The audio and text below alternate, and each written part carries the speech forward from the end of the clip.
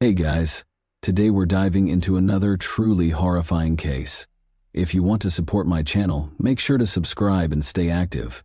It really helps me out. I'd be super grateful for that. Let's get started. A young woman, 24 years old, brilliant, vibrant, and overflowing with potential, walked into a quiet restaurant one evening in Malibu, California. Her name was Mitrice Richardson. By all accounts, it was supposed to be an ordinary night. But what happened inside that restaurant would set in motion a tragic mystery that continues to haunt those who knew her, and many who didn't. Mitrice was taken into police custody that night. That much is undisputed. But just a few hours later, in the early morning hours, she was released from the Lost Hills Sheriff's Station, alone, no phone, no money, no transportation, into the cold darkness of the Santa Monica Mountains. She vanished that night, without a trace.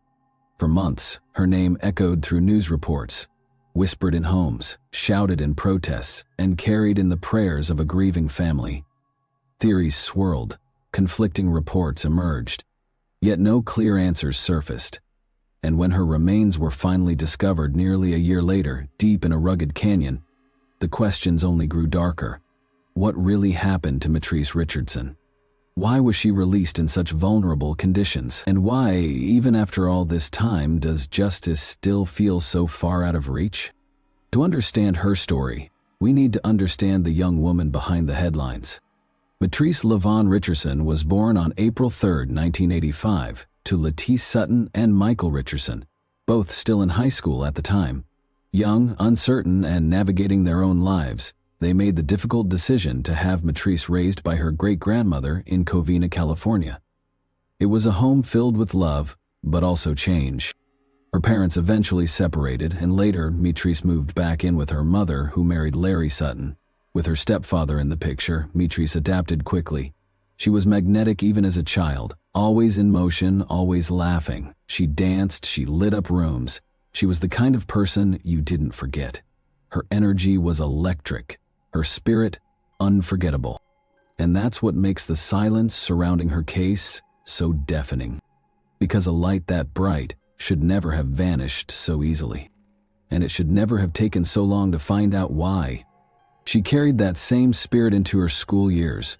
First at South Hills High School in Covina, then at California State University Fullerton. Mitrice wasn't just a good student, she was exceptional. A 4 GPA honors graduate, a degree in psychology, the first in her family to earn a college degree. It was a time of self-discovery. While navigating the demands of school, she also embraced her identity, coming out as a lesbian to her family, who supported her fully. She had ambition, dreams of graduate school, a future she was still shaping. After graduating in 2008, she took on multiple roles. She worked as a store clerk, danced at an LGBTQ+ club, and interned with Dr. Rhonda Hampton, a psychologist who saw something bright in Mitrice, but also something troubling, because even with all her success, something was off. Mitrice's behavior began to shift in ways that unsettled those closest to her. Friends noticed her moods changing. Social media posts became strange, disjointed rants that didn't sound like the Mitrice they knew. Dr. Hampton would later recall moments during her internship that raised concern. Moments that hinted at a struggle happening beneath the surface. By 2009, Mitrice had moved back in with her great-grandmother, now 91 years old. It was a quiet home, a place of stability, a relationship built on mutual care. Mitrice was a companion to her great-grandmother, offering support, company, and in return, she had a place to stay. As she figured out her next steps, she had her whole life ahead of her. And yet something was coming, a shift, a single night, that would unravel everything. Her story changed on the night of September 16, 2009. The Pacific Coast Highway stretched along the cliffs of Malibu, quiet except for the occasional car passing by. The night was still, but something about it felt unsettling. Mitrice wasn't familiar with Malibu. She knew Covina, where she grew up. She knew Fullerton, where she had excelled in her psychology studies. She knew Long Beach, where she worked Friday nights dancing under neon lights. She knew South LA, where her father lived, and the quiet streets near 118th and Central, where she stayed with her great-grandmother. But Malibu? It wasn't her world. Then she saw it, a sign glowing in soft blue letters, Jeffrey's, located below Point Dume. Jeffrey's was a high-end restaurant known for its ocean views and exclusive diners. Mitris pulled into the parking lot. She turned off the engine and sat there for a moment. The valet approached, expecting her to hand over her keys, but something was off. By the time he reached her, she wasn't in her car anymore. She had moved into his. The door was open, and she sat in the driver's seat of his vehicle. Her body relaxed, as if this was normal. Hazel eyes peered up at him, flickering with an unreadable energy. Her curly hair stuck out from beneath a Rastafarian-style hat. She wore a long-sleeved white shirt under a black Bob Marley t-shirt, paired with faded jeans and a pink alligator mixered belt. Her Vans were slightly worn, but she seemed unconcerned with appearances. The valet hesitated. She wasn't aggressive, but something about her behavior felt strange. Her words, when she spoke, were cryptic. She muttered something about Michael Jackson's death, as if she were solving a puzzle only she understood. Then, just as casually, she handed him her own car keys and asked a bizarre question. "Vanessa here?" She told him to look out for a girl with tattooed arms, as if he should already know who she was talking about. Before he could respond, she strolled past him and entered the restaurant. Mitrice took a seat and placed her order, a Kobe steak and an Ocean Breeze cocktail. At first, she dined alone. Then she became drawn to a nearby table, where a group of 7 people were engaged in lively conversation. Without hesitation, she got up and joined them, slipping into their conversation as if she had always been there. Her energy was erratic, her words fast and disjointed. She talked about astrological signs, jumping from topic to topic without pause. The group exchanged glances, uncertain but entertained. She wasn't causing trouble, just behaving in a way that felt offbeat, unusual. After a while, she returned to her own table, but minutes later she was back. This time she had an announcement. She was going to Hawaii.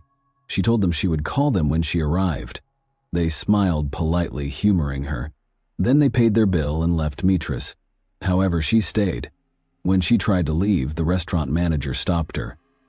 Her bill remained unpaid, $89.00 in total. She looked confused. Hadn't the other table covered it? Mitrice was asked to pay her bill, which was more of a shocking news to her. A slow smile spread across her face, as if this were an amusing misunderstanding. She gazed at the restaurant's computer screen, watching the numbers blink and change. Her expression shifted, lost in thought. "I am busted," she finally said. "What are we going to do?" As the manager spoke, she wasn't listening. Her eyes remained fixed on the screen, as if she were deciphering something invisible to everyone else. Then her demeanor changed. She said something strange. She wasn't from here. She was from Mars. Her voice was calm, her expression unbothered. She wasn't joking. The staff grew uneasy. When she emptied her pockets, she found nothing but a small joint. A restaurant employee picked up the phone and dialed the Lost Hills Sheriff's Station. They told the sheriff that this girl seemed crazy, that she might be on drugs or something. In the distance, the glow of approaching headlights cut through the dark. A patrol car was on its way. Mitrice's night, however, was far from over. It was just beginning. While the sheriff's deputies were en route, Mitrice continued talking, this time to the hostess. She told her she had been watching a soap opera at work earlier that day when God instructed her to take the afternoon off. Her words were confident, as if this was an undeniable truth. Then she made another strange claim. She had no parents, she said, just her great-grandmother, Mildred. Concerned, the hostess decided to call Mildred. When the elderly woman answered, her voice was filled with worry. She quickly offered her credit card number to pay the bill. But there was a problem. The restaurant required a signature. The 90-year-old Mildred was unable to help. She was still on the phone at around 9 p.m. when the Lost Hills deputies, Frank Brower, Armando Loureiro, and John McKay arrived. The manager quickly filled them in on what had happened and described Mitrice's bizarre behavior. One of the deputies took the phone from the hostess and spoke to Mildred, who pleaded for them to take care of her great-granddaughter. Then the phone was passed to Mitrice. She sounded completely unfazed, as if nothing about the situation concerned her. Mildred, however, was not amused. "You put that phone close to your ear," she warned. "They're get ready to take your black ass to jail." Her words carried the weight of experience, the urgency of a grandmother who knew trouble when she felt it. After the call ended, Mildred wasted no time. She immediately dialed another number, Lettice Sutton, Matrici's mother. Matrici's mother was already worried. When she found out her daughter had been arrested, she called the sheriff's station before Matrice had even arrived. Would they be releasing her that night? She wanted to know. Lettice was uneasy. Matrice didn't know the area, and this kind of behavior was so unlike her. She even tried to joke, hoping to ease the growing knot of fear in her stomach. At 12:30 a.m., Matrice was released from the Malibu Lost Hills Sheriff's Department, alone, 50 miles from home, no phone, no wallet, no car. She stepped out into the night, disappearing into the darkness. By the time Lettice found out, it was already morning, and then began the journey of going back and forth at the doorsteps of law enforcement, demanding justice for their beloved daughter.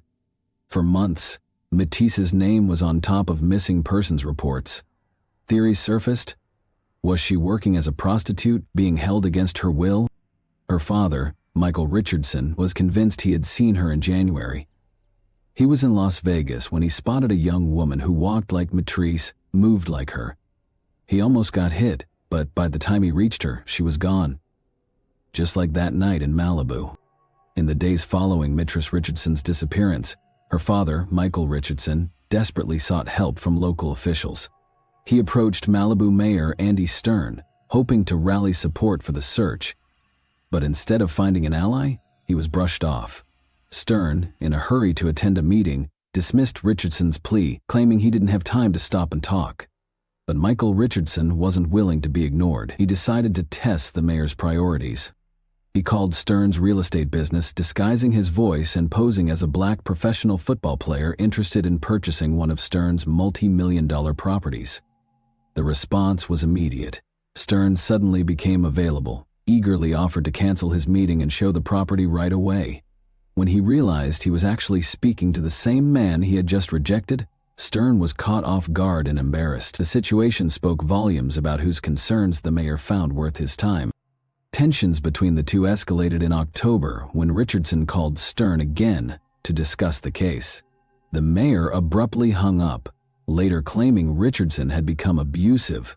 Frustrated and desperate, Richardson left voicemails threatening to organize a protest outside the mayor's office. Stern responded by reporting Richardson to the sheriff's department.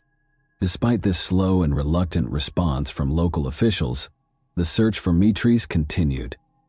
By November, the city of Malibu finally offered a $15,000 0-cents reward for any information leading to her whereabouts.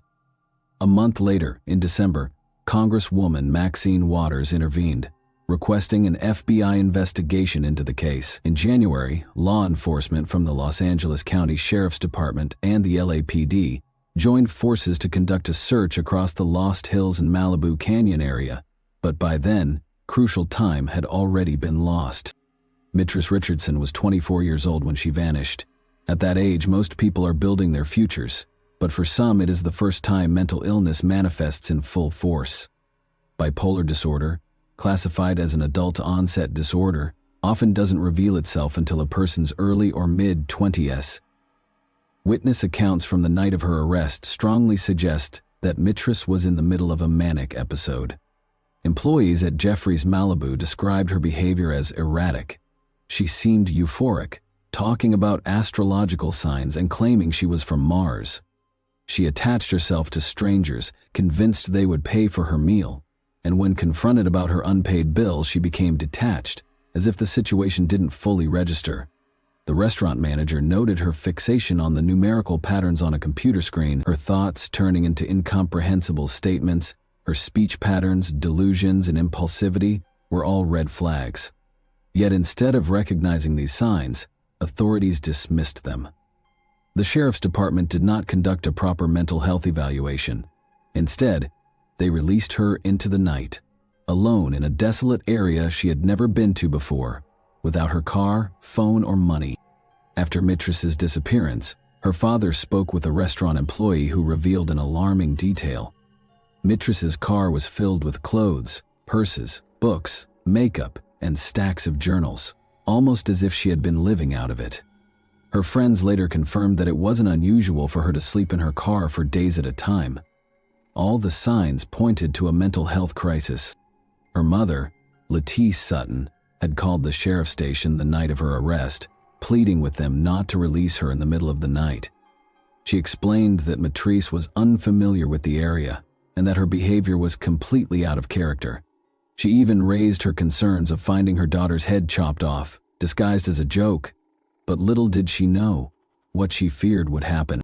If a police officer believes that an arrested person is mentally unstable, they have the power to detain them for a 5150 hold, a legal term for someone who may be a danger to themselves or others. In these cases, the person is either kept under strict watch at the station or sent to a hospital for a 72-hour psychiatric evaluation. But both options require extra paperwork, time, and effort. That didn't happen with Mitrice Richardson. The deputy who arrested her, Loretto, didn't mention anything unusual in his report. No strange behavior, no odd statements, just a simple charge: failing to pay her bill at Jeffrey's and carrying a small amount of marijuana. Her record was clean. Keeping her locked up without reason would have been against policy. Mitrice never called her mother from jail. The only number she had memorized was her great-grandmother, Mildred. The jail's logbooks show she tried to call Mildred 4 times that night. The sheriff's department later claimed that she had a conversation, but Mildred swears her phone never rang. And then came a shocking piece of information. The payphone in the station was broken. That meant Mitrice had to use a line that didn't record calls. No one knows if she actually spoke to anyone. She could have been talking to a dial tone. Alone in that cold, fluorescent-lit room with no way to reach her family. Her mother Lettice assumed Mitrice would sleep in the holding cell overnight, but at 5:35 a.m. she called the station to check on her daughter, only to hear words that would haunt her forever. "She's not here." The jailer, Sharon Cummings, knew Mitrice had no belongings, nothing but her driver's license and 2 keys in her pocket. She also knew no one had come to pick her up. Yet, despite all that, Mitrice was released at 12:15 a.m. into the pitch-black night, alone, with nowhere to go. The sheriff's department later claimed she was offered a place to stay in the lobby, but that she turned it down, saying she was going to meet friends. But what friends? No one was expecting her. The jail sat along a desolate stretch of road. The nearest open businesses were a mile away, out of sight, past empty sidewalks and darkened buildings. Beyond that, just the vast, sprawling wilderness. A moment after speaking to Cummings, Lettice called the station again. This time she spoke with Deputy Kenneth Baumgardner. She had no idea that this conversation would mark the beginning of a nightmare after her release. Sightings of Mitrice were unsettling, to say the least. At 5:30 a.m., a man called the sheriff's department to report a young black woman asleep on his lawn. When he approached her, she assured him she was just resting. By the time deputies arrived, she had disappeared again. Another sighting at 7:30 a.m. reported a black woman walking around the area. After that, the trail went cold. For months, there were whispers that Mitrice had been spotted in downtown Los Angeles and even in Las Vegas. Some theorized she was being held against her will or had been forced into sex work. Remember when her father almost got hit? It happened when he believed he saw her in Las Vegas, running into a girl with the same walk and body language as his daughter.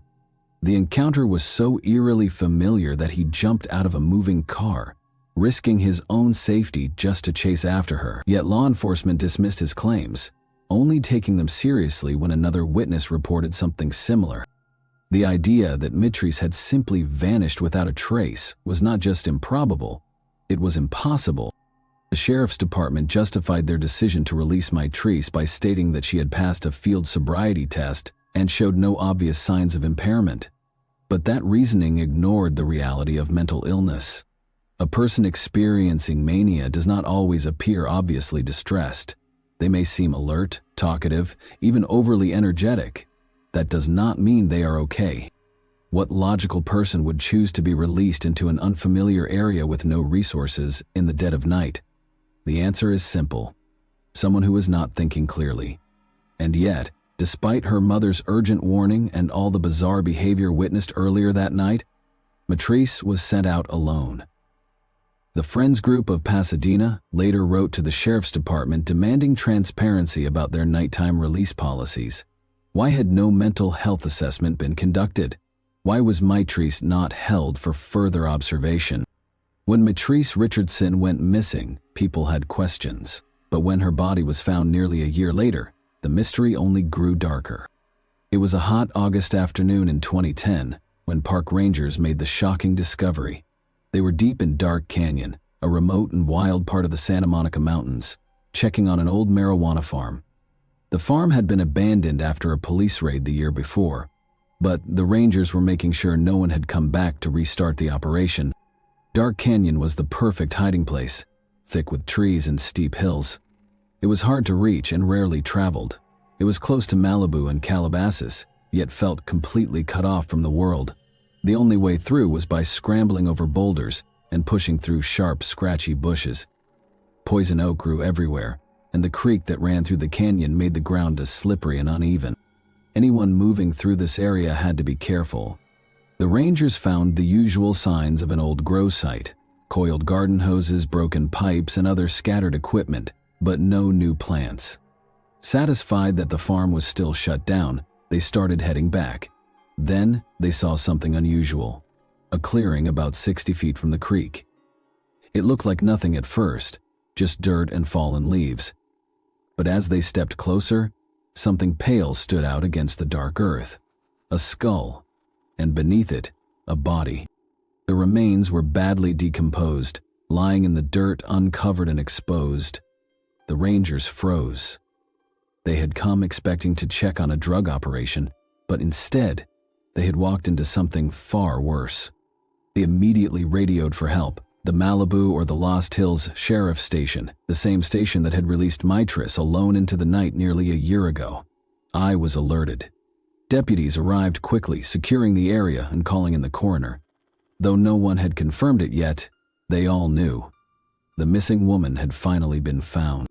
But instead of bringing closure, this discovery only raised more disturbing questions. How did Matrice end up in this isolated canyon, miles from where she was last seen? Had she wandered here alone, or had someone brought her here? And most haunting of all, what really happened to Matrice Richardson? Thanks for watching, everyone. Your support means a lot to me, and you can help my channel grow by hitting that like button, dropping a comment, and sharing this video. Your engagement really makes a difference. See you soon. Hey guys, today we're diving into another truly horrifying case. If you want to support my channel, make sure to subscribe and stay active. It really helps me out. I'd be super grateful for that. Let's get started. This is Mike Mansholt, a 17-year-old from Germany whose disappearance and death still leave more questions than answers. At first glance, Mike was just a regular teenager, healthy, adventurous, and full of life, but what happened to him in the summer of 2016 was anything but ordinary. In fact, it's one of the most chilling and unexplained cases in recent European history. When Mike's body was eventually discovered at the base of a cliff in Malta, it weighed only 35 pounds. Just months earlier, he had weighed nearly 5 times that. But that wasn't the most shocking detail. What horrified both investigators and his family was this: nearly all of Mike's internal organs were missing. His heart, brain, lungs, liver, stomach, pancreas, bladder, and intestines, all gone.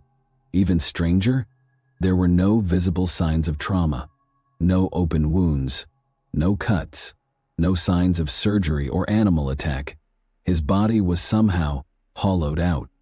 So how does a seemingly healthy, happy teenager go missing on a solo trip and end up dead in a state that defies logic and science? What or who was behind this? To understand how Mike even ended up alone in Malta, we have to look at who he was. Born on August 20, 1998, in the city of Oldenburg, Germany, Mike grew up in a family that loved adventure.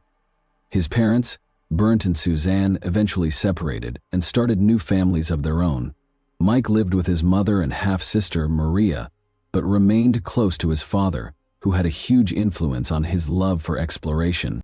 Mike was no stranger to travel. As a child, he went on a 700-day sailing trip across the Atlantic with his father. They explored Iceland, Scotland, the Caribbean, living life far from the ordinary. That spirit of adventure stayed with him. By 17, Mike had already been to several countries and was known for being independent, respectful, and level-headed. He was calm and quiet, but curious, always searching for the next experience, the next horizon. But on what was supposed to be a short solo vacation to Malta, that curiosity would meet something dark, something none of his loved ones could have imagined. And to this day, no one knows what really happened to Mike Mansholt. In July 2016, 17-year-old Mike decided to travel alone for the very first time. His destination, Malta, a beautiful island country in the Mediterranean Sea, just 58 miles south of Sicily, Italy. With a population of around 500,000 and just over 120 square miles of land, Malta is a popular summer destination known for its beaches, warm climate, and low crime rate. Mike flew there to visit his girlfriend who was attending a language course, and obviously he was very excited to visit her. The meeting with his girlfriend took place on the 8th of July 2016, when Mike landed on the island of Malta. Wasting no time, he headed straight to Valletta, the capital city where she was waiting. The two were overjoyed to be reunited, and the island seemed like the perfect setting for a romantic and adventurous getaway. They spent the next few days living in the moment, laughing, exploring, and soaking in the Mediterranean sun. Together, they wandered through colorful streets, relaxed on golden beaches, tasted new foods, and admired Malta's historical charm. It was the kind of trip that felt almost magical, the kind that lives on in your heart long after it ends. But for Mike, the trip wasn't ready to end just yet. As their final day approached and his girlfriend prepared to fly back to Germany, Mike had a change of heart. He realized he had fallen in love, not just with the experience, but with Malta itself. He wanted more time to explore its hidden corners, meet new people, and continue the journey on his own terms. So he made a choice. He gave his girlfriend a warm goodbye, promising to stay in touch, and then informed his parents that he wanted to remain on the island for a few more days. Back in Germany, Mike's mother, Suzanne, was at home, while his father, Bernd, was on vacation in Croatia with other family members. Neither parent hesitated when Mike told them about his change of plans. They trusted him deeply. As mentioned earlier, Mike wasn't just any teenager. He had been traveling since he was very young, visiting almost every corner of the world. His parents often said that he was unusually mature for his age, calm, independent, and resourceful. Mike had a quiet confidence that set him apart. He knew how to handle situations that would rattle even some adults. So when he told them he wanted to stay a bit longer, they didn't worry. They believed in him. After his girlfriend flew back to Germany, Mike was ready to experience Malta in his own way, solo, spontaneous, and unfiltered. He checked into a hotel in Slima, a lively coastal city on the northeastern edge of the island. If you've ever been to Slima, you'll know it's a hot spot, bustling with tourists, lined with stylish cafes, restaurants, and boutiques, and always humming with activity. It's also the most densely populated city in Malta, which means something's always happening, no matter the time of day. Mike booked a room at the Astro Hotel, a well-known place in the area that was popular among solo travelers. It wasn't too fancy, but it had everything he needed. A clean room, decent Wi-Fi, and a view of the Mediterranean. It was the perfect base for a young adventurer wanting to explore the island at his own pace. On the morning of the 18th of July, things started off pretty normal, or at least they seemed normal. Hotel surveillance footage captured Mike leaving room 105 at exactly 8:39 a.m. He looked calm, casual, just a guy starting his day. Around 9:10, he was seen again at the hotel reception desk. He asked a few questions, nothing unusual, just small talk with the staff, probably about local attractions or bike rentals. He was polite, smiling, the same laid-back vibe he always carried. After a brief chat, he headed back upstairs. He stayed in his room for almost an hour. Then at 9:55, he left room 105 again, and that's the last confirmed sighting of Mike in the hotel's security footage.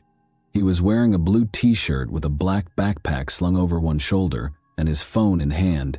He looked ready for another adventure under the warm Maltese sun. Inside his backpack, he had packed the essentials: his GoPro camera, a portable charger, his ID, a credit card, and some cash, just enough for a day trip.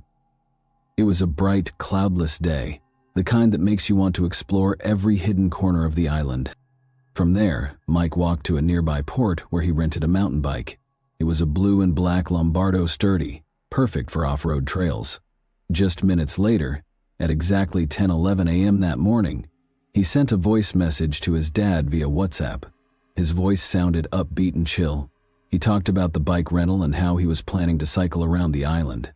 He mentioned the steep hills and how he might need to walk the bike in some parts. Mike even promised to send a photo soon, but that picture never came. And that was the last anyone heard from him for a couple of days. No one heard from Mike, and at first no one freaked out. Mike was always the adventurous type. He loved exploring on his own, soaking up new places and living in the moment. It wasn't unusual for him to go quiet for a while. Fast forward to July 27th. That was the day Mike was supposed to fly back to Germany.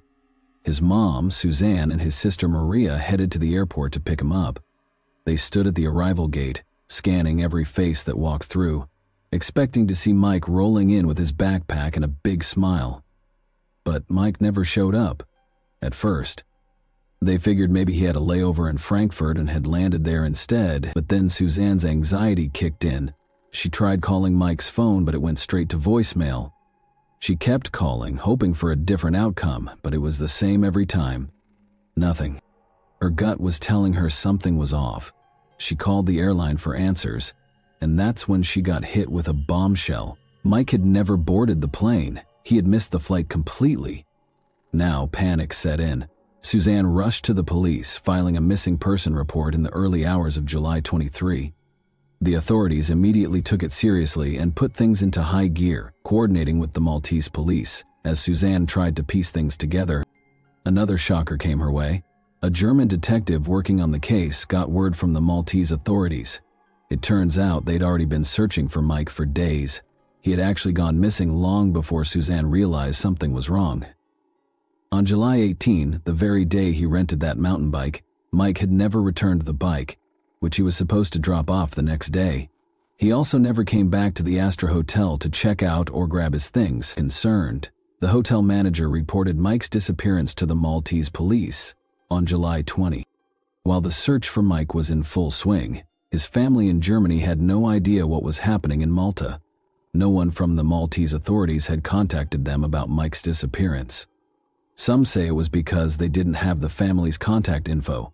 Others claim it was just negligence.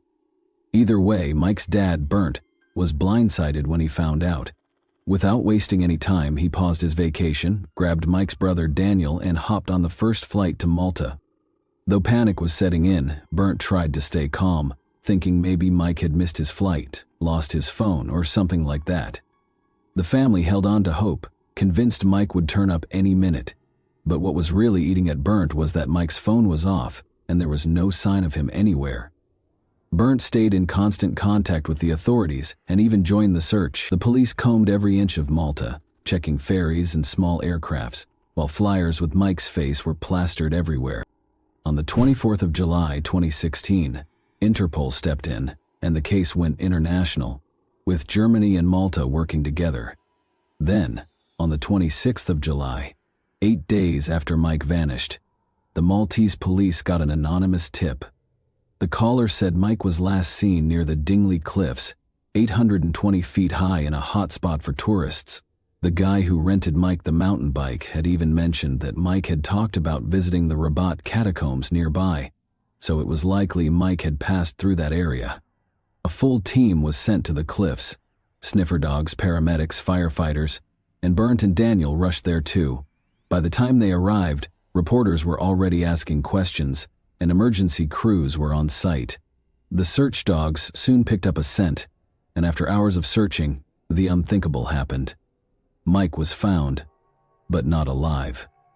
His body was discovered at the bottom of the cliffs, hidden under some bushes in a rocky outcrop. The bike he rented was found 98 feet above him, totally wrecked. Mike's body was sent in for an autopsy, and investigators found his sneakers and sunglasses nearby, but Mike was barefoot. His backpack containing his phone, laptop, GoPro, money, and credit cards was nowhere to be found. And the strangest part?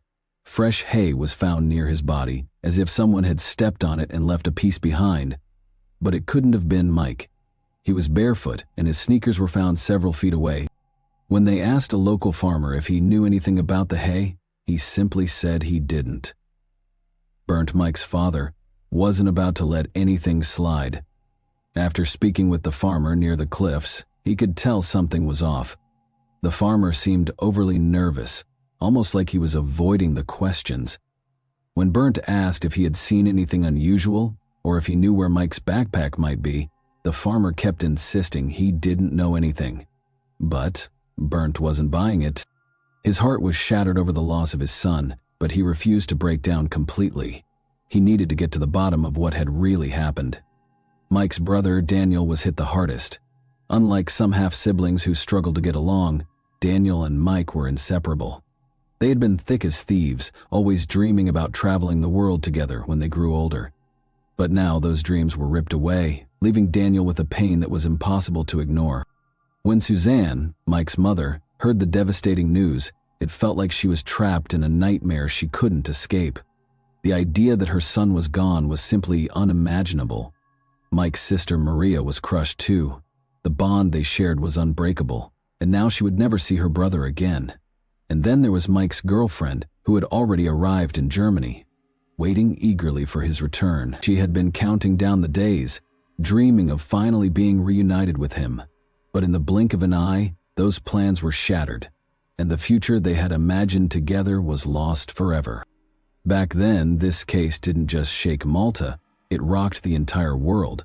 With Malta having a relatively low crime rate, something as tragic as this was completely unheard of. The news spread like wildfire, capturing the attention of media outlets in both Malta and Germany. But as the investigation dug deeper, even more strange and bizarre things started to unfold.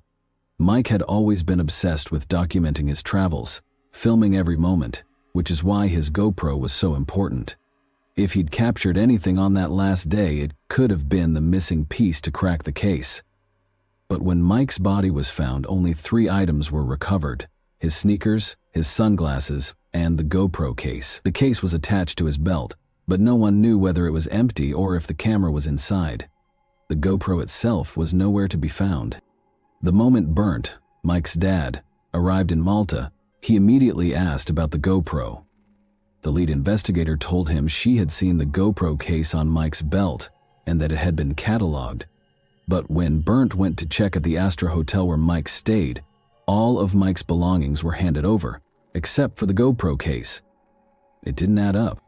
Burnt couldn't shake the feeling that Mike had taken the case with him, and the camera, possibly holding crucial footage, could be the key to unraveling everything. But the next day, things got even stranger. All the police officers involved in the investigation suddenly denied ever seeing the camera case. They claimed nothing of the sort had been collected. Burnt was stunned. How could they deny it, when the lead investigator herself had confirmed it? When he confronted her, she stuck to the same story. There was no case. Something was definitely fishy. Just when it seemed like the case couldn't get any weirder, the police made a statement declaring that Mike's death was an accident. According to them, he had simply fallen from the cliff while riding his bike. But the way Mike's body was found didn't add up to that explanation at all. If he had fallen while riding, he would have dropped straight down, right? But Mike's body was found in a position that suggested he had fallen backward, which was nearly impossible if it was a natural fall. Despite all the inconsistencies, the police quickly closed the case, claiming Mike had fallen from a height of more than 30 meters and had somehow rolled to the spot where his body was discovered. But there was more. The coroner who examined Mike's body told Burnt that Mike hadn't suffered because he had broken his neck in 2 places, which caused almost instant death. But here's the catch. No x-rays had been done on Mike's body at that point, so how could the coroner make that call? Was he just guessing? A month later, The autopsy report was finally released. It confirmed through DNA testing that the body was Mike's. It also revealed that Mike had been dead for about 8 days by the time he was found, which meant he likely died the very same day he left the hotel to explore the island. But here's the most bizarre part. The autopsy showed that Mike had no broken bones. None. This was highly suspicious, especially considering he supposedly fell from more than 98 feet. If that were true, he should have at least broken an arm or something. So why weren't there any fractures? This revelation cast doubt on the coroner's statement and made Bernt's suspicions grow. A forensic examination of Mike's rented bike only deepened the mystery. The bike's condition didn't match what would be expected from a fall of over 98 feet from a cliff. Everything was starting to feel wrong, like pieces of a puzzle that just didn't fit. Then, just days before the official autopsy report was finalized, an employee from the morgue who had been responsible for Mike's body approached Bernt with a hushed warning. She told him that everything about Mike's death seemed suspicious. No broken bones completely contradicted the police's story that Mike had simply fallen from the cliff while riding his bike. She urged Barrett to think carefully about his next steps, suggesting that the police seemed to have no interest in pursuing the case any further. This only added to Bernt's growing distrust of the investigation. Desperate for answers, Bernt went to speak with the head of the investigation, the same officer who had first claimed to have seen the GoPro case attached to Mike's belt, only to later deny it. But this time, she refused to speak with him. She dodged his questions and acted as though the entire matter wasn't worth her attention. This only fueled Bernt's suspicions. Why was the investigation being handled so poorly? Why were they denying even the simplest facts? He kept pressing the authorities about Mike's GoPro, believing it held the key to understanding what really happened. Just days later, the forensic department in Malta handed Bernt a camera, claiming it belonged to Mike, but what they handed him was an old Canon model from the early days of digital photography, not the GoPro Hero 2 that Mike had been using to document his travels. Along with the camera came a memory card completely destroyed. The authorities claimed it had been found inside the camera when it was recovered next to Mike's body. Bernt immediately knew this was not his son's camera. The authorities were trying to pass off an old, outdated camera as Mike's, likely hoping he would stop asking questions about the real GoPro. By now, Mike's family had grown deeply suspicious of the Maltese police. The lack of interest in the case, the inconsistencies, and the strange actions of the authorities were all too much to ignore. Bernt confronted some officers about who might have stolen his son's belongings. The officers, almost dismissively, claimed that no one from Malta would steal items from a body, suggesting it might have been a tourist. But then there were the phone records. The police claimed they had pulled location data from Mike's phone carrier only to report that they found absolutely nothing. No records, no trace. Everything seemed to be going in circles. Frustrated with the inconsistencies, the lack of progress, and the growing feeling that something was being hidden, Bernt was ready to make serious accusations against the authorities. But before he could take any action, he had to return to Germany to arrange his son's funeral and deal with the heartbreaking aftermath of the tragedy. Mike's body landed in Germany on August 17, 2016, and what was supposed to be a moment of mourning quickly spiraled into something out of a true crime documentary. The funeral home staff tasked with preparing his body for burial were immediately disturbed. Mike's body looked eerily deflated, like someone had let all the air out of him. It was obvious something was wrong. Even worse, he hadn't been embalmed at all, which was bizarre, considering his case was still under investigation. The smell was unmistakably that of raw decomposition, not the usual chemical scent you'd expect from a preserved body. The moment they realized this, the funeral home workers called the police. One officer casually mentioned that airport staff had already thought the coffin felt way too light when it arrived. That was enough to raise every red flag imaginable. Mike's body was quickly sent to the Medical University of Hanover, and what they uncovered was horrifying. His body weighed only 16 kilograms, that's about 35 pounds. When they opened him up, almost all of his internal organs were missing. His brain, heart, lungs, liver, pancreas, adrenal glands, right kidney, bladder, stomach, intestines. Every vital organ was stripped from his body. Only tiny scraps of his left kidney, diaphragm, spleen, and colon remained. No wonder he looked so deflated. He was practically empty. Now, yes, it's normal to remove organs during an autopsy, but here's the catch. They're supposed to be either returned to the body or replaced with something like cotton or sawdust. And if they're not returned, there should be a full report explaining why none of that was done.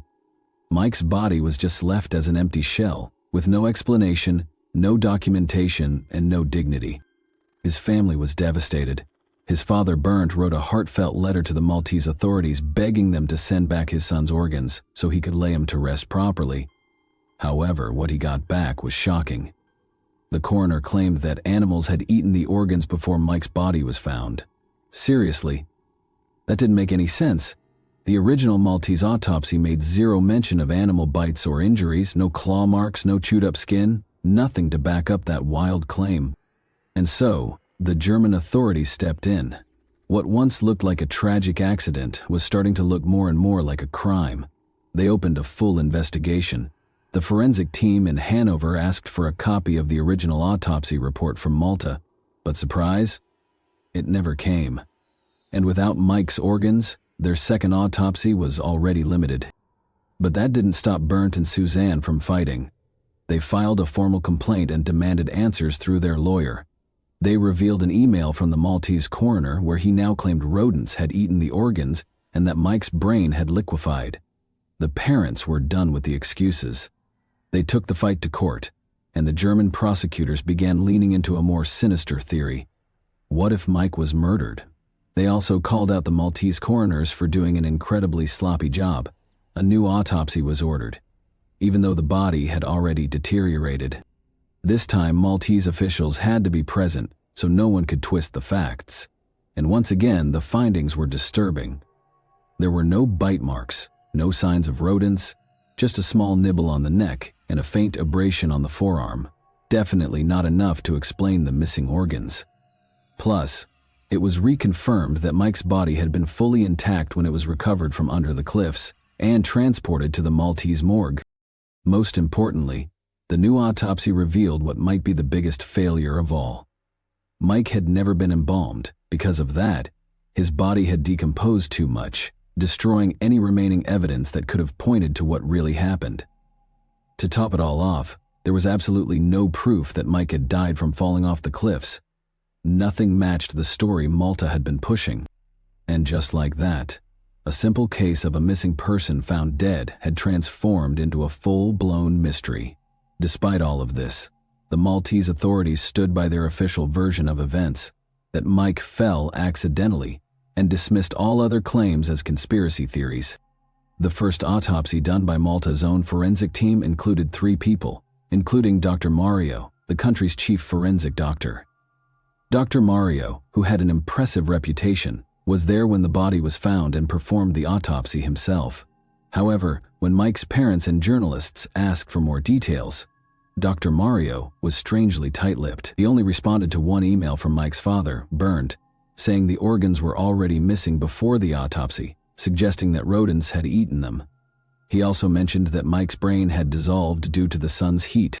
Dr. Mario stated that he had shared this information with the head of the investigation, but the German forensic team didn't buy it. They quickly debunked the idea of rodents having eaten Mike's organs, as there were no bite marks found on his body. As for the brain liquefying in the sun, that was just plain absurd. According to the Germans, they pointed out that many countries have summer temperatures exceeding 40 degrees Celsius, and no one had ever seen anything like this happen. Furthermore, Dr. Mario had documented that Mike's body was found lying on his back, but the German team didn't believe he'd died where he was found. They theorized that Mike could have been alive when he hit the beach and crawled to a shaded area under the cliff. They even considered asphyxiation as a possible cause of death, especially because Mike's hyoid bone was missing, an indication of strangulation. By November of 2017, Bernd had had enough. He returned to Malta and tried to speak with the police and detectives involved in his son's case, but they wouldn't cooperate. He then filed a legal request to access all the case files, only to be told the judge was sick and known for being slow in approving judicial decisions. Eventually, Berndt was able to gain access to the documents through a German diplomat in Malta, but when he reviewed the files, several key pieces were missing. The autopsy results and photos from the crime scene had mysteriously disappeared. In January of 2018, the Maltese government finally caved under pressure from the German authorities and reopened Mike's case. The first documents related to the case were sent to Germany, and the German media began covering the story. Once again, the German parliament even started debating it. However, the new judge assigned to the case also concluded that Mike's death was due to a fall from the cliff, and nothing really changed. The German authorities, despite finding numerous inconsistencies in the case, found themselves at a dead end with the limited evidence they had. Most people who analyzed the case, full of holes and carelessness from the diplomats, investigators, and journalists, have serious doubts about the Maltese authorities' official verdict. Berndt became exhausted and disheartened by all the negligence and decided to stop pushing for more answers. He shifted his focus to his family, feeling that they would never truly know what happened to Mike. A German newspaper that had been following the case from the beginning even tried to revisit the story, but when they reached out to the Maltese authorities, they were met with silence. No one involved in Mike's case seemed willing to talk, almost as if they were trying to cover it up. Theories surrounding Mike's case are still floating around, one of the most popular being that Mike could have been a victim of organ trafficking. Mike was a healthy young man, and the absence of his organs has made many wonder if he was targeted by traffickers. According to this theory, Mike was approached while cycling through a remote area of Malta. The traffickers allegedly took him to a hidden location, removed his organs, stitched his body back up, and then dumped him off a cliff to make it appear as though he had suffered a tragic accident. Some believe that the Maltese authorities uncovered the truth, but chose to cover it up in order to protect the island's tourism industry. Another theory suggests that Mike was the victim of a robbery. In this version, thieves may have stolen his belongings and thrown him off the cliff afterward. Supporters of this theory claim Mike may have been strangled and that his body was later placed at the scene in a way that minimized visible trauma, again to avoid any damage to the island's reputation. If strangulation had occurred, authorities might have removed his hyoid bone, brain, and other organs to prevent the true cause of death from being discovered. There is also the possibility that Mike simply fell from the cliff by accident, and opportunistic passers-by took advantage of the situation by stealing his belongings. The least accepted theory is that Mike took his own life, a suggestion that was quickly dismissed early in the investigation. Everything about his life indicated that he was happy, full of plans, in love, and showed no signs of depression or mental illness. Mike Mansholdt's case remains one of the most mysterious and unresolved cases ever documented. The Maltese authorities continue to stand by their official version of events, that Mike fell accidentally, and dismiss all other claims as conspiracy theories. But what do you think really happened to Mike? Was it a tragic accident? Or was he the victim of something far more sinister? Thanks for watching, everyone. Your support means a lot to me, and you can help my channel grow by hitting that like button, dropping a comment, and sharing this video. Your engagement really makes a difference. See you soon. Hey guys, welcome to my channel, and today we're going to take a look at another horrible case with you. Without love, trust, and basic respect, what sustains a marriage? For the sake of the children, some attempt to keep the family together. Some are deterred by religious convictions or a combination of these, while others are concerned about other people's opinions and dread public criticism. However, the will to do whatever it takes to keep a marriage intact can occasionally degenerate into a terrible tragedy. Although Jacqueline and Paul Crimble's story is not unusual, its cruelty, selfishness, and cynicism garnered a lot of attention. The perpetrator was labeled the Black Widow and imprisoned, but in an open interview, her daughter admitted that her mother persisted in destroying lives while incarcerated. The connection between Paul Crimble and Jacqueline. Born on December 18, 1974 in County Armagh, Northern Ireland, Jacqueline, also known as Jackie Mary Bennett, was the younger of two children in a typical middle-class household. She was unpredictable, spoilt, rebellious, and occasionally even violent from an early age. Jackie's behavior worsened over her adolescence and eventually became uncontrollable, but her family blamed it on adolescence in the hopes that she would outgrow it. As they say, opposites attract, and this idea seemed to work wonderfully when she met Paul Krimble in high school. He was 3 years older than her and very different from her. Here, Paul was a quiet, reserved young man from a devout household who excelled academically and was seen as having great talent and promise. He was drawn to Jacqueline's confidence, vigor, and audacity. She was the first female he had a serious crush on, and perhaps the only one. Paul was welcomed by Jackie's parents, who supported her decision since they thought he would help their daughter become more composed, logical, and sensible. Her family accepted Paul like a member of the family from the moment they met, and at times it seemed that they treated him better than Jackie herself. Paul's parents, however, were wary of his decision, but did not dissuade the young pair from dating. The couple appeared to be incompatible, according to school friends as well. Paul attempted to settle everything amicably, avoiding violence, and was seen as amiable, forthright, and extremely responsible. But Jackie frequently incited arguments and preferred to settle them with physical force. A courteous, sensible, and mature young guy above his years, he was always dependable and always willing to provide a helping hand to others. When Jacqueline became pregnant at the age of 17, she informed her boyfriend that she was in her last year of school and that Paul, then 20 years old, was already enrolled in college. Paul said he was ready to marry her and assume full responsibility for her and the child as soon as he found out. Although Jacqueline wasn't prepared for parenthood or child-rearing, ending the pregnancy was unavoidable. Such a serious offense would not be tolerated by Paul or his pious family. Jackie accepted Paul's formal proposal when he purchased a ring. In 1992, the couple celebrated with their closest friends and family at a small wedding. Remarkably, just a few days prior to the occurrence, Hall told his best friend that he and Jacqueline were too dissimilar, questioned whether her sentiments were genuine, and was even scared of her because of her erratic behavior. Additionally, the groom questioned whether he genuinely loved her or if he was merely feeling obligated and sympathetic. However, he had nothing to compare because he had never dated other girls. After paying close attention, his friend attempted to talk Paul out of getting married by telling him that it would be the worst decision he ever made and that he would be miserable for the rest of his life. Paul was adamant, though, stating that he couldn't abandon a girl who was expecting his child. In addition, he thought that becoming a mother would improve Jacqueline's personality by making her softer and more composed. Paul had generally hoped for the best, but he was unaware of how mistaken he was. Life in the family without affection. The young couple's first child, a daughter named Danielle, was born at the beginning of 1993. Jacqueline gave birth to their son 6 years later. After the birth of their second kid, Adam Paul made sure his family had all they needed, because he was their only provider.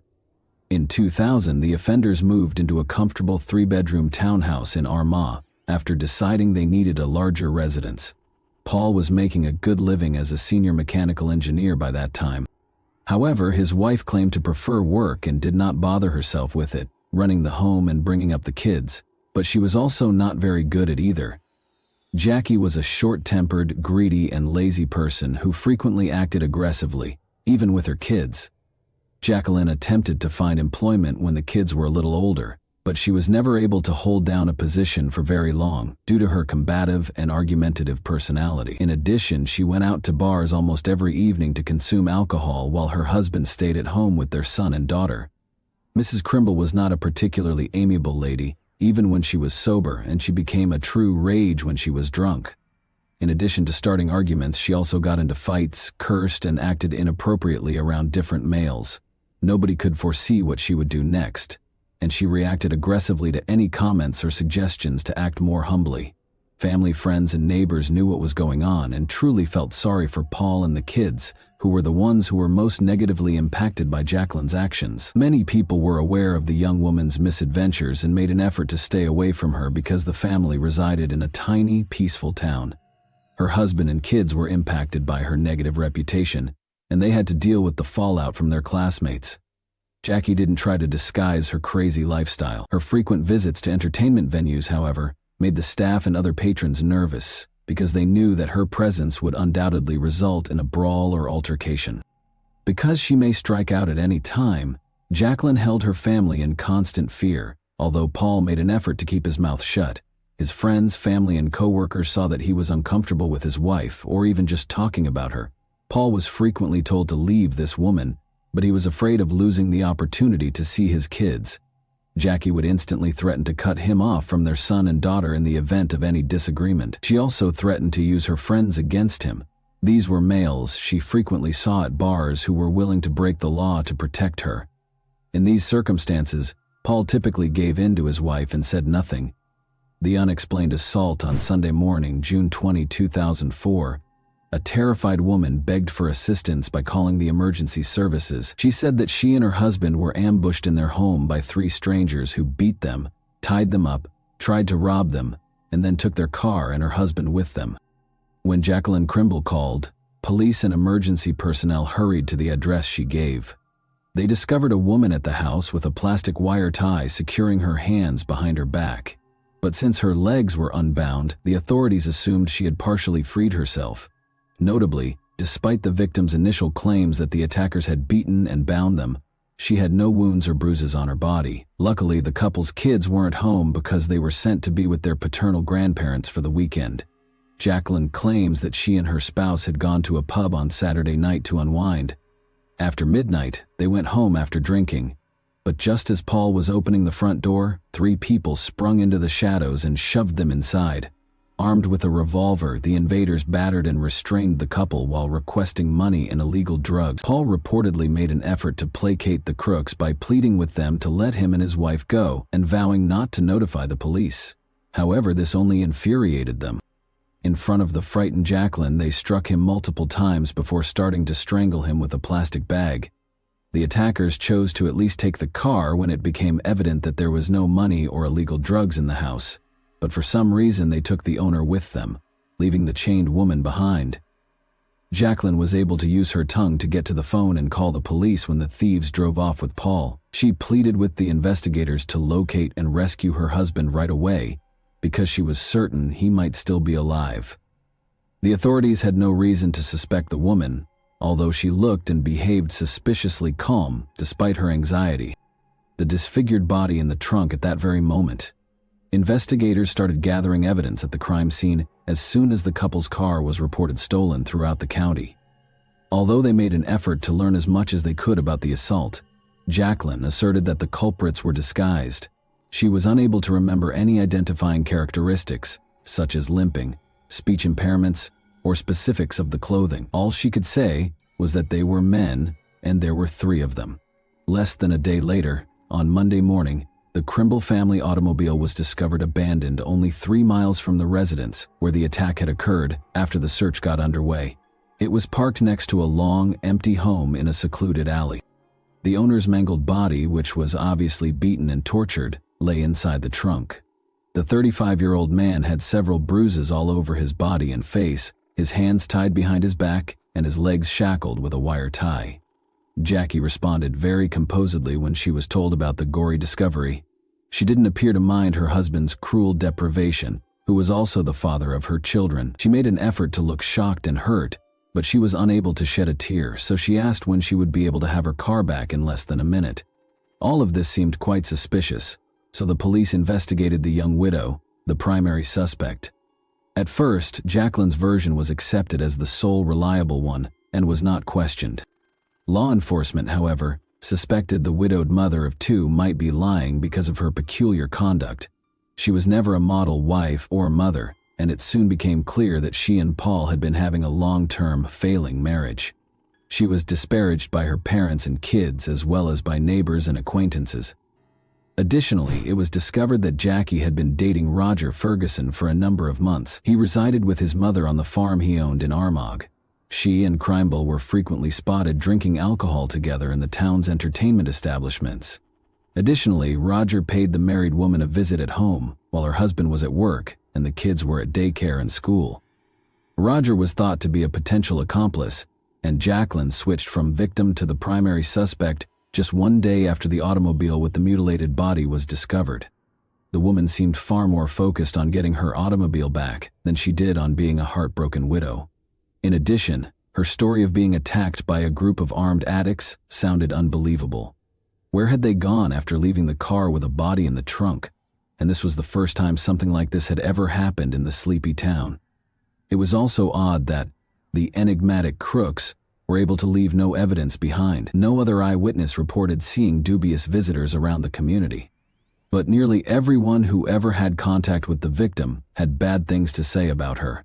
Furthermore, it was quickly discovered that the dead had an insurance policy, and in the event of his death, his wife could anticipate receiving a hefty settlement of £300,000 sterling. In this instance, a legitimate motivation that could account for the crime had emerged. Jacqueline said she was able to use her tongue to dial a button phone and make a help call during the crime investigation. In fact, there were traces of her saliva on the gadget when it was taken for inspection. Investigators did see, however, that the phone was on the coffee table, face down, with her hands bound behind her back during the first examination of the crime scene.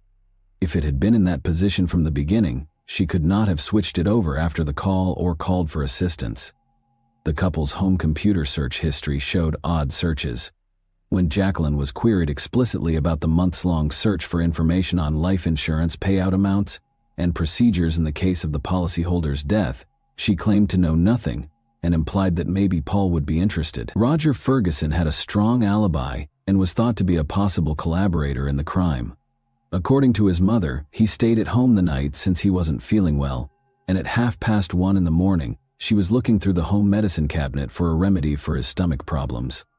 The old woman's evidence was compelling, but her son was not yet taken off the suspect list. When police used the signals from the suspect's cell phones to monitor their whereabouts on the night of the crime, they found that Roger had not been home as his mother had reported. As an alternative, he spent many hours at the Crimbles' home.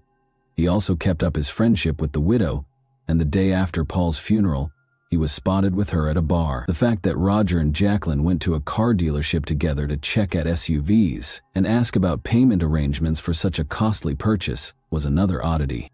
Even more strange was the presence of Roger's mother. Roger's mother was probably aware that the authorities assumed the lovers had already decided how they would spend the insurance payout following Paul's death. Jackie said during questioning that she never cheated on her husband and that she didn't intend to hurt him, but soon after no one believed her. Jacqueline had begun working as a caregiver in a nursing home prior to the disaster, but she was fired after just a few weeks because of her persistent lying and arguments. She continued to act as though she was going to work or having night shifts while staying at Ferguson's residence, though, and kept this a secret from her husband. Paul encountered one of his wife's former co-workers who unintentionally told him everything about the lie. His attempt to speak with his wife just led to further arguments. She threatened to kidnap the kids, ban their biological father from seeing them, and leave him for her boyfriend. Paul decided to compromise and ignored her adultery because this was his greatest concern. His closest friend, who subsequently testified in court as a witness, was the only person he could confide in regarding the formulation and implementation of a cunning scheme. Roger wasn't very intelligent. Despite his strength, he was easily led and had a simple intellect. Jacqueline rapidly gained total control over him by coercing her lover into doing what she wanted. She was greatly charmed by the fact that he would gladly engage in combat for her. He probably believed whatever she said since he was truly in love with her. Ferguson heard the woman's complaints about her husband, who, she claimed, was physically violent, unpleasant, and harsh.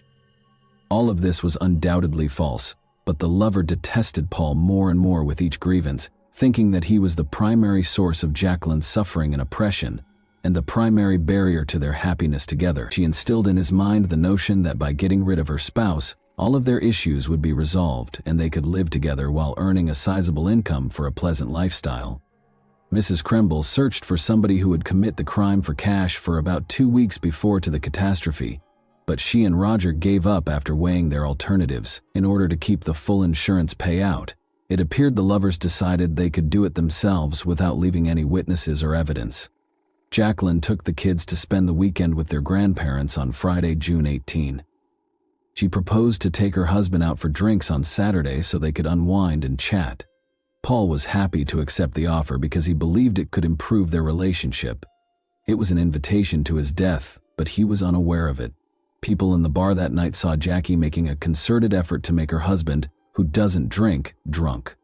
After midnight, she led her dazed husband out of the pub after purchasing drinks and almost forcing him to knock back one shot after another. The last time Paul was seen alive, they were captured on security footage. This exposed a notable disparity in timing. According to Jacqueline, the attack happened as soon as the couple returned from their 10-minute stroll to the pub and lasted no more than 15 minutes. She then reportedly phoned the police right away after her husband was abducted and taken away in their vehicle. But it took over an hour and a half from the moment they were caught on camera until the police were called. Investigators thought the offenders used this time to hide their tracks and set up a third-party attack scene. Furthermore, it seems that Jacqueline purposefully made her husband intoxicated, so he would be powerless to refuse. She said that after kicking Paul while he was on the ground, the crook started to strangle him by covering his head with a plastic bag and taping it in place. The type of injuries on the deceased's body supported her story, but by that point, the authorities had irrefutable proof that the attackers were her and her lover, Ferguson. Following a protracted and exhaustive investigation of the crime scene, investigators discovered a partially obliterated imprint of a man's shoe, the tread pattern of which matched Roger's shoes, that had clearly been attempted but unsuccessfully cleaned. However, this evidence can be regarded as circumstantial. Other, more important evidence against the criminal couple was discovered in the kitchen trash, though. A partial fingerprint of Roger's was found on the cable tie that bound Jacqueline's hands, and a cigarette butt with Roger's saliva was discovered. Ferguson's fingerprints were also discovered on the ropes that bound the deceased's hands and feet, and traces of both lovers' perspiration and oil were discovered on the bag that was used to suffocate the victim. A minor acquaintance of Roger's named Colin Robinson was also discovered to have participated in this heinous act by the investigation. On the night of the attack, Roger called him and asked for his assistance with an unidentified task. In order to avoid drawing attention to himself, the teenager drove his car, abandoned it at the end of the street per Roger's request, and walked to the house. Colin wanted to flee when he saw what was occurring, but Roger coerced him into helping transfer the body to the car and load it into the trunk by threatening him with a knife. They then took the vehicle to an empty location and left it there. The terrified young man first denied any involvement in the incident, but during the second interrogation he broke down and started confessing. Trial and punishment. The course of the investigation was several months. They collected indisputable proof throughout this period, spoke with every witness, and got the third criminal to confess. But the offender's trial didn't start until the spring of 2007, nearly 3 years after Paul Cramble was deprived of his life on May 7. The widow received a 20-year sentence after Jacqueline and Roger were found guilty of a premeditated crime with the goal to earn insurance money, in prison, while her accomplice and lover were sentenced to 18 years. Colin Robinson, the juvenile accomplice, received a 3-year term for helping the offenders and trying to hide the truth. Roger's aging mother was likewise unable to avoid accountability for perjury and giving her son a fake alibi. In retaliation against her own children, the woman was only granted a year of probation due to her senior age and severe health issues. Jacqueline persisted in ruining her family's lives while she was incarcerated. Everyone who knew her personally was relieved when she was put in jail, and she was upset that no one stood for her in court. According to her own mother, individuals such as Jackie ought to be permanently removed from society in order to prevent them from hurting others. It's interesting to note that Jacqueline destroyed all of her late husband's possessions and pictures a few days after the funeral, making the house completely devoid of any reminders of him. Somehow, Danielle was able to preserve a few pictures of her father. Her mother was unaware of them, and she kept them on her bedside table. Paul's children received the £300,000 in insurance settlement for which he was slain. Overnight, Danielle and Adam lost both of their parents, but their problems didn't stop there. Their mother was insistent that the children should not be raised by either her parents or the parents of the dead husband. The children were placed in foster care as a result of her efforts to deny them guardianship rights. Danielle was only 11 years old, and her brother Adam was only 5 years old when the tragedy occurred, even though they had living grandparents. From prison, Jacqueline tried to control her children while maintaining her parental rights. She specifically wanted them to use various forms of pressure to publicly declare her innocent. For instance, she said that if they came to see her in prison, she would sign off on their school trips. However, she misled them during the visit by refusing to sign the document and insisting they testify in her favor. Consequently, only the brother and sister were unable to accompany their class on weekend outings. Danielle is currently 31 years old, resides in Basingstoke, works at a daycare, and is seeing an engineer named Simon Bryce. Her 25-year-old brother relocated to London and has a decent degree. With Jacqueline's upcoming release next year, her adult children are extremely concerned that their mother would keep doing everything in her power to ruin their lives. And that wraps up today's chilling story. If you enjoyed this video, don't forget to like and subscribe so you never miss a new upload. Also, let me know in the comments, what part of this story shocked you the most? Thank you for watching, and I'll see you in the next video.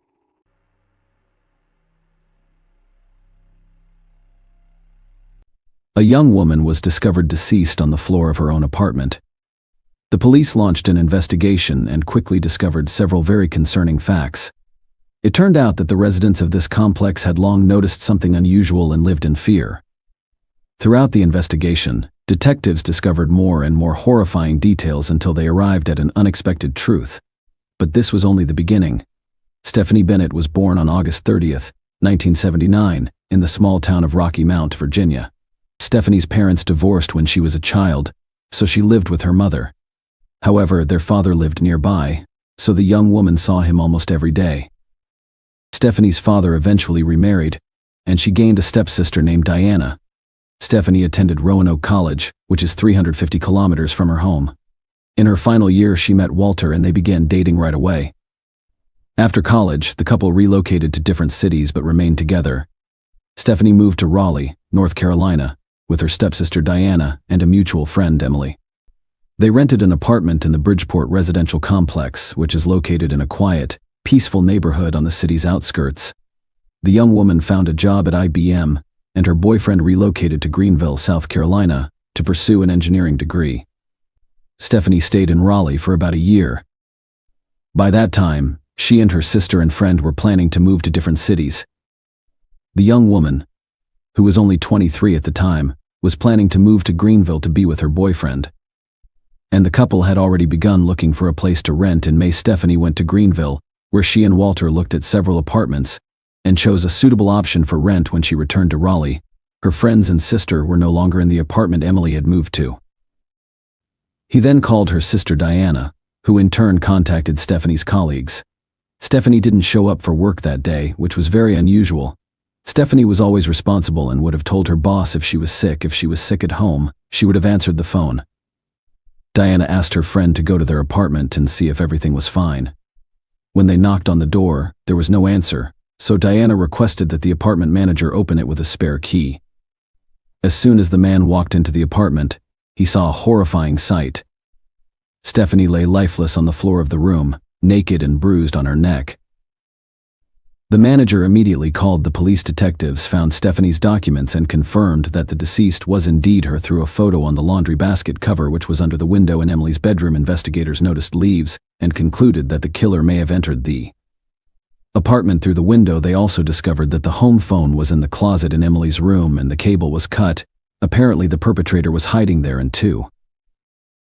The perpetrator took the object he used to kill a victim with, as the police were unable to find it in the apartment. Meanwhile, investigators interviewed all the residents of the complex, hoping someone might have seen the killer. During these conversations, the police learned that something strange had been happening in the residential complex. For several months, people regularly noticed someone peeping at them through the windows of their apartments. They complained to the manager, but the management of the complex could not find the person. Interestingly, at least once this person was seen at Stephanie's window. In addition, several months ago, an unknown man near the lake near the complex assaulted a young woman who went for a run. After this incident, Stephanie was afraid to stay alone in this apartment and wanted to move to Greenville as soon as possible. Detectives studied the area around the complex and discovered something strange in the bushes. They found dozens of pieces of women's underwear, which as later turned out belonged to Stephanie. The police thought the killer took them out of the apartment, but then for some reason threw them in the bushes.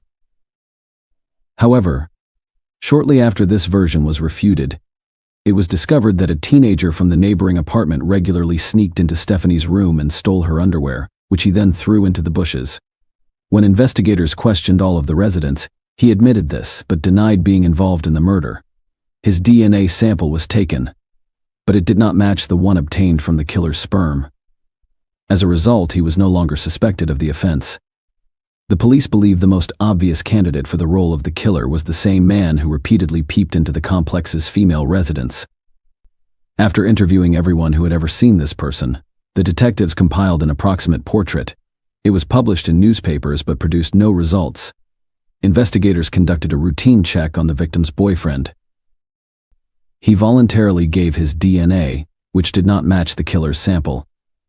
Furthermore, Walter was hundreds of kilometers away from her home at the time of the murder and could not physically be present. After that, the police approached all of the complex's male residents and asked them to voluntarily provide their DNA. This also yielded no results.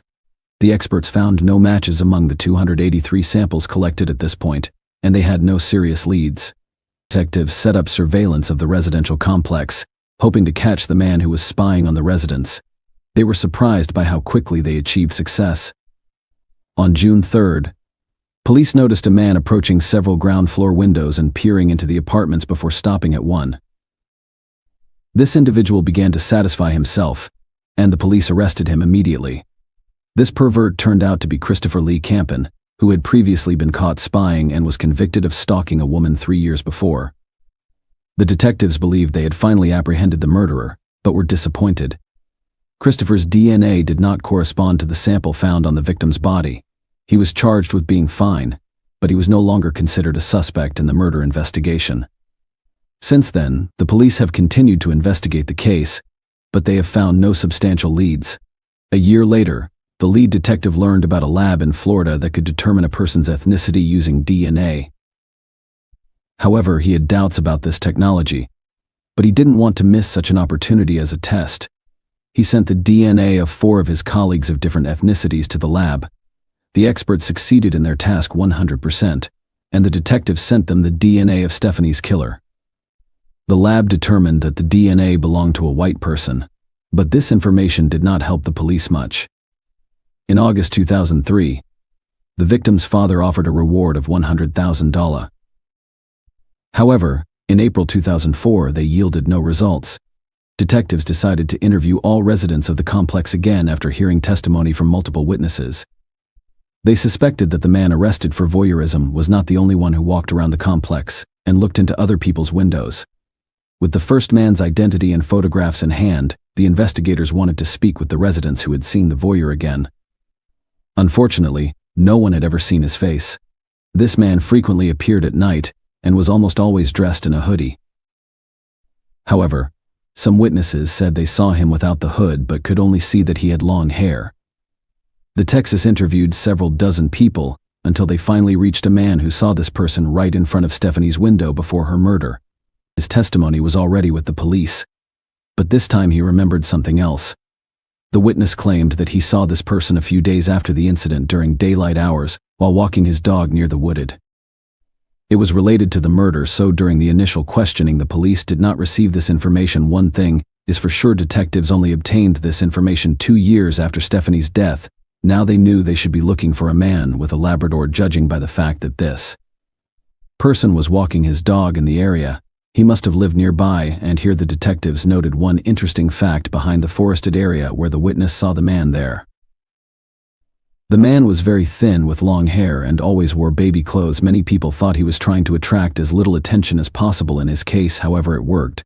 Just the opposite. The police decided to find out more about this person and talk to an elderly resident who, according to the staff, kept an eye on everything happening in the complex. And here they were in for a very unexpected turn when they told her they were investigating the murder of Stephanie Bennett. The woman replied, "Haven't you arrested anyone yet? Everyone knows it was that guy with the big dog." The detectives were, to say the least, shocked. It took them 2 years to get to this person, and the residents of his complex initially suspected this man, but none of them deemed it necessary to share their suspicions with the police. It turned out that Drew had moved out of that complex and settled on the other side of town. The investigators decided to talk to him and came to his apartment, but no one responded to their knock on the door. They came there several more times at different times of the day and never received an answer. Either the man was never home, or he purposefully refused to open the door for them while they attempted to locate him.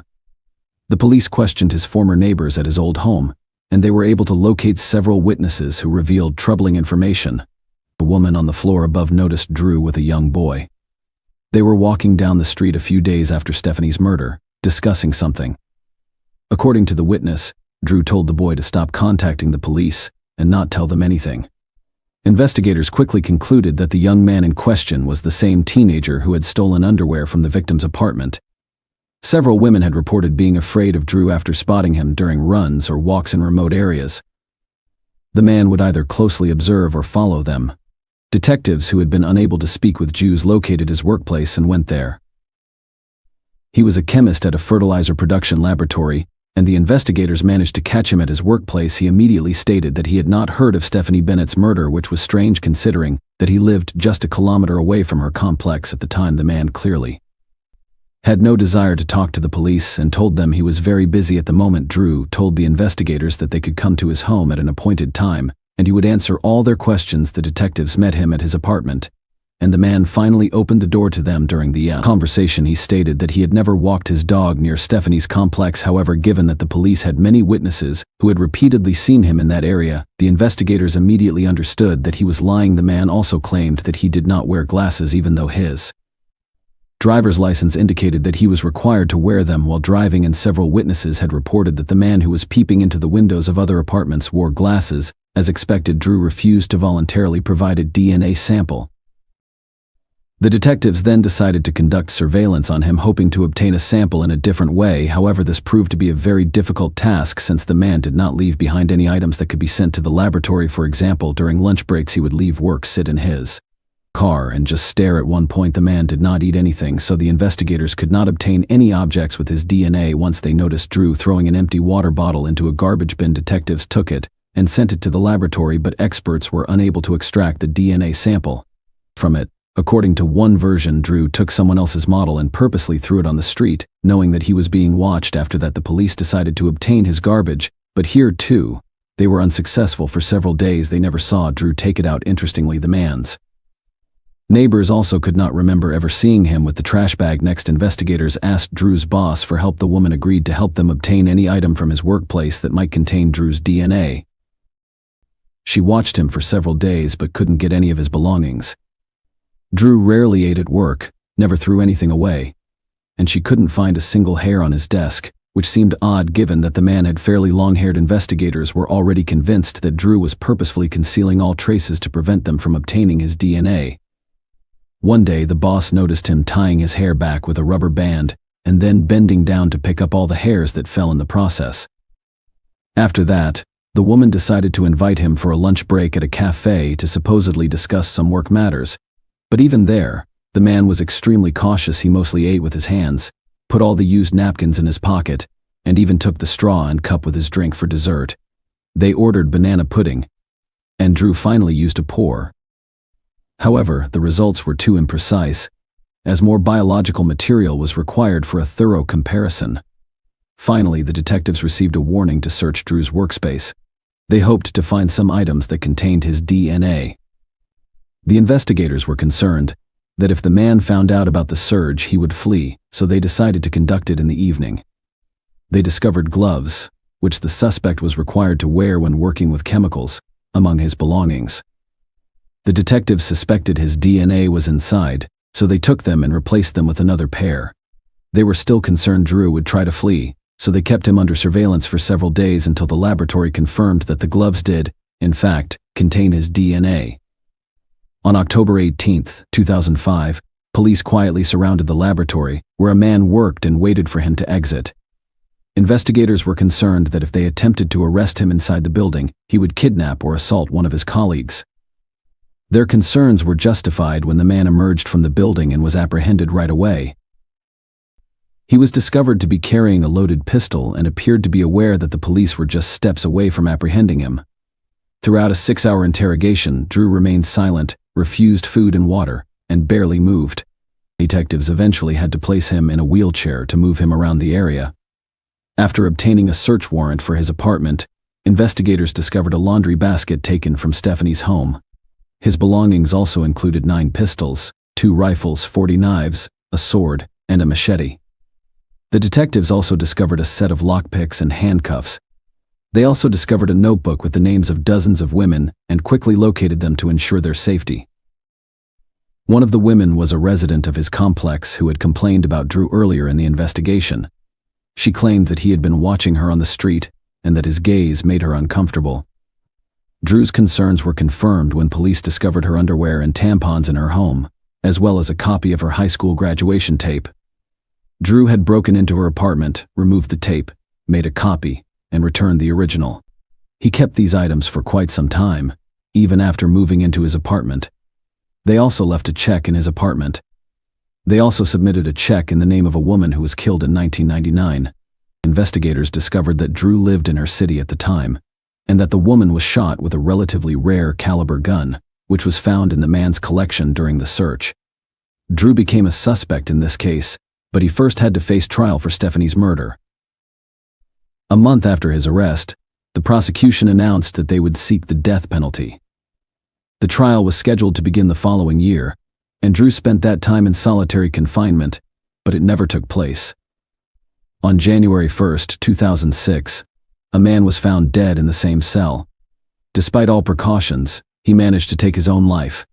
Investigators were certain Drew had killed Stephanie Bennett, but after a search of his home, the inevitable question arose: how many other victims could this person have had? At the very least, he was almost certainly responsible for the woman's murder in 1999. However, detectives were almost certain that Drew had been involved in additional crimes. The police discovered several intriguing facts about his biography after thoroughly researching it. Drew was raised in a family of 3 brothers. Their father constantly humiliated and beat the children until the mother fled with them to another state. As a result, Drew became a very withdrawn teenager, and this only intensified in the future. Despite this, he received a good education and got a decent job as a chemist. His colleagues said he was very smart, but his social skills were practically non-existent. He had no friends. He didn't talk to anyone at work and always tried to keep as far away from the team as possible. However, the judge concluded that the prison staff had taken all necessary precautions but were unable to stop the man. Stephanie Bennett's father attempted to sue the management of the residential complex for ignoring residents' reports of a peeping Tom and not paying enough attention to the safety of residents on the premises. In his opinion, there was not enough lighting around the building at night, and anyone could walk there unnoticed. He also learned that the window in his daughter's apartment had been broken, but the complex management did not rush to fix this problem even though it was. Please leave your thoughts on this story in the comments, and thank you for watching. Hey guys, welcome to my channel, and today we're going to take a look at another horrible case with you. On the pleasant evening of October 30, 1975, it was summer in the Belhaven, Greenwich suburbs. The night before Halloween, Martha was doing her best to persuade her mother to let her go out for mischief night, where she and her friends would pull harmless practical jokes around the neighborhood. Dorothy, Martha's mother, eventually listened to her cries and allowed her to leave after some tenacious persuasion. As the hours passed, Dorothy called some of her acquaintances out of concern for her missing child, only to discover that nobody had seen Martha. It didn't take long to begin looking for her. Martha would be discovered bludgeoned to death with a golf club over 200 feet from her home beneath a pine tree. What took place on the evening of October 30th? What secrets lie behind the walls of exclusive Belhaven? And who could have done something so horrible to such a young soul? Rich in culture and history, Greenwich is one of Connecticut's oldest communities. This seaside town offers you both the lively and thrilling city life and the quaint New England ambiance. And it's only a 50-minute train ride to New York City. No one would have imagined that such a wealthy society would have its hands defiled behind the bar golden doors, and the residents of Belhaven were well known for their wealth and status. Martha Elizabeth Moxley, a social butterfly, was well known for being outgoing and having a good time. Along with her older brother John, Martha was the youngest of Dorothy and John David Moxley's children, born on August 16, 1960. In 1974, the family moved to a large new estate in Connecticut after Martha's father was transferred from his job in Piedmont. It may have been a significant adjustment for everyone when Martha moved to the affluent neighborhood of Belhaven, 3,000 miles from her home, but she was incredibly flexible. She quickly gained a large number of friends, and her lively demeanor and self-assurance frequently attracted peers. She was chosen as Western Junior High School's most popular girl in just 9 months of living there. Martha became well known among the males as a result of her quick rise to fame. One lady who had everything going for her was Martha. She was well known for being gregarious, athletic, and artistically gifted. Martha looked to have an easy time of it. In an interview, her brother John recalled that she was a pleasant, cheerful, and easy to get along with child who was pleasant to be around. Martha was characterized as a family-oriented individual despite her enormous popularity. She would frequently spend her free time playing with her cat Tiger or drawing about the house. She did, however, have a wilder side. Like any other adolescent child, Martha would spend most of her days at the Belhaven Club in the summer of 1975, either swimming or playing tennis.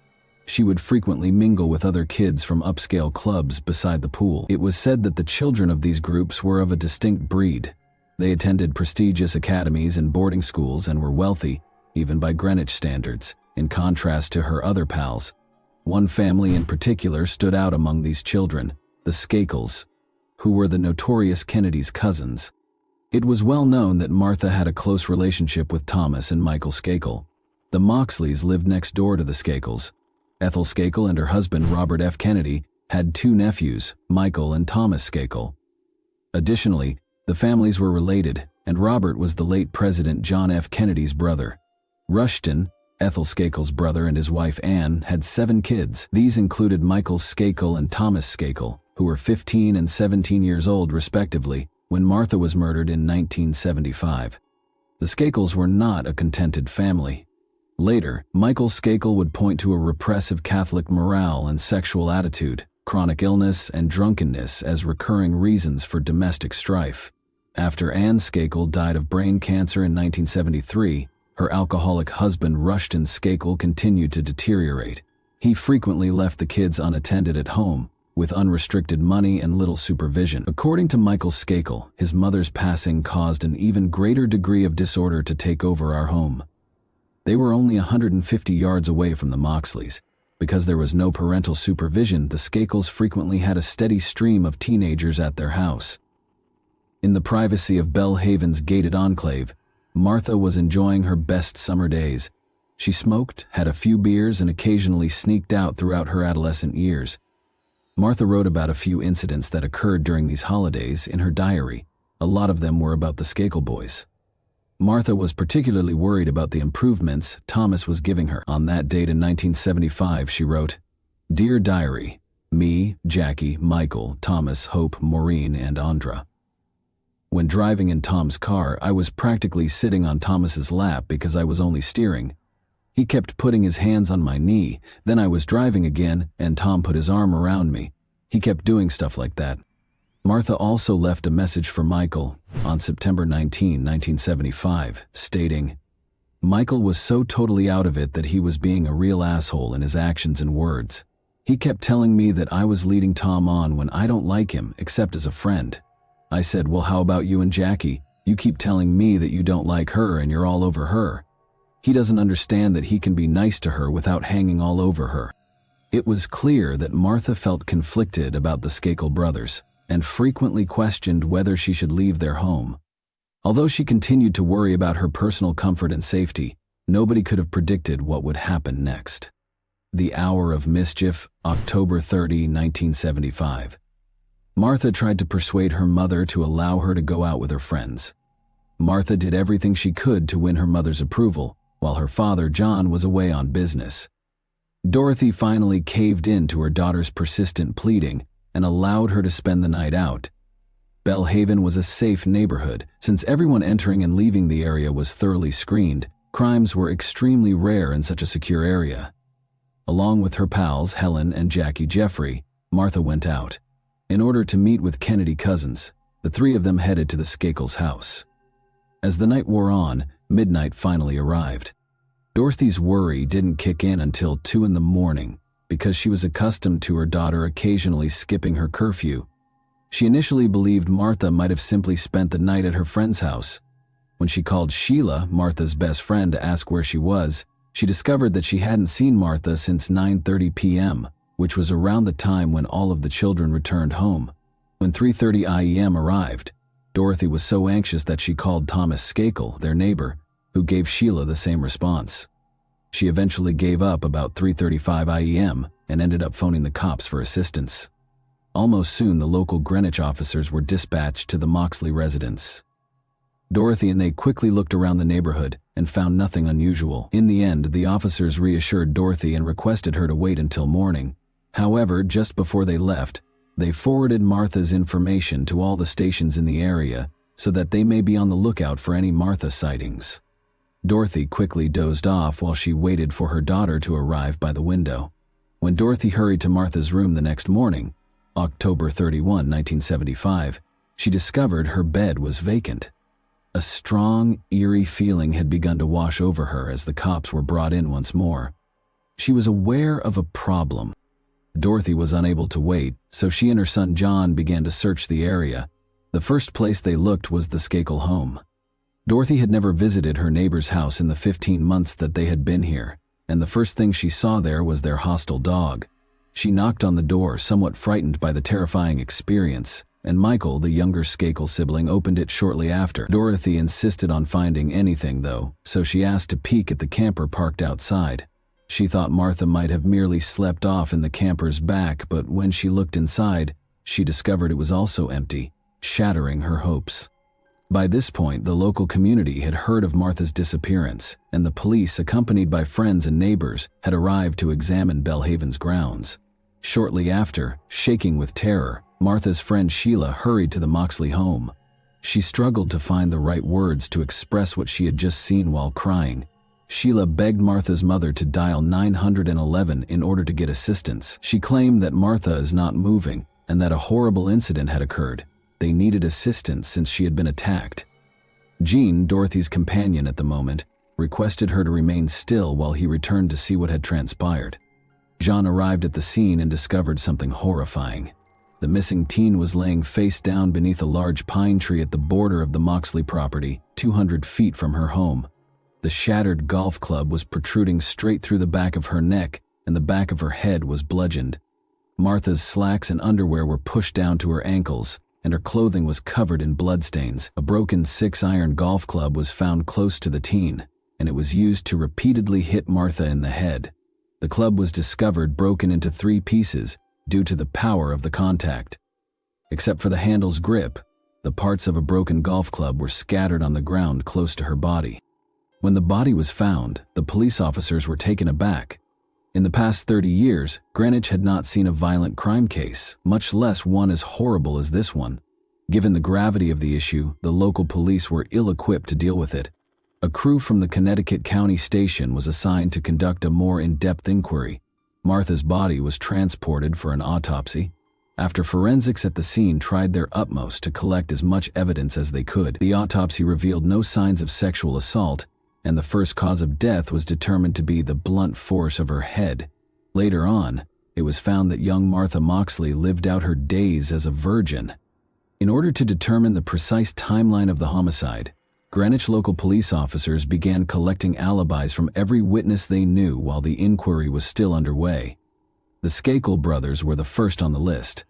Both lads gave their separate alibis for the time of the murder when they were questioned by the police on the same day. Thomas Skakel told investigators that he last saw Martha outside his home at 9:30 p.m. He claimed that after saying farewell to her, he immediately went inside to watch The French Connection with Kenneth Littleton, the family's new live-in instructor.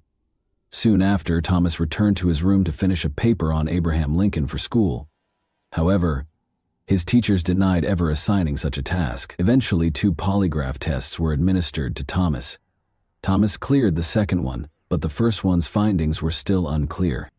Michael Skakel said investigators that he had driven to his cousin Jimmy Turn's residence at approximately 9:15 p.m. and returned at approximately 11 p.m.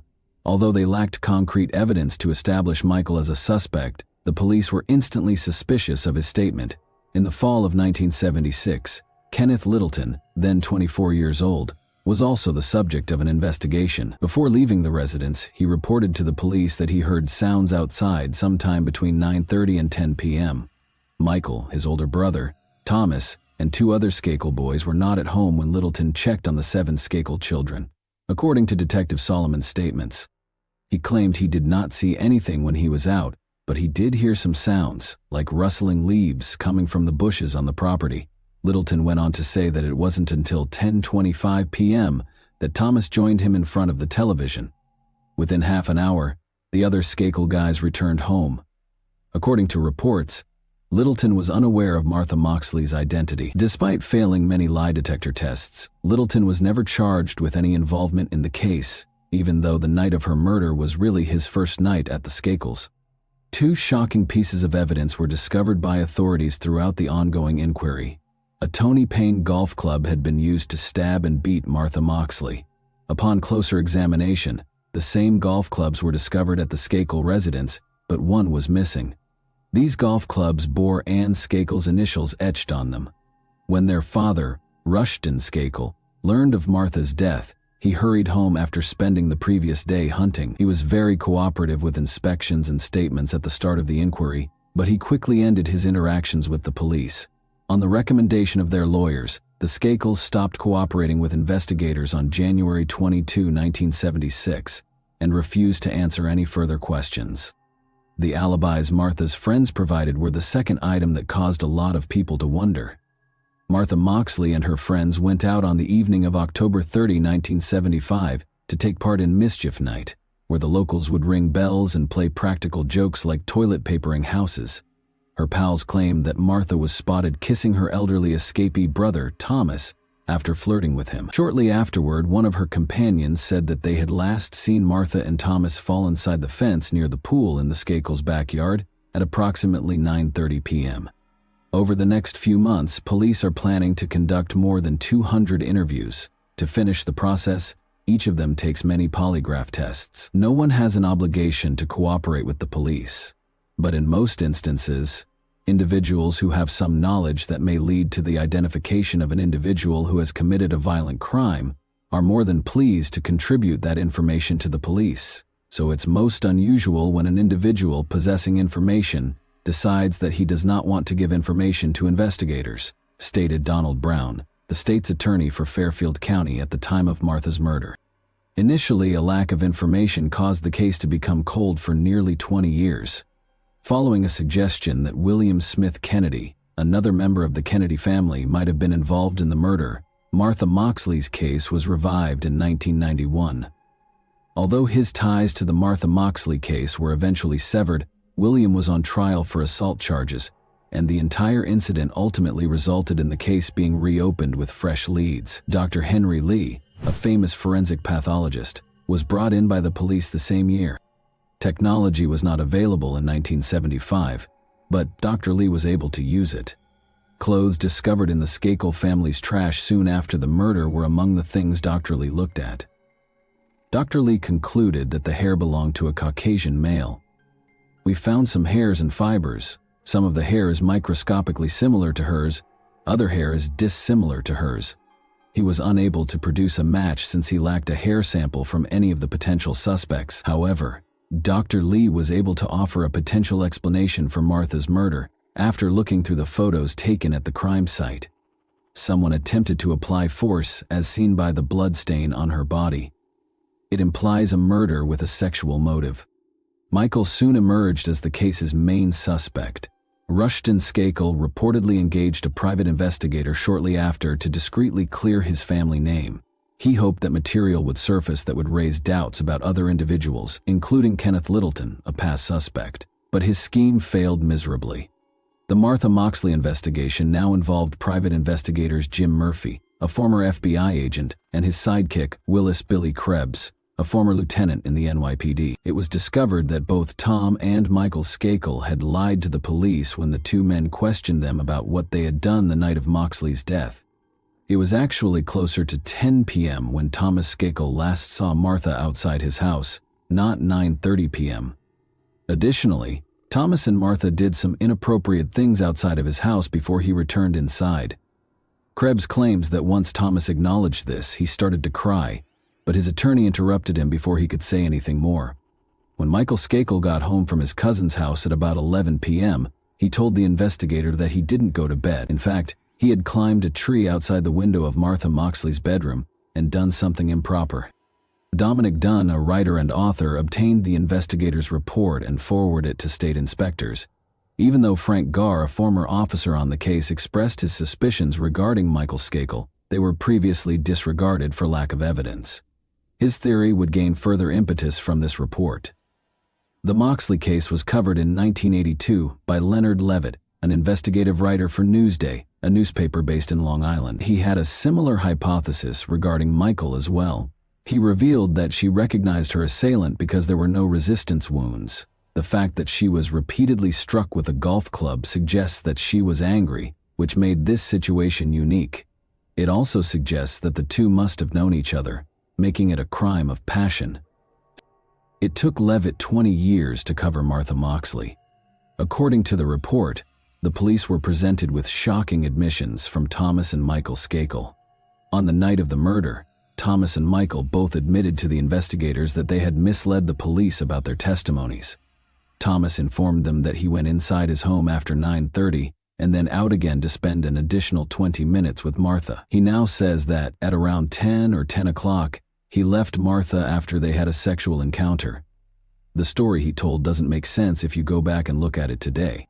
An investigator and a one-person grand jury were tasked with reviewing the Martha Moxley case in 1998.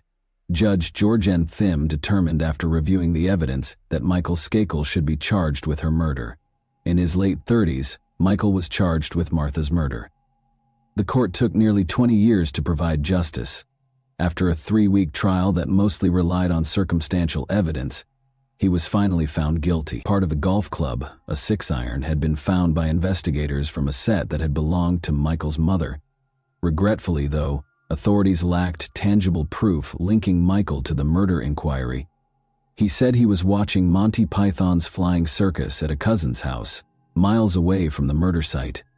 Nevertheless, jurors subsequently stated that his inconsistent behavior and the incriminating remarks he had made had persuaded them.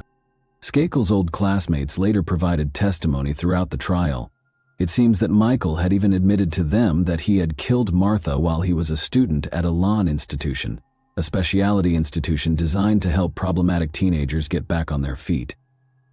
Gregory Coleman, a former classmate, testified during the June 2000 pre-trial hearing that Skakel told him, "I am going to get away with murder. I am a Kennedy." Coleman also claimed that Michael had mentioned that he was attempting to make advances on the girl, but she was not complying, so he drove her skull in. However, Coleman passed away from a heroin overdose in August 2001, therefore he did not return to testify in Michael's murder trial in 2002. Although the Skakel secrets were kept carefully guarded, Michael in particular was known to have a troubled history. There was quite a stir when rumors circulated that Michael had stayed inside a lawn school. It was during a group session at his reform school that Michael confessed to killing Martha on the evening of October 30.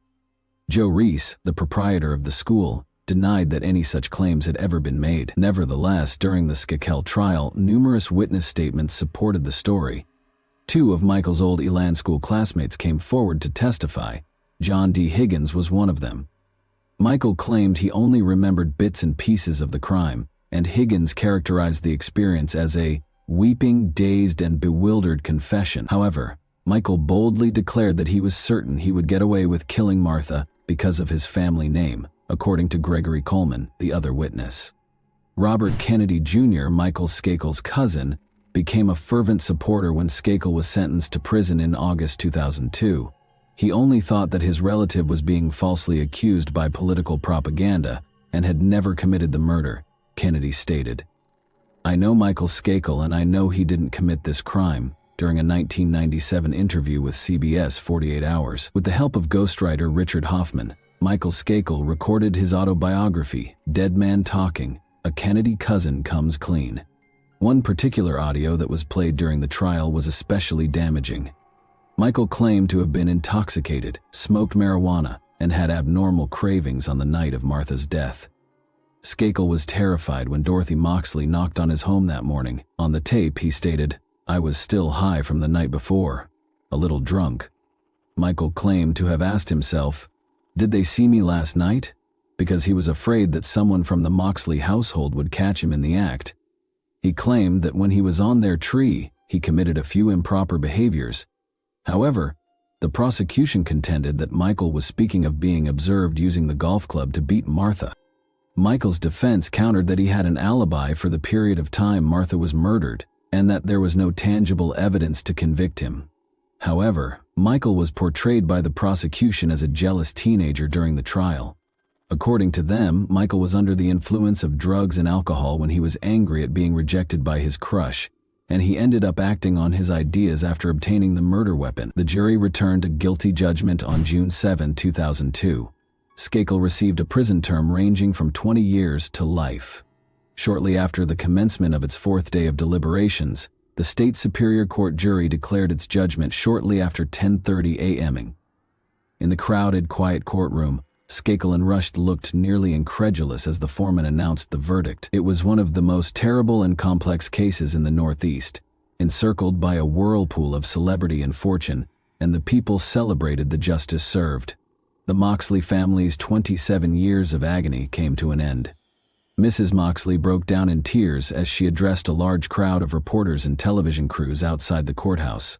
Mrs. Moxley claimed to have prayed in front of the judge. "My prayer started out, 'Dear Lord,' again today, like I have been doing for 27 years. I'm praying that I can find justice for Martha. You know, this whole thing was about Martha." She added, "This is Martha's day. This is truly Martha's day." Michael's attorneys and supporters battled to get his conviction reversed while he was incarcerated. All 4 of the appeals that were submitted were rejected. Then, on October 23, 2013, Michael was given a new trial because his defense lawyer, Mickey Sherman, had not represented him in a way that was constitutional. Consequently, on November 21, 2013, Skakel was freed on $1,200,000 0 bond. The prosecution made every effort to have Skakel's conviction upheld. They were successful. The Connecticut Supreme Court ultimately decided by a vote of 4-3 in December 2016 that his representation was, in fact, legitimate. But the dispute didn't end there.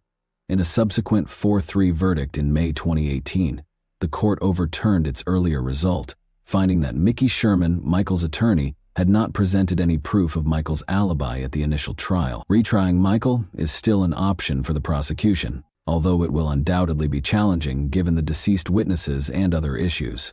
In a statement released, Michael's legal team commended the court's ruling, stating that it had made the correct choice. Michael, who insists he is innocent, has been wrongfully imprisoned, according to the attorney.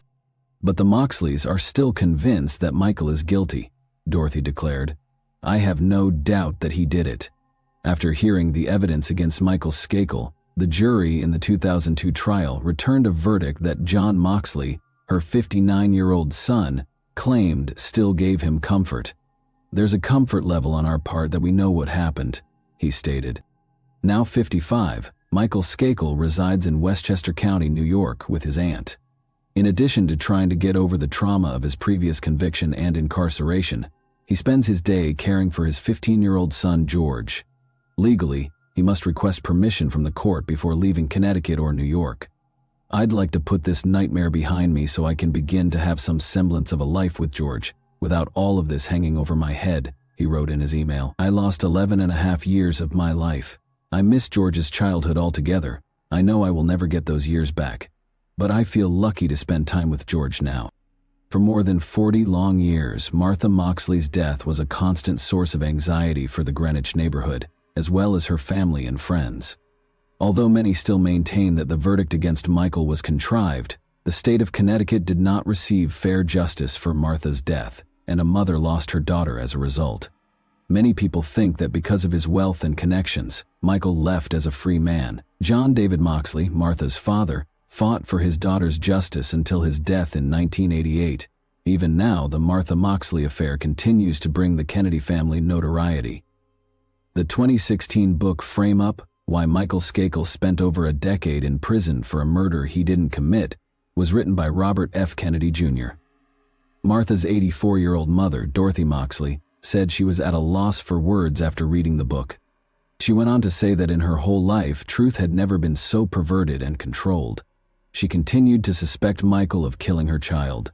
A whole chapter of Kennedy's book was devoted to defaming Martha's father, John. He made many accusations against the Moxley family and questioned his whereabouts on the night of the murder. And as of December 2019, Michael Skakel is still at liberty. The people of Greenwich will always remember Martha Moxley. Before she could fully mature from her adolescent years, a young, attractive girl was deprived of her youth. The Kennedy men have buried victims of tragedies before. Although there is still a lot of conjecture surrounding this case, we offer our sincere sympathies to the family of the dead. The trial between Michael and the Moxley family was a war fought by the entire United States. And that wraps up today's chilling story. If you enjoyed this video, don't forget to like and subscribe so you never miss a new upload. Also, let me know in the comments what part of this story shocked you the most. Thank you for watching, and I'll see you in the next video. The exception was Cassandra and her twin brother Rob. When they were younger, they would often spend an entire day telling each other scary stories in a dark room. Rob considered himself to be a natural storyteller. Every time he told a scary story, Cassandra would scream and he would scatter on his bed, mumbling to himself, "You can't even scare the neighbors, little Joey, with stories like that. No, scary stories are not your thing." Together, they also watched the animated series Scooby-Doo, and during that time, they argued over which of the characters was really a vampire disguised as a ghost. Her brother was anxious because Cassandra's intuitive guesses were frequently more accurate than his. Even though Mary Smith did not have the twins' enthusiasm for reading, she nevertheless bought her kids' books by Robert Wall because she wanted them to grow up to be lifelong readers. The brother and sister's love of scary stories was a lifelong passion that they developed as children. Even as adults, they entertained the idea of launching a horror-themed store and even gathered figurines of villains. Cassandra joined the set in 2004 due to her interest in horror films, and she made a cameo in a scary film that, while not very successful, still caused a lot of jealous looks. "I'm ready to play anyone. Rob, you must have made some acquaintances there, right?" "Cassandra, maybe we should talk," Rob's sister responded. "I'm pretty close with the head of the cast. Maybe something will come out of it, but no promises. I got the part by accident myself." Rob continued to beg his sister to broker a deal on his behalf. Rob was overjoyed, but even in an episodic role, he was unable to land a role. Colin Dudley was the leading man in that film, and chemistry blossomed between him and the newcomer on the set. None of them dared to take the first step. But that all changed at a Halloween party at the office. Colin dressed as Alex from A Clockwork Orange, and Cassandra dressed like Velma from Scooby-Doo. Colin perceived the cartoon character as more than just a costume, while Cassandra saw it as just that, a costume. Like his character in the movie, he strolled around with a glass of milk and gave everyone a glare. He read passages from the book as well. He would look at Cassandra and say, "Beauty invariably caused my only desire to destroy it, for it did not fit at all into our ugly world." Cassandra took this as a compliment, and they soon started dating. But their brief relationship lasted only a few months. Colin began dating Rebecca, another actress, after finding her. The pair eventually moved in together. 2020, August 25th. Cassandra Cannell vanished. Without giving anyone any notice, she took off from home in her car in an unknown direction and didn't pick up the phone. For a very long time, the police refused to accept her mother's report, attempting to console the distraught mother by explaining that kids grow up and don't always tell their parents when they go out with friends. But Mary Smith was certain that something horrible had occurred, and perhaps she could still see her daughter alive if the indolent police would finally get to work. It took 2 days for the police to start looking for Cassandra, and on the third day, they discovered her car in an undesirable location beneath a bridge. The bad news gets even worse. The keys were inside the unlocked car. It was hard to know what Cassandra was up to there. This area was thought to be a homeless community, and the police regularly discovered bodies there that had either overdosed on illegal drugs or been killed in domestic violence. The police had to patrol the neighborhood, questioning a large number of homeless people who attempted to flee when they saw them. All of them were unaware of the time the car appeared there, though, and none of them had seen Cassandra. It was difficult to have any higher expectations of the people who lived beneath the bridge and consumed alcohol all day. As directed, the detective working on Cassandra's case asked to see her cell phone bill, but he knew from past experience that this would not help him in any way, and so it did. The signal indicated that the phone was in the body of water closest to the bridge, making it impossible for the investigators to retrieve it and obtain the information they required. Still, a group of divers started combing the shoreline. To see how far they could throw the phone, they picked up rocks from the shore and tossed them into the water before doing so. Cassandra's mother claimed that since her daughter's phone case was adorned with rhinestones, it would be easy to locate. While it is true that the phone was located quickly, Cassandra's body was not in the water. Although her mother was told this was good news, she did not feel any better. Her daughter's death appeared to have become second nature to her, and all she wanted was for her body to be discovered and for this terrifying period of uncertainty to end. She replied, "I was looking forward to my granddaughter. I wanted to be a grandmother sooner, and I didn't even have time to give her a crib. It's just sitting in the garage in a box. What should I do with it now?" The mother was saddened to learn that this became crucial information for the inquiry. Pregnant women are frequently the victims of crimes committed by their partners, the expectant fathers, according to statistics. However, Mary Smith was unaware of the identity of her future granddaughter's father. Cassandra had not even met anyone and was single, even though her age was already apparent. It made sense that she had become pregnant through a male partner, but Mary was unaware of the child's possible father. Even so, according to her mother, her daughter frequently called and corresponded with someone. However, for some reason, her interlocutor's phone number was not entered in her daughter's book, and the mother, understandably, could not recall the numbers. She had just realized that it was kind of weird to talk to someone so frequently and not get his phone number down. It was common knowledge that girls could not maintain complete confidentiality in their relationships, so Cassandra should have at least one friend with whom she could share her secrets, particularly if those secrets involved a pregnancy. One found a friend like that. She disclosed that Cassandra had revived her romance with her ex-boyfriend Colin Dudley in a chat with law enforcement. Yes, their 2004 relationship was brief, and they had already broken up 15 years earlier. In general, it was odd that they could still recall one another after all this time. Colin, as it happened, contacted Cassandra in 2014. He discovered Cassandra on Facebook, wrote her some kind words, and revealed that he and his wife Rebecca had a tense relationship before his father's recent death. Thus, he had no one with whom to commiserate. Cassandra made the decision to get together purely out of friendship and speak with her ex-boyfriend to help him feel better. However, the cordial get-together evolved into something more. Colin started leading a double life in 2014, with Cassandra acting as his mistress. The young woman did not want to tell Colin Dudley that she was pregnant when she found out. She remembered their conversation, in which Colin declared emphatically that he wanted no children at all, and that he was delighted Rebecca was infertile, every time she felt the need to tell him so.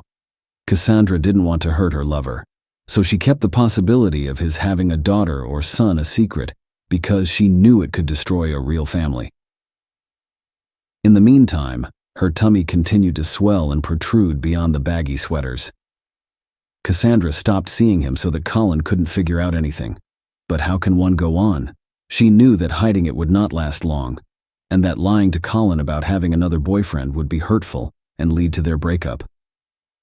Cassandra told Colin over the phone that she was expecting a child with him after deciding that the bitter truth was preferable to a charming lie.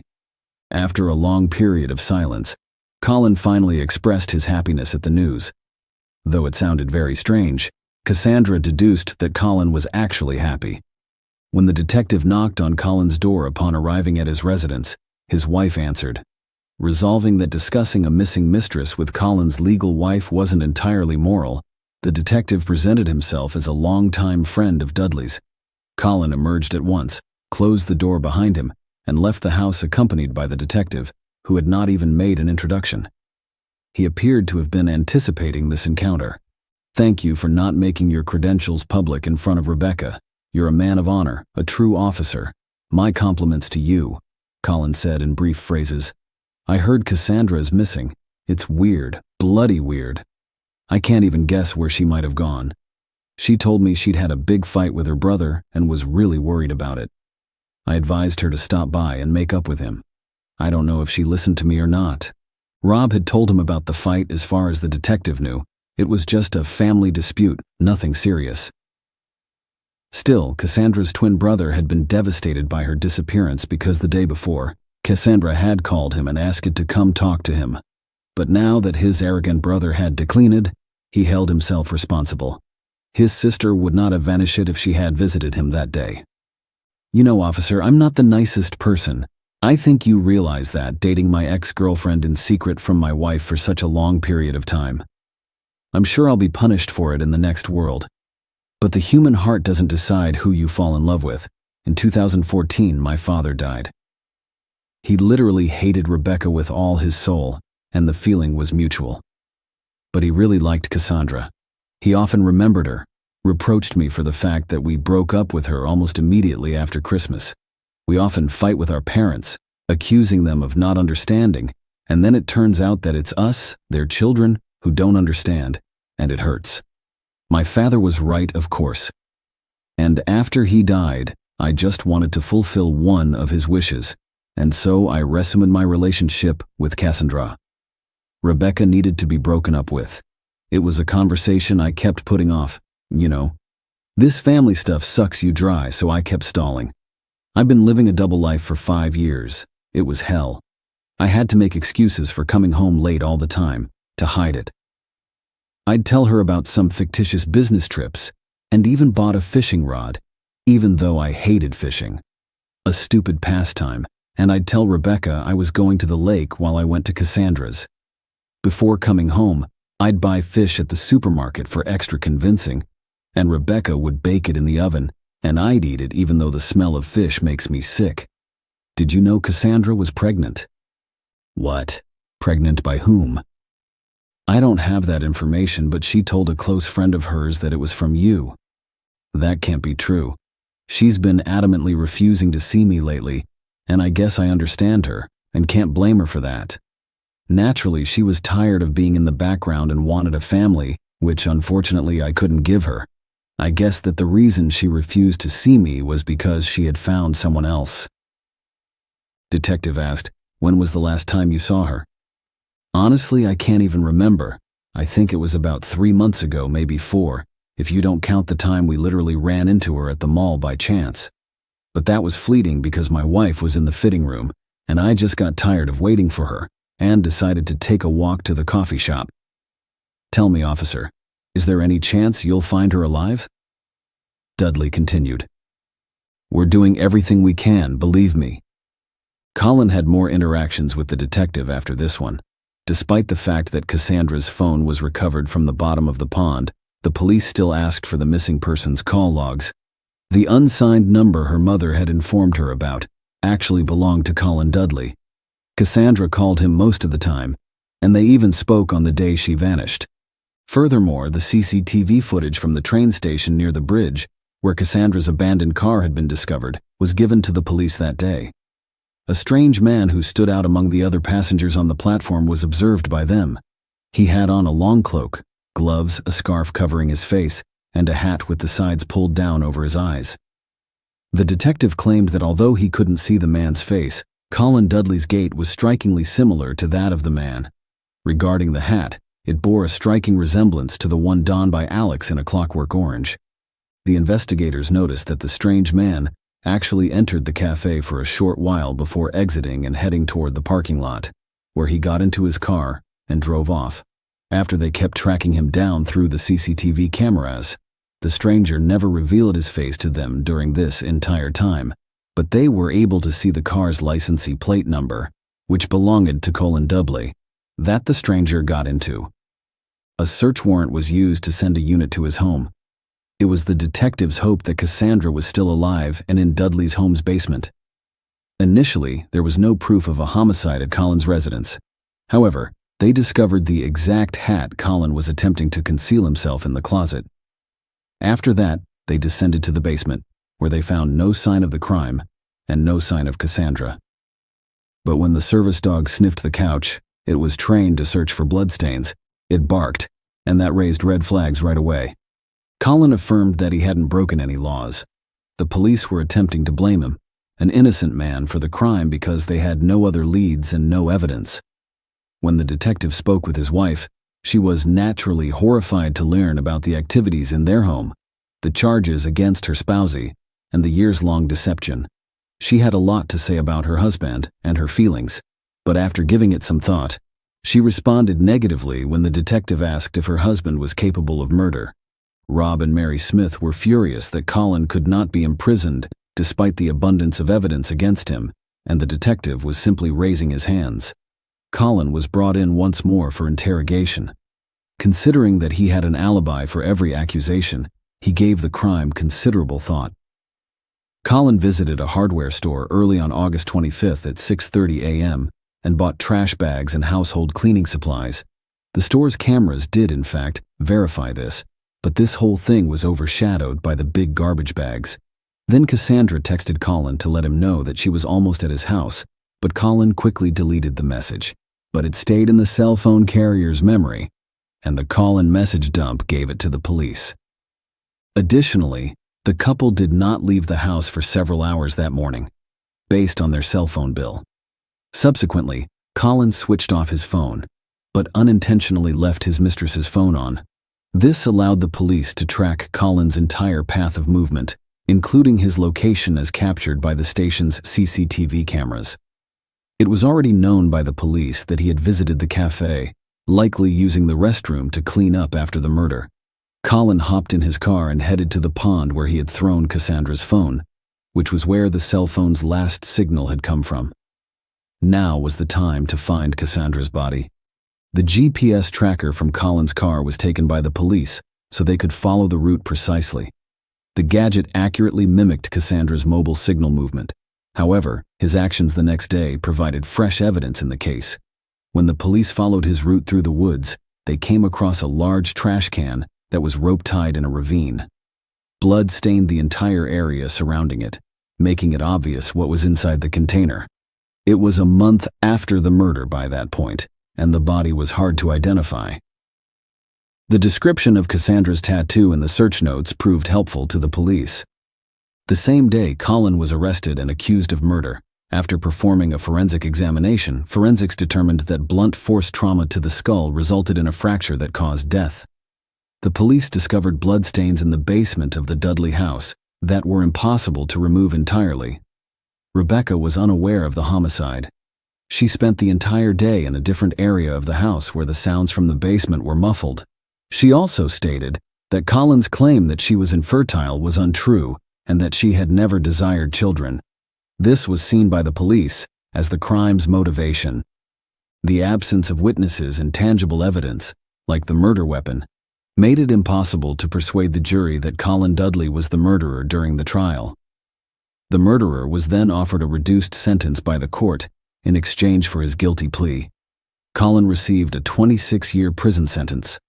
The fact that the murderer would probably live to see the day he could be freed caused great distress to Cassandra's mother and brother, who were still upset about his refusal to meet with his sister prior to her death. Share your opinion with us in the comments and subscribe to the channel for more. Hey guys, welcome to my channel, and today we're going to take a look at another horrible case with you. Perhaps the most vulnerable time in a person's life is during their adolescence. It's a period of time when people are neither children nor fully grown adults. Even though they are still innocent and carefree, they frequently keep secrets, sometimes out of embarrassment or fear. Tragic events can occasionally result from an inability to communicate those difficulties to a loved one or trusted parent. Florida has been rocked by the case of Justice Garrett, whose life was tragically cut short in 2018 at the age of 16. Her mother's realization that she had failed to recognize or comprehend the nightmare her daughter had been living through was heartbreaking. Justice's story revolves around a horrible secret she kept out of fear of being judged, which ultimately resulted in an unthinkable tragedy that took her life. Born on March 19, 2002, Justice Mary Garrett was the oldest of two daughters born to Danielle and Sebastian Garrett. She grew up with Jeanette, her younger sister, who was 10 years her junior. The majority of Justice's early years and adolescence were spent in the tiny Florida town of New Smyrna Beach, which is situated in Volusia County. The sisters remained with their mother after Justice's parents divorced in 2016. After meeting Robert Kern approximately a year later, Danielle quickly started dating him. By the fall of 2017, Danielle and her 2 daughters had relocated to Robert's house in the little rural town of Sorrento, Florida, which has a population of just over 1,000. Justice had the most trouble adjusting to the new surroundings and the relocation. She missed her close friends who were still in New Smyrna Beach to start. Second, she had to change schools in the middle of the school year while she was a high school student. Third, she disliked both her mother's partner and her new home. Despite her frustrations, Justice acted politely and made an effort to avoid causing trouble. Justice made friends at her new school right away because of her outgoing, gregarious, and humorous personality. A classmate named Rochelle became particularly close to her, and the two were essentially inseparable. The girls even listed each other as sisters on social media, and Justice often stayed over at Rochelle's house. Justice missed the school bus on Friday, April 13, 2018, because he slept in too late. She didn't have time for breakfast that day because she was rushing to get ready for class. Her mother intended to take Jeanette to the hospital, but her younger sister stayed at home because she was feeling ill. Since school was just a few stops away, Justice chose to ride the public bus there. After packing her backpack and bidding her mother farewell, she departed from the house. Justice was last seen alive at that point. Danielle wasn't worried when Justice didn't arrive home from school on time. She figured her daughter, who frequently went to Rochelle's house after class, had done so. By nightfall, Danielle assumed Justice had made the decision to spend the night at her friend's house, as she had been doing often. She wasn't immediately alarmed by the fact that Justice's phone was off. On Saturday morning, though, Rochelle called Danielle and anxiously inquired as to Justice's well-being. With a shiver running down her spine, Danielle questioned in a shaky voice whether Justice hadn't spent the night at Rochelle's house. She was shocked by the answer. Since Thursday, Rochelle disclosed, she had not seen Justice. Justice's phone had been off for almost 2 days, and she hadn't arrived at school on Friday. Danielle went into a panic. She hurried to the local police station and reported her daughter missing after multiple unsuccessful attempts to get in touch with her. The hunt for Justice started right away. Officers initially thought Justice might have returned to her hometown for a weekend visit with friends, after learning that she had only been in the area 6 months prior. Authorities believed she would reappear soon, because teenagers of that age frequently leave home on their own initiative, whether in protest or for other reasons. Danielle, however, was adamant that her daughter would never do anything like that without telling her. Finding out Justice's social circle and whether she had a boyfriend, had been in a recent argument, or had any other information that could help piece together what happened the day she was last seen was the first step. All of Justice's possessions were still at home, and she had not taken any cash. Shortly after she left for school, her phone stopped working. She hadn't returned any calls or messages, and her social media accounts hadn't been active since late Thursday night. She hadn't gotten in touch with anyone, so none of her friends knew where she might be. Justice didn't experiment with illegal substances or drink alcohol, according to her close friends and family. She had never engaged in serious romantic commitments and was not in a relationship. Justice had never broken the law, had no enemies, and had no conflicts with other people. Her peers viewed her as sweet, kind, and compassionate, and her teachers at school gave her positive reviews. Police promptly reviewed all local traffic accidents, incidents, and crime reports in the region. One possibility they entertained was that she had been in an accident and was unable to speak. She was not, however, listed as having participated in any such incidents. Investigators were able to follow her movements on the morning of her disappearance by using information from her phone. Justice left her house at 7:30 a.m. and started to walk in the direction of the school. After about 15 minutes, she started acting strangely. After a brief pause, she made a sudden direction change. Her phone was switched off shortly after. The small, sleepy town was filled with rumors and conjecture after Justice vanished. Any incident became the focus of attention in a community where nothing ever happened. It was quickly spread by gossip and frequently embellished with lies. Some residents found amusement in spreading rumors, and they saw no harm in doing so. Many of Justice's classmates and friends sincerely wanted to assist with the investigation, but others saw it as a chance to attract attention, increase their own significance, or even experience a brief moment of fame. A number of people reported seeing Justice Garrett in various locations around town. According to some, she entered an enigmatic black vehicle with tinted windows. Some speculated that she had been recruited into a religious sect, while others suggested she was out on the street with a group of teenagers who didn't fit in. Investigators found it challenging to distinguish fact from fiction because these rumors appeared out of nowhere. Consequently, all information, no matter how unlikely, had to be carefully verified. A girl who was one grade up from Justice stood out for her actions. She claimed that the teenager had fled with a secret boyfriend and was expecting his child, and she created a whole blog devoted to Justice's disappearance. By spreading sensationalized and completely made-up stories, the girl was merely trying to gain popularity and attention at school. She was temporarily suspended from school while the investigation was underway as a result of her actions, which resulted in disciplinary actions. Her social media accounts were also deleted for disseminating misleading information. 4 days after Justice vanished, on April 17, a man called the police with a terrifying message. He claimed to have discovered something unsettling in a forested area outside of DeLand. An enthusiastic runner, the man frequently jogged along a remote path that wound through a park and into the woods. As he made his way farther into the woods that morning, he detected a potent, disagreeable stench of decay. He initially believed it to be a dead animal's carcass and considered reporting it to the proper authorities so that it could be taken out. But his curiosity overcame him, and he made the decision to look into the odor's origin on his own. The runner left the trail and ventured into the brush for roughly 15 feet. He saw a horrifying scene there, a severely decomposed human body that was completely deformed. It looked like a young woman, judging by the long hair and traces of clothing. To make sure he didn't unintentionally disturb any possible evidence, the man waited on the trail and called the police right away. Officers thoroughly examined the scene and the remains after they arrived. It became evident that a violent crime had been committed here, and the victim was, in fact, a very young woman. The fact that her clothes were ripped and her underwear was gone suggests that the crime was probably violent and intimate in nature.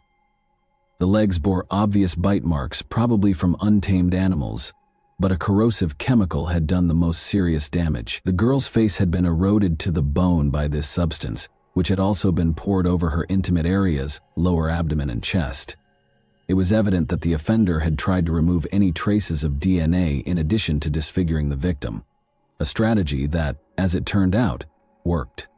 Investigators suspected right away that the girl who had vanished days earlier was the owner of the body discovered in the woods. However, DNA testing was necessary for confirmation because of the extensive chemical damage and decomposition. Sadly, the worst fears of the Garrett family came true. Justice had been discovered dead. About 30 minutes' drive from the town where she resided, her remains were found. Her nose, cheekbone, and several ribs were broken, which was evidence that she had been severely beaten prior to the crime. The precise cause of death was assumed to be mechanical asphyxiation due to the advanced state of decomposition, which made it impossible to determine with certainty. During his police interview, the man who found the remains gave important information. "I often ran along the same trail every other day," he explained. He had seen a suspicious-looking man come out of the woods close to the location where Justice's remains were later discovered 2 days prior to discovering the body. Since the witness had only seen the man for a brief moment from behind and a considerable distance away, he was unable to give a detailed description of him. According to his description, the person was a short, stocky white man wearing jeans and a black hoodie. When the man realized he was not alone, he hurried out of sight and vanished behind the trees. The runner didn't give the encounter much thought at the time, but he thought it was strange. That day there was no discernible smell of decay, and he pushed the encounter from his thoughts. But 2 days later, when he found the remains, he remembered the odd man on the trail and told the police about it. Detectives suspected the stranger in the woods might be the criminal who committed the crime right away. He might have gone back to hide his tracks and obliterate the evidence. Experts concluded that chlorine bleach was the corrosive agent used on the body. The remains became unidentifiable due to the rapid decomposition caused by the chemical and the humid climate of the area. However, after passing a polygraph and offering a strong alibi for the day Justice vanished, the jogger was excluded as a suspect. Justice's mother claims that her daughter had intended to ride the public bus to school that morning, but according to street cam surveillance footage, Justice never went to the bus stop. The mystery was further complicated when a neighbor claimed to have seen Justice get into her stepfather Robert's vehicle. Detectives now had to question the teen's parents again to find out why they hadn't told the truth, which fundamentally altered the course of the investigation. Danielle confessed right away, stating that Robert Kern, her partner, had recently had his driver's license temporarily revoked, but he agreed to give her a ride because her daughter was running late that morning. In order to keep Robert from getting upset, Danielle had kept this information from him. She thought Justice was still alive and would soon be going home at the time of the first interview. To confirm the stepfather's account, detectives immediately asked for footage from security cameras close to the school. But according to the recordings, Robert had not dropped Justice off at school or any other location. There were no cameras on his car on the way to the school. Where had they gone then? It was evident from this new information that Robert was probably the last person to see Justice alive. Robert acknowledged driving Justice that morning in spite of having his license suspended when he was questioned again. He claimed that Justice had pleaded with him to take her to DeLand, a nearby town, rather than to school, where she was allegedly scheduled to meet with a covert boyfriend. Robert said he had originally refused to take her there because he didn't know the name of the person she was meeting, but in an attempt to mend their tense relationship, he finally acceded to her requests. He allegedly promised Justice that he would not tell her mother about this outing. She told him that she would come back alone later in the day and that since it was Friday, she would spend the night at a friend's house. Robert concurred because he saw nothing out of the ordinary or worrisome about the circumstances. A potential secret boyfriend was added to the case as a result of this discovery. Investigators had to find him and identify him quickly. He might have been the last person to see Justice alive, or he might have been involved in her disappearance. Law enforcement chose to look through Justice's contacts and social media activity as the first step in the search. Detectives confiscated her laptop because her phone had not been found, and what they found led to further inquiries. Justice regularly engaged with her online and real-life friends through her numerous accounts on different social media sites, but there was no sign of a boyfriend or romantic conversations. However, one account caught our attention as being especially odd and dubious. Investigators soon turned their attention to this profile in an attempt to identify its owner and any possible link to Justice's disappearance. In recent months, Justice Garrett had been the object of unusual interest from a young man named Kevin.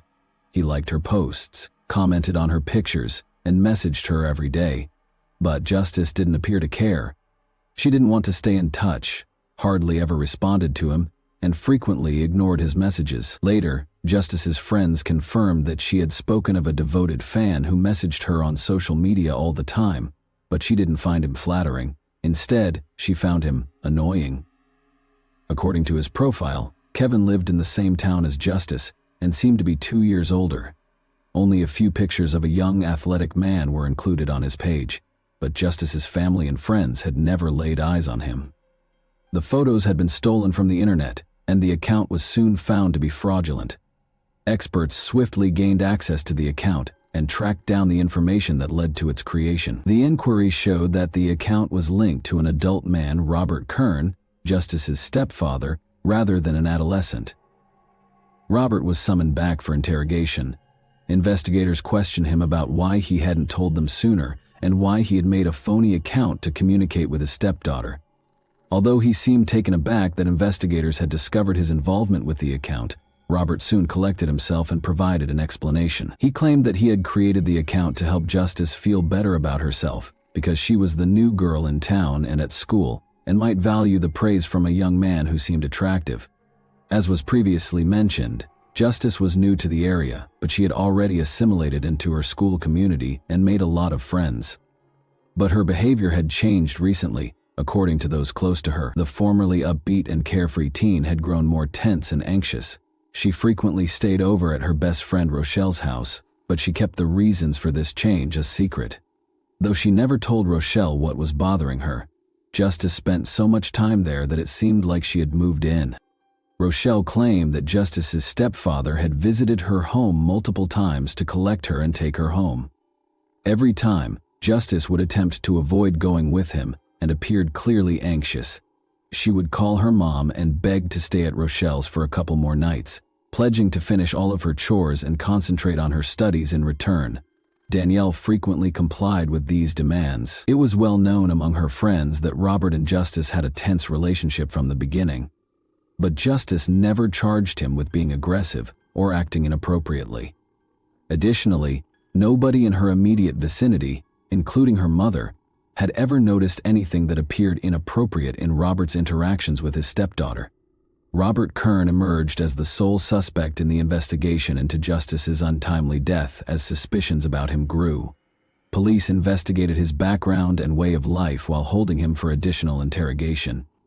Robert, 43, had a lengthy criminal record that included convictions for physical altercations, possession of illegal substances, and burglary. It had been almost impossible for him to find steady work because of his criminal record. He took on odd jobs to make ends meet, and occasionally worked illegally as a carpenter at a nearby sawmill. Now, investigators were trying to piece together Robert's dubious past, his actions toward Justice, and the circumstances leading up to the horrifying crime. Danielle was unaware that she was living with a man who had a criminal past because Robert had taken great care to hide it from everyone around him. She was shocked and eventually spoke up when investigators told her the truth about him. Despite Justice's protests, Danielle acknowledged that Robert had offered to drive her to school that day. Danielle became concerned when Justice failed to come home, but Robert reassured her that Justice was staying overnight at her friend Rochelle's house. He even prohibited her from contacting Rochelle or the police. After looking through Robert's devices, investigators found that Justice had been regularly looking up information about drugs that could make someone unconscious or immobile online in the months before his disappearance. Additionally, he had investigated buying such drugs on the dark web, and it seemed he had been successful. That wasn't all, though. Additionally, Robert had investigated methods of removing DNA from a body, concentrating on common household chemicals like bleach and disinfectants. He had even looked at satellite images of the wooded areas in the area, especially the DeLand outskirts, where Justice's body was eventually discovered. It became evident that Robert had spent months carefully preparing to commit his crime, dispose of the body, and remove any evidence. From the start, his motivation appeared to be clear. Robert had become unnecessarily fixated on Justice and understood that using force was the only way to fulfill his perverted impulses. He had made the decision to eradicate her completely in order to escape legal repercussions for his actions. When investigators examined the geolocation data from Robert's phone that day, they were able to eliminate any remaining doubts regarding his involvement. Together with Justice, he had driven away from their house toward her school before turning suddenly and coming to a stop in a remote location. Robert most likely turned off Justice's phone at this point and rendered her unconscious with a chemical, most likely chloroform. But he neglected to turn off his own gadget, which later recorded his movements. After being tracked toward DeLand, Robert's car came to a halt for about an hour. He would have had enough time during this period to attack Justice, cause her physical harm, strangle her to death, and conceal her body in the woods. In order to destroy any possible evidence, he poured a tiny bottle of a chlorine-based substance over her face and other parts of her body that day. But Robert started to worry that he might have left traces. He brought a big container of bleach back to the scene 2 days later. In a last effort to eliminate any last traces of Justice's involvement in the crime, he then liberally doused Justice's head, chest, and lower body with the chemical. The jogger later found Justice's body and reported it to the police after spotting the attacker when he returned to the crime scene for the second time that morning. Kern's alibi, meanwhile, was soon discredited. Unofficially working at a nearby sawmill, he had asked 2 co-workers to attest that he was on time that day, despite being almost 2 hours late. After being cautioned that they might be charged with perjury and hiding evidence of a violent crime, both witnesses eventually confessed to the truth when pressed further. Despite Robert Kern's denial of all charges, the case proceeded to trial due to the overwhelming evidence against him. According to witness testimony, Justice spent the final months of her life avoiding her home as much as possible because she was constantly afraid. But she never talked to anyone about her worries, not even her mother. Danielle never asked Kern about his past because she was too enamored with her new partner to notice what was going on around her.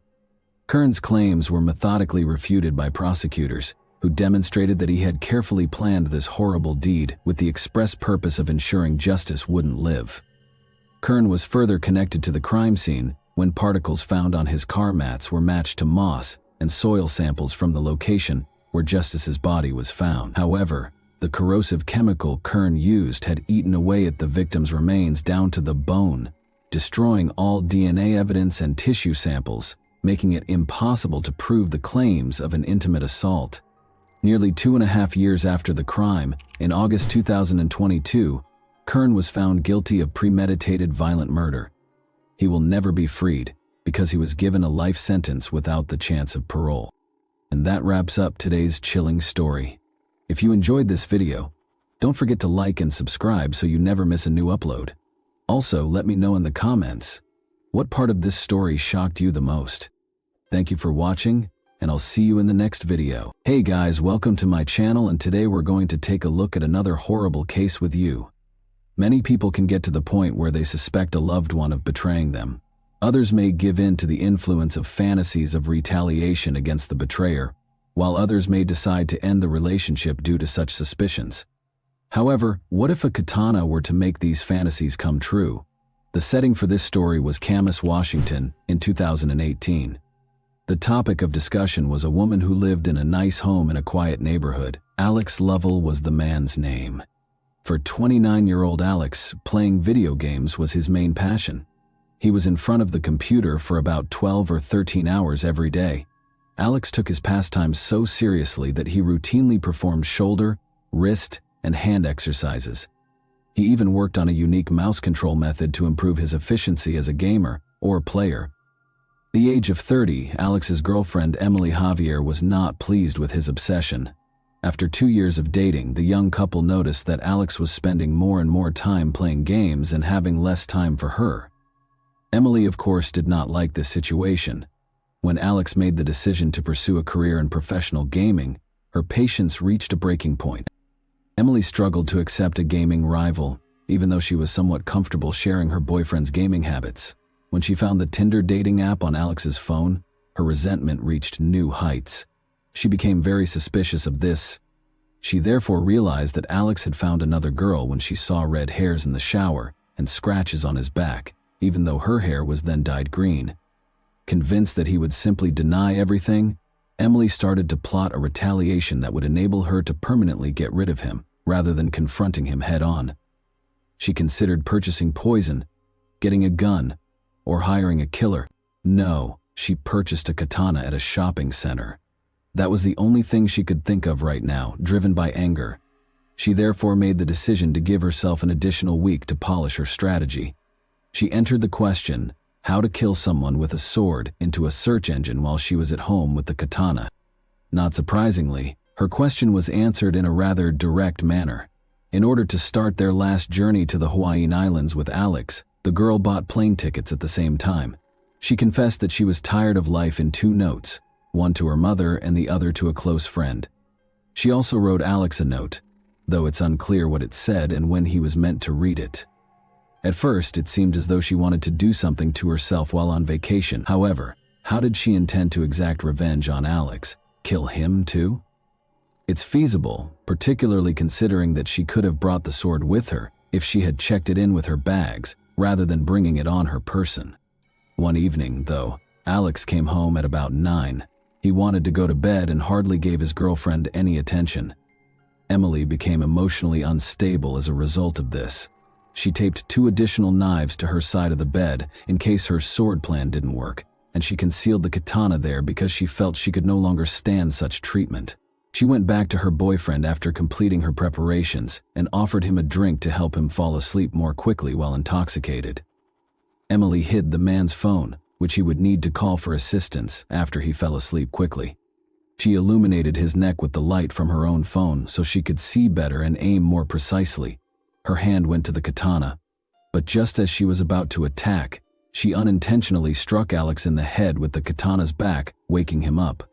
An adrenaline rush helped Alex quickly regain his sense of direction and start using his hands and feet to block Emily's next blows. At last, he was able to hold her tightly. He exclaimed in his final moments that he loved her and was shocked that she was attempting to murder him. Alex was on the verge of fainting and begged her to call for assistance or he would perish. Emily, oddly enough, listened. A dispatcher received a call from a girl who was hysterical at 1:54 a.m. on March 3rd. She was yelling that her boyfriend had been hurt. When she inquired as to where the girl had hurt her boyfriend, Emily exclaimed, "Everywhere! Everywhere!" The dispatcher wanted to know where the knife was. The girl responded, shocked, that she had used a samurai sword to attack her boyfriend. The dispatcher advised her to bandage her boyfriend's wounds and asked her to go back to the bedroom where he was to see if he was still breathing. Emily, however, insisted that she couldn't go there because there was too much blood. She snapped back to reality and saw that her boyfriend was actually dying. She even considered the possibility that he was already dead. Officers soon showed up on the scene. Alex was curled up, covered in blood when they entered the bedroom. He had deep gashes on the left side of his head, neck, and torso, among other potentially fatal injuries. Emily had nearly severed 3 fingers on his hand, cut his legs, and broken his wrist. Emily was taken into custody without protest and with tears in her eyes. While Alex was taken to the hospital, she let the legal system take care of her. A $350,000 bail was set for her. Alex's body had 26 wounds, according to the doctors. 6 major surgeries were required for him. 45 of the 150 staples they applied to him were on his head alone. However, the medical staff miraculously succeeded in reattaching his fingers. He would undoubtedly need to see a physical therapist for a while, but the fact that he lived was more significant. Because of Emily's weapon choice, the ferocity with which she executed the attack, and Alex's incredible fortitude, this attack garnered a lot of attention in the US and made headlines in numerous media outlets. Even though he had a long recovery ahead of him, he maintained an exceptionally optimistic outlook.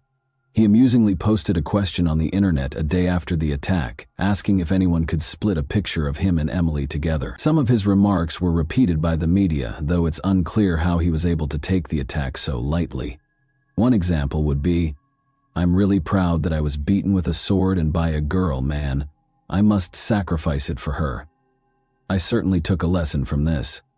There's no comparing the feeling of when I overpowered her," he continues.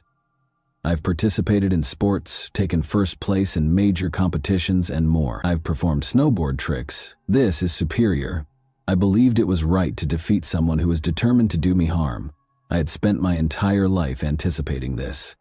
Alex credits his love of kung fu movies and his habit of competing against other gamers with helping him win.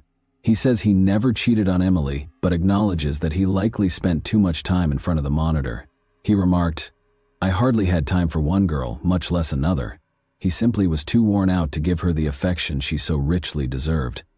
Tinder was on his phone, he clarified, but he hadn't used it since it became apparent that he and Emily were seriously dating. Alex even acknowledged that the exhaustion from playing video games all day was the reason for his low libido.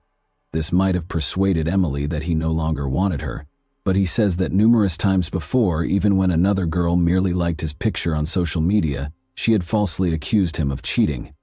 All of this is denied by Emily. Regarding the red hairs, they might have come from his dog's fur or his own beard. Emily found it challenging to defend herself in court. Everyone could see that this was a carefully considered and planned crime. Emily told police that she wanted to kill him for cheating. "That was my objective." She was convicted of attempting first-degree murder. Her sentence was lowered from a potential 20-year term to 19 years because of Alex's survival, her lack of prior convictions, and her own decision to call 911 for assistance. This result did not sit well with Alex's family. They felt that because she tried to kill their son, she should be punished more severely. Emily countered that because of her history of childhood trauma, which hindered her ability to form relationships, her sentence should be shortened. Although her psychologist acknowledged that she had PTSD, he said it had no bearing on the case. The judge ultimately decided that she should receive almost the maximum sentence because of the severity of the attack. She must also receive treatment for her aggression and mental health issues. She must pay $30,000 in reparations and is forbidden from getting in touch with Alex or his family. To help Alex recover, his gaming friends set up a crowdfunding page and raised thousands of dollars. He is presently recuperating and has largely resumed his regular activities. He says he hasn't spoken to Emily since the attack. When asked how he feels about her, he admits that she saved his life by calling 911, which is significant. But it's difficult to sum up his feelings for his ex-girlfriend in just 2 words. In any case, he thinks she needs significant assistance. "I didn't expect this, but something like this had to happen," he continues in his characteristically light-hearted tone. "She reached for the samurai sword because she obviously didn't want me to end up in the wrong hands." And that wraps up today's chilling story. If you enjoyed this video, don't forget to like and subscribe so you never miss a new upload. Also, let me know in the comments what part of this story shocked you the most. Thank you for watching, and I'll see you in the next video. On August 22, 2016, residents of Podu Caramal, Spain rushed to work and discovered flyers pasted all around town by volunteers. These flyers depicted 18-year-old Diana Maria Kerr Lopez Pinel. This young girl stood about 6 feet tall, had black hair, brown eyes, and was described as being irresistibly attractive by all who saw her picture. As Diana disappeared, she was wearing pink shorts, a t-shirt, white sweatshirt, and black sneakers, clothing she left home wearing before suddenly disappearing from sight. Since that night, Diana's family, along with volunteers and special services, had tirelessly searched for any sign of Diana, searching every street corner, hoping they may discover some clues which could bring Diana home. Juan Carlos, Diana's father in Madrid, took no time in notifying police and local newspapers of any information or leads about her whereabouts. "If anyone has any piece of information, no matter how small, please reach out. The police need your help," reported Diana's father. Diana's mother, on the verge of depression, beseeched the public to help search for Diana. "We have tried everything possible to locate Diana but still have no answers. Please reach out if any information can help. Even minor details could become crucial in helping find our daughter." Di Maria Kerr Lopez Pinel was born August 12, 1998, in Madrid, to Diana Cristina Lopez Pinel Pinjo and Juan Carlo Carre, and had one sister, Valeria. Although their family had been quite prosperous prior to 2013, when their parents' separation caused great distress for both Diana and Valeria, as depression set in and there were often disagreements regarding who should provide care, their mother or their father usually took precedence in providing it. Although Diana lived away from her father during vacations, they would visit Podu Caramal with its population of approximately 10,000 regularly during summer vacations. Diana spent her vacations as usual here during 2016, enjoying both its tranquility and beauty each summer. Sunday, August 21st was set up to be just like any other day. Around 10 Rao, Diana informed her mother that she intended to visit Val Inkland Park, not far from their cottage where they were staying, and meet up with her friends for fun on account of Feast of Virgin Carmen. Diana often made this trek there herself, so there was nothing unusual or unreasonable about it for Diana's mother, so she gave Diana permission. Again, Diana spent that evening joyfully among her friends. 4 hours later, Diana bid farewell and headed home, unaware that this would be their final encounter. On her journey home, she met Paso de Ariel nearby a pizzeria, where Diana frequently spent her time. They exchanged goodbyes at around 2:30 a.m. Paso de Ariel would become Diana's last person seen that dark night. Maria Kerr Lopez. Pinel discovered something was amiss with Diana early in the morning of August 22, 2016. At 8:30, she realized something wasn't right with her daughter. She hadn't returned from a party, and her cell phone was off or unreachable, raising suspicion among Maria Kerr. So quickly after realizing what had occurred, she called police to report Diana missing immediately. According to information provided by her mother, it could be concluded that Diana Maria Kerr Lopez Pinel did not suffer from any serious emotional or mental health issues. Although she experienced difficulties due to her parents' divorce, Diana's absence was unusually long-lasting, and this sparked serious concerns among police investigators, who began unraveling what had transpired leading up to her disappearance and must uncover why Diana vanished without trace.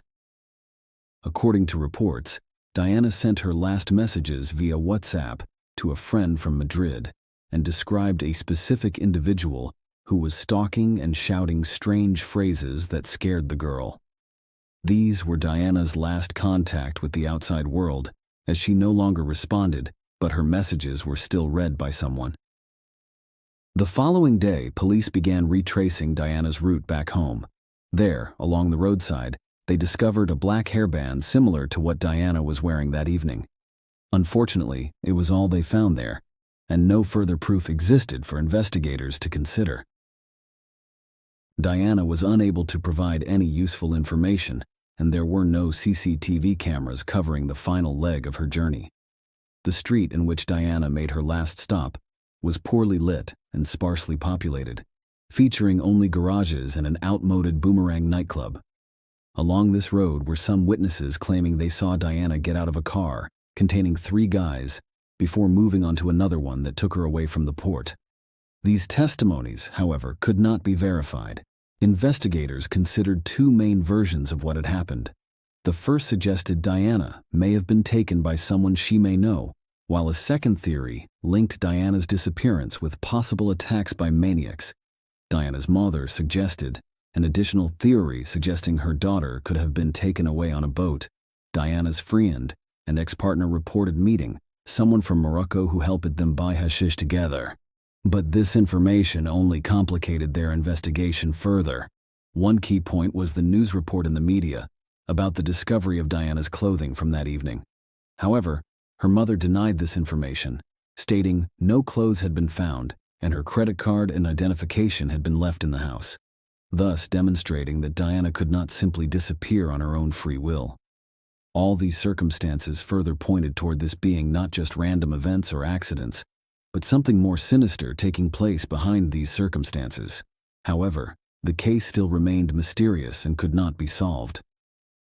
Shortly after Diana disappeared, press reports detailed a recent dispute between Diana and her mother, at which point the media speculated that Diana may have experienced a nervous breakdown necessitating medical attention, as had occurred with Valeria, her younger sister. On September 1st, to avoid more litigation and conflict, custody rights of Diana's younger sister were transferred from mother to father as an attempt to avert further strife within the local community. With Diana gone, tension began mounting as her father left town with their daughter, and whispered whispers began that their family were hiding something important from public scrutiny. According to Diana's friends, running away was not unusual in Diana and Valeria's household. Indeed, quarrels between mother and daughters were commonplace. With this information available to the public, one question immediately arose: why was Diana so worried when she did not return when running away was so common among the sisters? On August 31st, Diana's parents failed to appear for an expected press interview regarding the investigation into Diana's disappearance and reported more details of it to El Mundo newspaper on September 11th. Instead, their lawyer explained they were emotionally distraught at the possibility that their daughter may never come home again. On this same date, El Mundo published an article providing insights into other aspects of family life within Diana's household. Information concerning Diana's April disappearance reportedly contradicted her mother's statements that she did not suffer from mental problems, as evidenced by information regarding her 3-day absence and failure by her mother to contact authorities about it. It further reported that when Diana left home for 3 days without telling anyone or turning off her phone when upset or disgruntled by something her mother did or said, the girl turned off her phone to avoid further conflict with her and said that she no longer wanted to live with her. Letters written between Diana and Valeria also surfaced in the press, showing their severity of emotional issues. Valeria had even been hospitalized multiple times over the course of a year due to an overdose of prescription medications. At this point, given no progress with Diana Care's disappearance investigation, prosecutors launched another probe focusing on Valeria Lopez Panel family's youngest daughter Valeria's abuse by the Lopez Panel family. Meanwhile, Diana Care's disappearance investigation continued apace, with forensic experts seizing several items associated with Diana such as toothbrushes, combs, personal computers, diary entries and prescription drugs belonging to Diana from her roommates and housemates. Investigators conducted a detailed examination of Diana's belongings. Investigators then began questioning her acquaintances, including a young Moroccan man whom Diana had had an encounter. Unfortunately, none of these measures brought any results and further police searches remained fruitless. Although police conducted extensive searches near where Diana disappeared in mountains, forests, rivers, lakes near Tarragona, area 13 miles from where family was staying. 72 days after Diana K's disappearance, her case remained an enigma. Investigators' leads had yet to be confirmed, and they only discovered an item matching Diana's description as being part of their investigation. Her hairband and an identical cell pony that her father confirmed belonged to his daughter. 2 months after Diana had vanished, her Facebook profile suddenly reappeared online, and friends and relatives immediately informed the police and provided screenshots.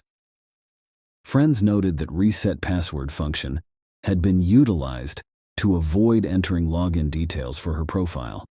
Either Diana had forgotten her password, or someone was trying to gain entry to it through hacking attempts. Diana's phone was an integral piece in the case, yet it failed to shed light on her mysterious disappearance. On November 10, 2016, however, the driver of the very car where Diana had last been seen was finally identified. This individual had previously been detained on charges of human trafficking. Details about his involvement in Diana's disappearance had previously been kept hidden so as not to disrupt investigations. His wife claimed he was with her on that night, eliminating him as a potential suspect. However, on December 25, 2017, an incident took place that became pivotal to the investigation. One of the girls was attacked by a man demanding her phone and threatening her with a weapon. Screams for help came from nearby, and 2 passers-by immediately intervened to save the girl from an attempt by an individual to pull her into their car. The shocked victim immediately reported their experience to the police, providing details about both his attacker and license plate number. Within 24 hours, police arrested 41-year-old Jose Enrique Abene, known by many as Elo. As soon as police learned more, they soon recognized him as one of 3 drivers detained for suspected kidnapping back in 2016, but later released because they believed their wife's alibi. Police interrogated Jose Enrique and his wife again. Following this interview, his wife confessed to having previously lied, and, on the night Diana vanished, Jose wasn't back home until 4 a.m. He eventually admitted he accidentally hit Diana on the road, was afraid to report it, so decided to dispose of the body himself, instead of going through with his plans of reporting her murder. However, later changed his version and confessed he kidnapped and killed Diana instead. This devastating revelation shed light on new details to the case and confirmed Diana K. Lopez Pinel's disappearance as being due to violent crime. Her disappearance caused incredible heartache for both her loved ones and all of those following it, with nearly 500 days of investigation and media speculation only compounding their suffering. Assaulting Diana's parents only served to hinder and confuse the investigation, but, with persistent investigation and testimony from another victim, investigators were eventually able to collect all necessary evidence and track down Diana's perpetrator. Her loved ones will remember Diana as an outgoing young woman who unfortunately fell prey to an extreme criminal. Her story serves as a reminder that it's essential we stick together during times of turmoil, when fighting crime to end impunity and ensure safety for all citizens.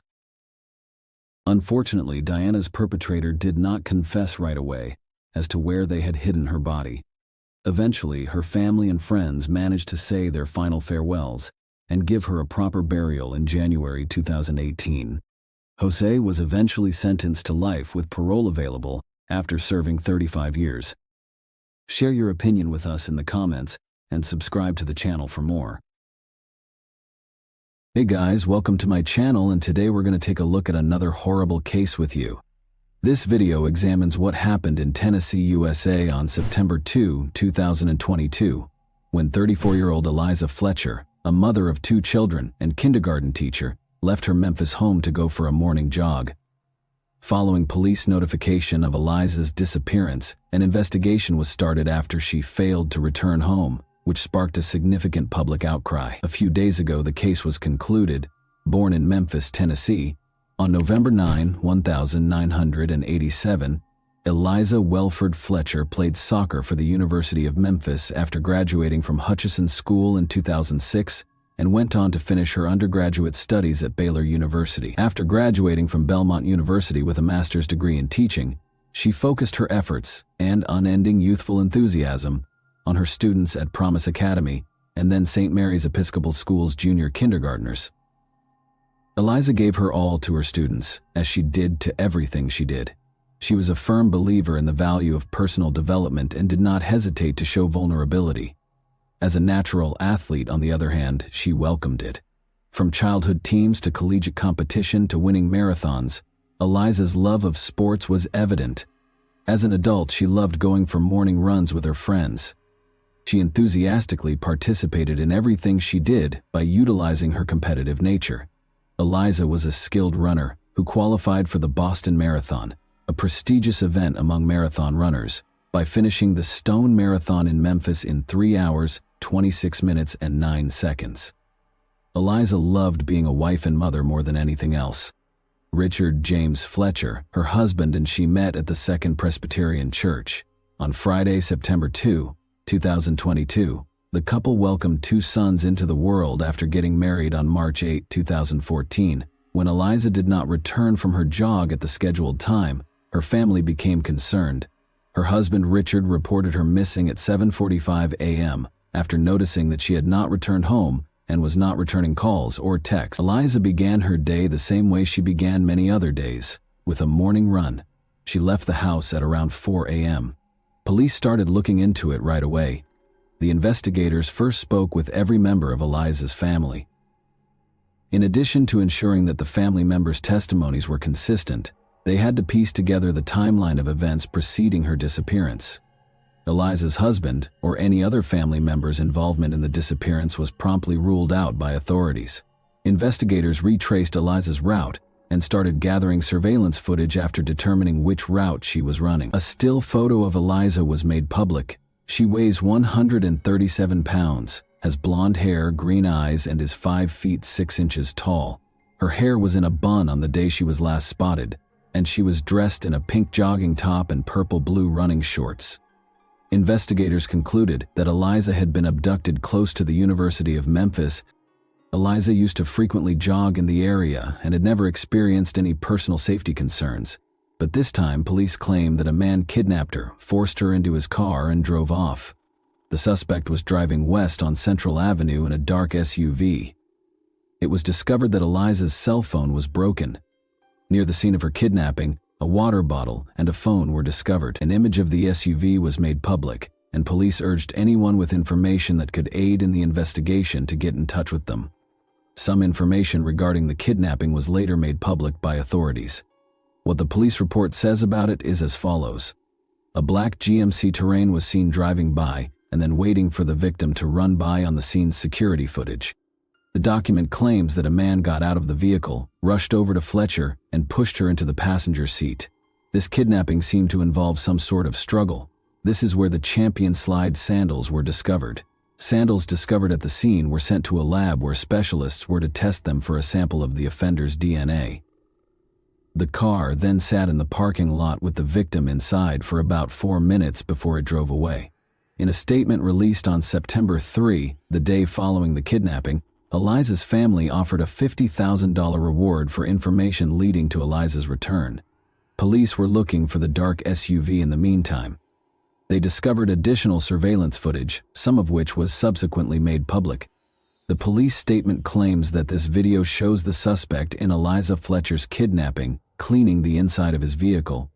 It is clear from the statement that Eliza was no longer in the kidnapper's car at this point, but authorities did find a trash can where the suspect had disposed of the cleaning supplies he had used inside the vehicle.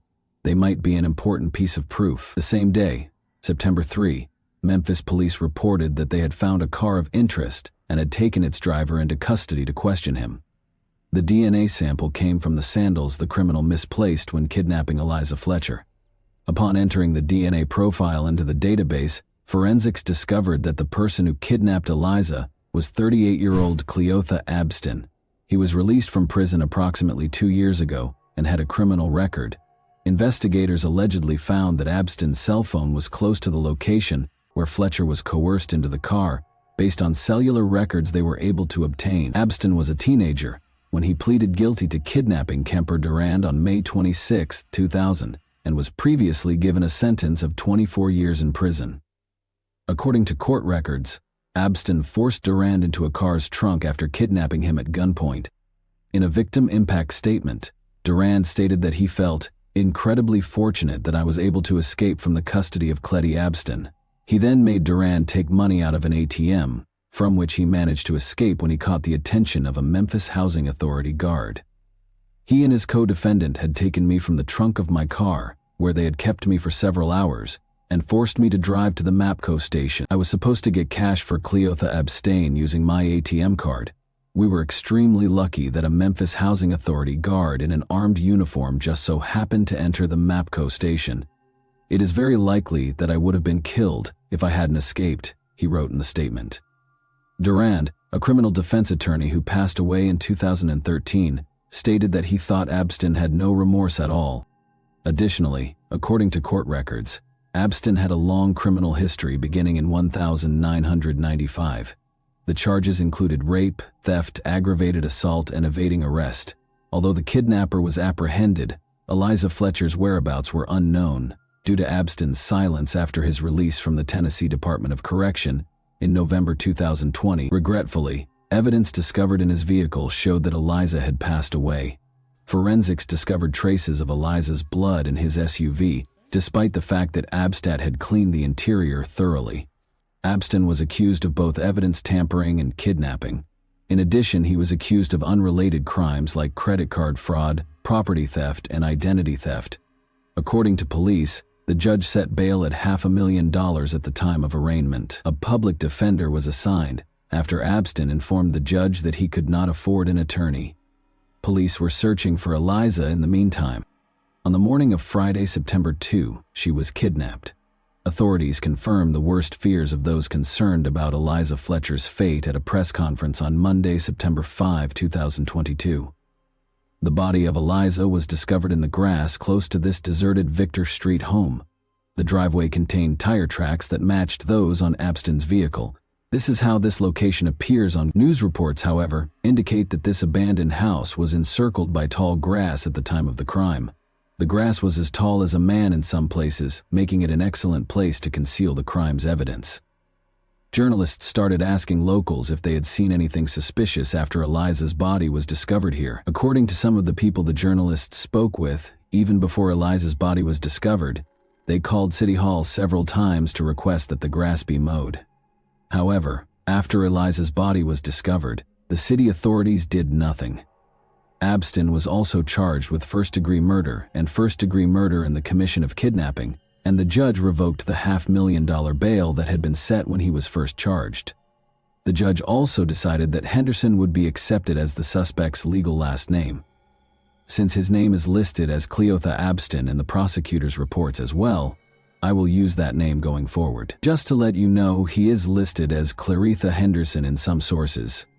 Following the proceedings, Shelby County District Attorney Steve Mulroy sidestepped a reporter's inquiry about the punishment he would seek in the event that Abstin was found guilty.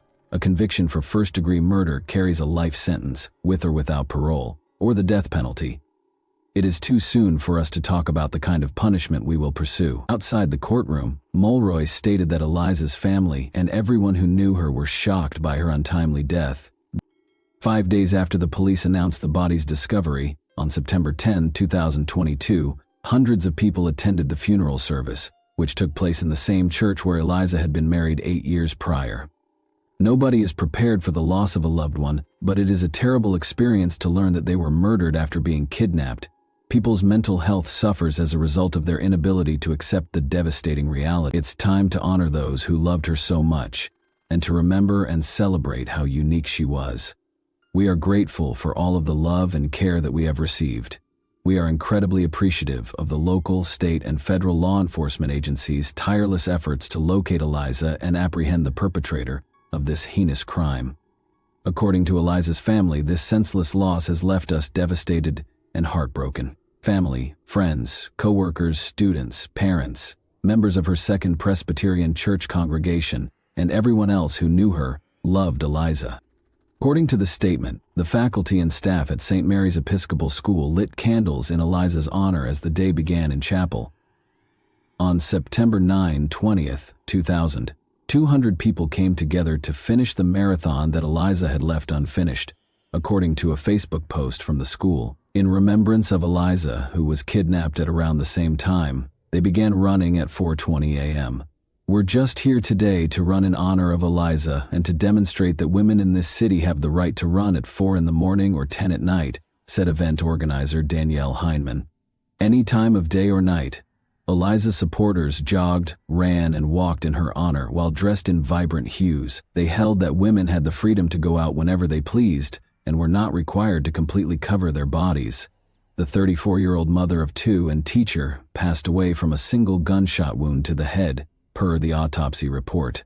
2 semicircular skull defects are consistent with a single gunshot wound to the head, with the bullet moving from right to left, back to front, and posterior to anterior.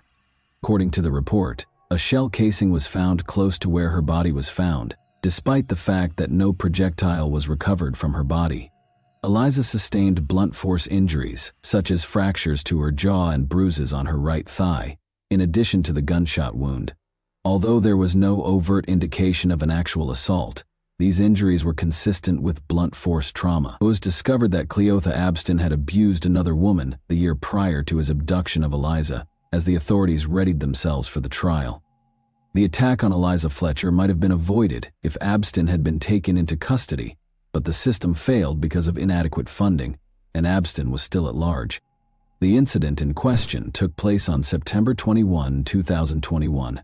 The woman, Alicia Franklin, went to the police and said that she and Abston had agreed to have dinner after meeting on a dating app in 2021. Alicia Franklin claims that although they had previously talked about trading love for money, they had no intention of having intimate contact that evening. Instead, he put a gun to her neck and dragged her into his car, where he made her comply with his wishes despite her objections. Alicia called the police after Abston released her. Despite the fact that samples of male DNA were discovered, police reports stated that she had no visible injuries. How much time did it take to analyze these DNA samples, in your opinion? The test results were released on September 5, 2022, nearly a year after the incident, which took place on September 21, 2021. When state leaders and victim advocates learned that Abston had been arrested for Eliza Fletcher's murder, they became indignant and demanded that officials change the way the state handles assault kits. There is still more to be done, but I am happy that we are able to take this extra step towards clearing this backlog. Tennessee Governor Bill Lee apologized and stated that authorities would expedite additional funds to hire 25 additional staff at the forensic lab to speed up the process of testing samples. According to Senate Speaker Randy McNally, we have to get these violent criminals off the streets and keep them off. Jim Strickland, the mayor of Memphis, has publicly defended the actions of the Memphis Police Department. Strickland responded, "I don't know the details," when asked if MPD blew the investigation. "The investigation is ongoing. The mayor shouldn't get involved in the investigation's minutiae." Days after his arrest in connection with Eliza Fletcher's death, Cleotha Abston was finally charged in the case. Alicia Franklin is suing the city of Memphis, claiming that the Memphis Police Department did not conduct a thorough and appropriate investigation into her ordeal. She claimed to have sustained emotional and physical harm that necessitated continuous medical and psychological care. She is requesting damages that are not specified. Additionally, the lawsuit alleges that when investigators arrived at the crime scene, they failed to collect tangible evidence. The Lakes at Ridgeway were also sued by Alicia Franklin. The woman said that because there was no security at the apartment complex, Abston was able to take her to an unoccupied apartment and attack her. She claimed that the attack on her was not the first crime to occur in that vacant apartment, and she is suing for $2 million in damages. The apartment that Abston used to entice the plaintiff to leave her car was unoccupied and available for Abston to use illegally, the lawsuit said. In the court filing, the woman also claimed that Henderson had made inappropriate and obscene remarks to other women at the complex, but the property managers had done nothing to request that Abston leave. In the Alicia Franklin case, Cleotha Abston was found guilty on April 12, 2024. He consented to a maximum sentence of 8 decades in prison on all counts on May 17, 2024, waiving his right to a sentencing hearing. The sentence is divided into 40 years for the 20 years for the kidnapping and 20 years for the gun charge, which will run consecutively. When making a decision, said Judge Lee Coffey, the judge said that Abston will not be able to appeal his sentence, but he can still appeal the trial and verdict itself in the Franklin case this week. On Monday, October 28, 2024, it was revealed that Cleotha Abston was sentenced to life in prison without the possibility of parole in the Eliza Fletcher case. He also noted that the sentence would run consecutively for the counts he considered, including his lengthy criminal history and multiple disciplinary incidents while he was in custody, including indecent exposures and possessing drugs and weapons. The man accused of the violent kidnapping and murder of Memphis schoolteacher and mother of two, Eliza Fletcher, entered a guilty plea to several charges, including first-degree murder, aggravated kidnapping, and tampering with evidence, according to a statement issued today by the district attorney's office. The case that has rocked the community was officially ended when Cleotha Abston was given a life sentence without the possibility of parole. With the help of Mrs. Fletcher's family, the resolution was reached. The agreement reached today gives the family closure. In order to avoid years and decades of appeals, the defendant forfeits his right to appeal. The fact that this dangerous individual will never again walk our streets benefits the community as well. In prison, he will perish. Due to the overwhelming evidence against him, Abston's attorney, Uni Ganguly, told the New York Times that he advised Abston to accept the plea deal. A jury probably would have given Abston the death penalty, Ganguly told the Times. A statement from Fletcher's family that was sent directly to Abston was read by District Attorney Steve Mulroy. We don't know what happened to you, but whatever it was that made you feel the need to harm people doesn't justify or explain what you did. Nothing will ever be the same because of the permanent change you have brought about in our lives. What you did was wicked. There is no other way to put it. You killed Liza, despite the fact that she did nothing wrong and did not harm you. If you had needed assistance, she would have been the first to offer it. And that wraps up today's chilling story. If you enjoyed this video, don't forget to like and subscribe so you never miss a new upload. Also, let me know in the comments what part of this story shocked you the most. Thank you for watching, and I'll see you in the next video. Hey guys, welcome to my channel, and today we're going to take a look at another horrible case with you. A truck driver pulled over to the shoulder of National Route A48 near Bridgend, South Wales on April 6, 2009, barely yards from the highway at the foot of a small valley. He saw an old luggage half hidden by the tall grass. He was intrigued by the suitcase's peculiar shape and positioning. He decided to check it out and was appalled to discover a human hand when he unzipped the bag. The motorist was shocked by the finding and called emergency services right away. On June 19, 1984, Kirsty Wilkinson was born in Coventry, England. Two children were already being raised by her parents, Catherine and David Wilkinson. The family, including Kirsty's elder sisters, Sonia and Haley, had a close-knit environment that made everyone feel loved and supported. Kirsty and Catherine had a particularly cordial and trustworthy friendship. The family relocated to Bridgend, South Wales when Kirsty became 14. This was a pivotal moment in her life. Her teenage years coincided with the move, and her new school presented additional social and emotional difficulties. Kirsty immediately attracted notice for her attractive beauty and self-assured manner. She started dreaming of a modeling career after being inspired by celebrities she saw in publications. She pictured herself enmeshed in the fashion industry, surrounded by flashes from cameras and the spotlight. The reality, however, was more difficult. Because of the fierce competition in the modeling field, Kirsty found it difficult to launch a successful career. Her only source of income was the occasional amateur picture shoot, which provided little consistency. Kirsty, nevertheless, shone a strong feeling of independence by working a variety of part-time jobs. She avoided depending on her parents for financial support by working as a server, cashier, and even housekeeper from an early age. At the age of 17, Kirsty's situation drastically changed. She had to start working at a Bridgend institution that was well known for its nightlife and adult entertainment due to her growing expenses. For Kirsty, this was more of a need than a choice. Fearing their disapproval, she concealed this part of her life from her family. She told her mother and sisters that she was an administrator at a nearby company. Kirsty attempted to keep this aspect of her life apart from the rest of her life by using the pseudonym Megan to conceal her identity. There were substantial financial advantages to her new position. She was able to pay for personal needs, save a portion of her income, and acquire her own apartment. Kirsty was not proud of her job, though. She battled feelings of humiliation and internal conflict, and she was constantly afraid of being seen. She yearned for a means to move on from that phase of her life and begin over. Kirsty remained connected to her family despite her clandestine work.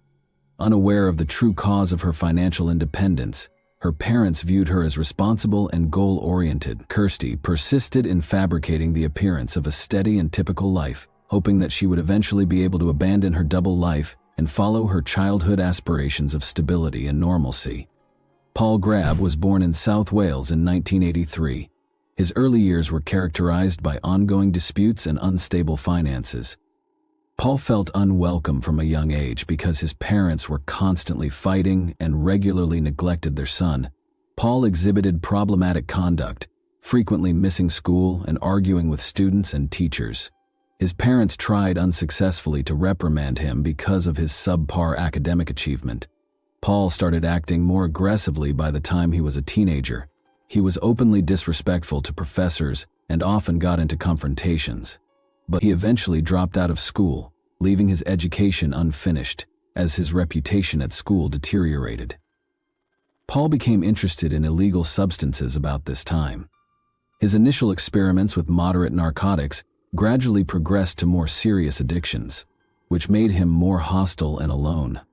Paul began working in escort services when he was 18 in order to pay for his vices. He was willing to work for both men and women. Although it was risky, this line of employment became his main source of revenue. Paul experienced humiliation, violence, and threats, which fueled his rage and feeling of unfairness. He was also drawn into the criminal underworld by this path, where he made contacts that allowed him to carry on with his destructive way of life. One significant instance of Paul's increasingly antagonistic behavior was a fight with a neighbor, whom he accused of causing damage to his vehicle. The woman was forced to leave the neighborhood after Paul threatened her and even attacked her with a bat. Because of the frequent occurrence of such instances, many members of his community shunned him. He was leading a lonely and disorderly life by the time he met Kirsty in 2004. Escort work, drug abuse, and an inclination toward violence had taken center stage in his life. His manipulative habits and problems controlling his wrath frequently hurt others around him. Kirsty had no idea how his tumultuous background would have a devastating impact on her own life when she first met Paul. Paul Grabbett and Kirsty Wilkinson met in 2004 while attending a party in one of Bridgeton's nightclubs. Both Kirsty and Paul, who were 20 and 21 years old respectively, were going through difficult times. Kirsty was still employed at a place, while Paul was heavily addicted to drugs and relied on sporadic revenue from escort services. She kept secrets from her family. Mutual attraction served as the foundation for the bond that grew between them, in spite of their differences. Their initial encounter was entirely fortuitous. They were introduced by mutual acquaintances during the boisterous party. Paul's self-assurance drew Kirsty in, and her attractiveness and endearing grin enthralled him. Although they spent the evening together, no meaningful commitments were made. They didn't have a close relationship after that night, although they did communicate periodically. For Kirsty, it was only a brief phase in her life that held no hope of lasting change. 3 years after their first meeting, their relationship was revived at the end of 2007. Unusual circumstances led to Paul, a client, visiting the same place where Kirsty worked. Paul recognized her and went to talk to her, even though she was using her pseudonym Megan. It started off awkwardly but quickly became a comfortable conversation. Paul proposed they get together outside of work and that he had been thinking about her a lot since they first met. Their relationship started to grow quickly after that. They began to spend more time together, sharing personal tales and taking walks. Kirsty, who had concealed her work life from her loved ones, found in Paul someone who appeared to comprehend and accept her without passing judgment. Paul, on the other hand, concealed the problematic elements of his past by projecting charm and confidence. Soon after, Kirsty began to think that Paul might be her prince, someone who might help her change her life. His desire to change his life and settle down to establish a family impressed her. She believed they had a common understanding, which gave her hope that things might become better in her life. Paul deftly fueled this romantic illusion by frequently bragging about his purported accomplishments, which included previous positions as a race car driver, mechanic, and even a dancer. But even though their relationship seemed harmonious on the surface, it was based on lies. Paul was aware of Kirsty's occupation from the beginning, but he kept his true intentions from her. She was not only a possible love interest, but also a source of financial security. However, Kirsty started confiding in Paul more than she had in anybody else because she believed that their relationship was genuine. A few weeks after getting back in touch with Paul, Kirsty stunned her mother Catherine by announcing her engagement in December 2007. Kirsty claimed that Paul had asked her to marry him and she had accepted without question. In spite of her secret existence, Kirsty felt she had discovered the guy of her dreams, someone who would accept her for who she was. Her family was completely unaware of Paul's existence, so they were all taken aback by the news. Catherine voiced her worries right away. She believed Kirsty didn't know Paul well enough and that the relationship was progressing too soon. In order to give her daughter more time to comprehend Paul's personality and goals, she advised her to postpone the wedding. Kirsty insisted on delaying the ceremony for at least a few months, despite Catherine's suggestion. 5 weeks after announcing their engagement, she and Paul had already decided on a date in February 2008. The family's initial encounter with Paul only made their worries worse. He left a bad impression when Kirsty took him home. Paul was unkempt, wore informal clothing, and showed a marked lack of deference when interacting with Kirsty's parents. Red flags were triggered by his life stories. None of his claims that he had experience as a mechanic, race car driver, or even a dancer could be verified. Paul seemed to exaggerate his accomplishments in an attempt to impress them, but his manner and tone made Kirsty's family uncomfortable. Kirsty's parents, David and Catherine, attempted to talk her out of becoming involved too soon. They noted that their connection was moving too fast and that Paul didn't appear trustworthy. Sonia, Kirsty's older sister, expressed her worries as well, saying that Paul seemed manipulating. She was convinced that Paul was her only hope for a happy future, even if they tried to persuade her otherwise. From an early age, Kirsty had always been romantic and dreamy. She had big plans for a wedding and a big family. She felt empty from her previous way of life and believed that marrying Paul would start a new chapter in her life. She disregarded all the cautions since she was determined to pursue her ambition. She even persuaded herself that her loved ones were just unable of comprehending her emotions. Kirsty's family decided to support her on her wedding day, in spite of their misgivings. The event was held in February of 2008. Her sisters and parents were there, but their grins belied their discomfort. In contrast, Paul seemed delighted and assured. Although it was the day Kirsty's wishes came true, her family saw it as the beginning of her increasing alienation. They believed she was ignoring the alarming indicators that would eventually have disastrous results. Kirsty and Paul started their life together at her Bridgend apartment, following their February 2008 wedding. Paul established his own regulations right away, which swiftly developed into total authority. Without consulting Kirsty, he moved into her house and took over her finances right away.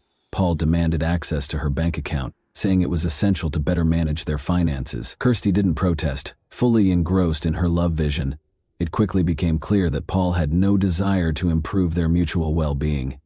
He didn't try to get a job and stayed at home most of the time, while Kirsty kept working to provide for them both. With addition, Paul started meddling with her work life.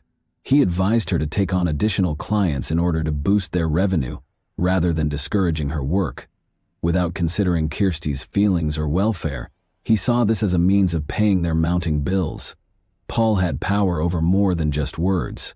Under the pretense of protecting her, he started going to work with Kirsty to keep an eye on her schedule and make sure she complied with his requests. He gradually began using the internet to find her new customers. Paul advertised Kirsty's services by creating numerous accounts on different platforms. Her workload thus increased in difficulty. She began meeting clients at home in addition to working shifts at the company.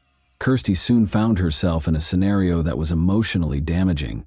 She had always envisioned quitting her job, beginning a new life, and raising a family. But under Paul's influence, those aspirations appeared unreachable. Paul persuaded her that this was the best way to preserve their relationship and financial security, even if she was reluctant to continue. He used her love for him and her sense of duty as leverage. Paul had authority over more than just money. He also started meddling with her private affairs. He examined her phone, demanded answers for everything she did, and prohibited her from talking to certain of her friends. He maintained that their relationship was negatively impacted by a few of them. Over time, Kirsty found herself alone, with no one to confide in or support. Paul's efforts to erode Kirsty's trust were among the first indications of his manipulative tendencies. He made remarks about how she looked, highlighting what he saw as her shortcomings, and he gave her the impression that she couldn't be successful without him. She became more and more reliant on him as a result of these comments, which damaged her sense of self. Kirsty's sense of insecurity was exacerbated by Paul's severe mood swings, which ranged from kindness and concern to annoyance and aggressiveness. Paul's assertiveness increased over time. Under the guise of varying their relationship, he started bringing people into their private lives. Despite Kirsty's strong opposition to this notion, she reluctantly accepted in order to prevent strife. But these circumstances just made her inner agony worse. She started to feel as if she no longer owned her life or her body. Kirsty made an effort to keep up the illusion of a typical family life, but she was overcome with anxiety and uncertainty on the inside. Paul completely ignored her needs and feelings as he maintained his domination. She kept a journal in which she often wrote down her thoughts, but she was not strong enough to resist Paul's increasing dominance. She had to constantly fight to maintain what little independence she still had. While dealing with Paul's incessant pressure and manipulation, Paul's domineering actions gradually turned into outright hostility. A few months after the wedding, the first physical altercations had place.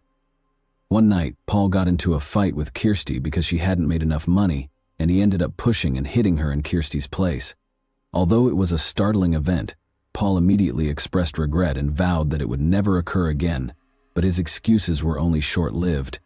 These episodes quickly got more frequent and more severe.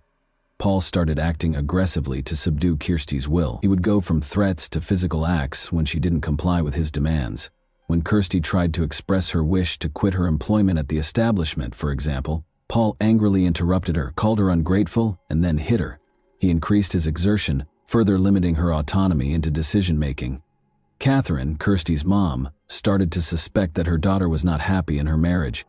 She made an effort to speak openly with her, but Kirsty either sidestepped the subject or changed the subject, recognizing danger. Paul might seriously jeopardize her safety. Catherine cautioned her, but Kirsty brushed these worries aside, believing that with patience she could make things better. Although Kirsty's inner misgivings increased, she held on to the notion that things may get better. According to her journal entries, she was aware of how toxic her marriage was, but she was afraid of what might happen and lacked the courage to leave. She was stuck in a relationship that was gradually undermining her sense of self because of guilt feelings and her psychological reliance on Paul. Kirsty and Paul made the decision to go out with friends to a Swansea nightclub on March 28, 2009. As was not unusual for them, they drank wine and other narcotics throughout the night. Witnesses reported that the pair experienced tense periods that occasionally resulted in disputes. While Kirsty seemed to be avoiding confrontation, Paul seemed agitated. After a furious disagreement at midnight, Paul left the party and went home by himself, leaving Kirsty and their friends. Kirsty chose to stay and spend the rest of the evening with her friends rather than immediately following him. They then reported that she seemed worn out and depressed, but made an effort to hide her feelings. Kirsty hired a cab late that evening to drive her home. Later, the cabbie said that after dropping her off at the residence, she entered with assurance. She was last seen alive at this point. Paul informed Kirsty's mother, Catherine, the next day that his wife had departed early that morning, purportedly taking money and some possessions. He said he was asleep and hadn't heard anything. Kirsty might have gone to visit another man, Paul added, since Kirsty had left her personal belongings and bank cards behind, a strange move for someone preparing to start over. Catherine thought his explanation was fishy. When it was discovered that Kirsty had tried to call emergency services throughout the night but the call was dropped because of a weak signal, another troubling detail emerged. Police later learned that neighbors claimed to have heard muffled screams and the sounds of a struggle about the time Kirsty supposedly left. Her relatives and investigators suspected foul play because of these characteristics and the absence of evidence indicating she went voluntarily. The police started an inquiry as soon as Kirsty was reported missing. Her husband, Paul Grab, was the main suspect. Paul stated that he had been asleep during the night and discovered the following morning that Kirsty had grabbed a few items and gone, as his actions had caused alarm from the beginning. His account of what happened, however, was not consistent with the facts. Kirsty had left behind her bank cards and other significant personal belongings, which ran counter to the notion that she had departed on purpose. When police first searched their house, they discovered some unusual modifications. The carpet that had been in the living room was gone, and a portion of the ceiling had recently been painted. Kirsty had wanted to redecorate, according to Paul's explanation, but that didn't seem reasonable. During the night, neighbors reported hearing muffled cries, sounds of a fight, and a bang that sounded like the movement of a heavy object. At the time, no one called the police, figuring it was simply a domestic dispute. Kirsty's unsuccessful attempt to contact emergency services the night she vanished provided a vital clue. Although investigators concluded that the call was cut off, the fact that she attempted to contact for assistance indicated that she was in danger. This increased suspicions of Paul's involvement even more, as did the neighbors' statements. The investigation took a sad turn on April 6, 2009. A suitcase was discovered in a roadside ditch by a truck driver who had stopped on the shoulder of the A48 close to Bridgend. He was drawn to the item's peculiar appearance. He found a human hand when he opened the suitcase. He called the police right away, horrified. Officers discovered a woman's body inside the suitcase when they got there.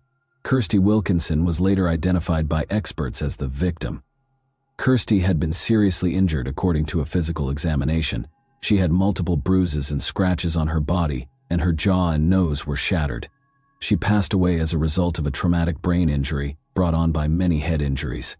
She also had evidence of strangulation, which suggests that someone tried to suffocate her during the fight before being abandoned in the ditch.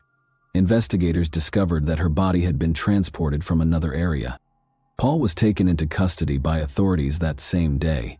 He denied any involvement during questioning, saying he was unaware of Kirsty's movements after she departed, but his tense manner suggested that he was not involved at all.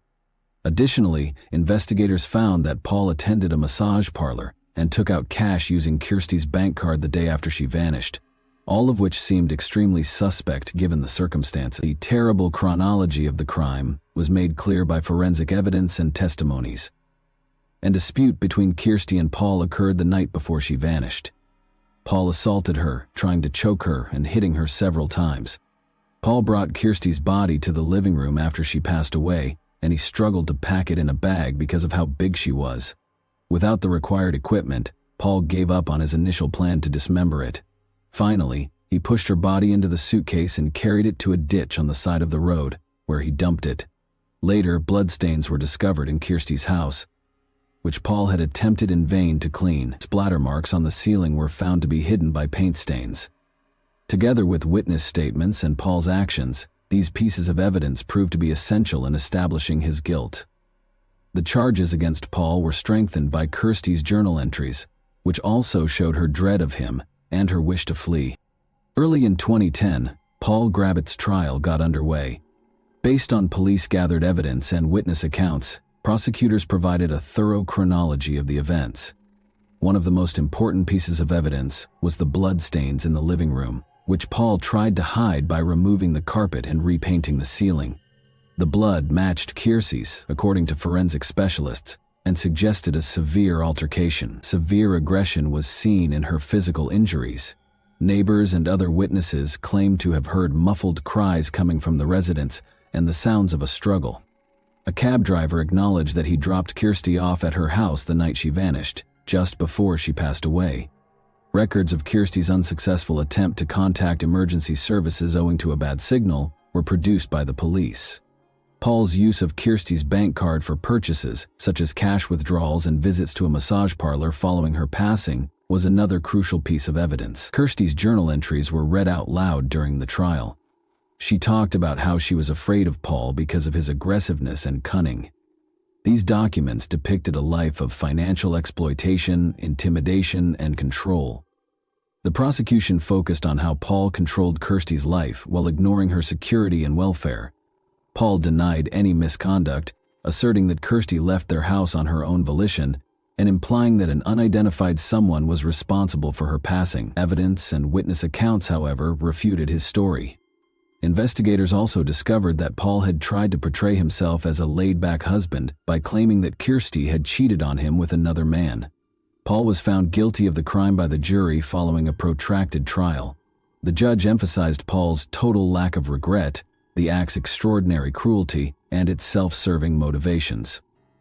Paul Grabitz was given a life sentence with a minimum of 19 years in prison on February 4, 2010. Kirsty's family was somewhat relieved by the sentence, but it was insufficient to make up for their terrible loss. Kirsty's family was unaware of certain aspects of her life until the trial. They felt that they could have saved themselves from the disaster, and they were overcome with anguish and shame.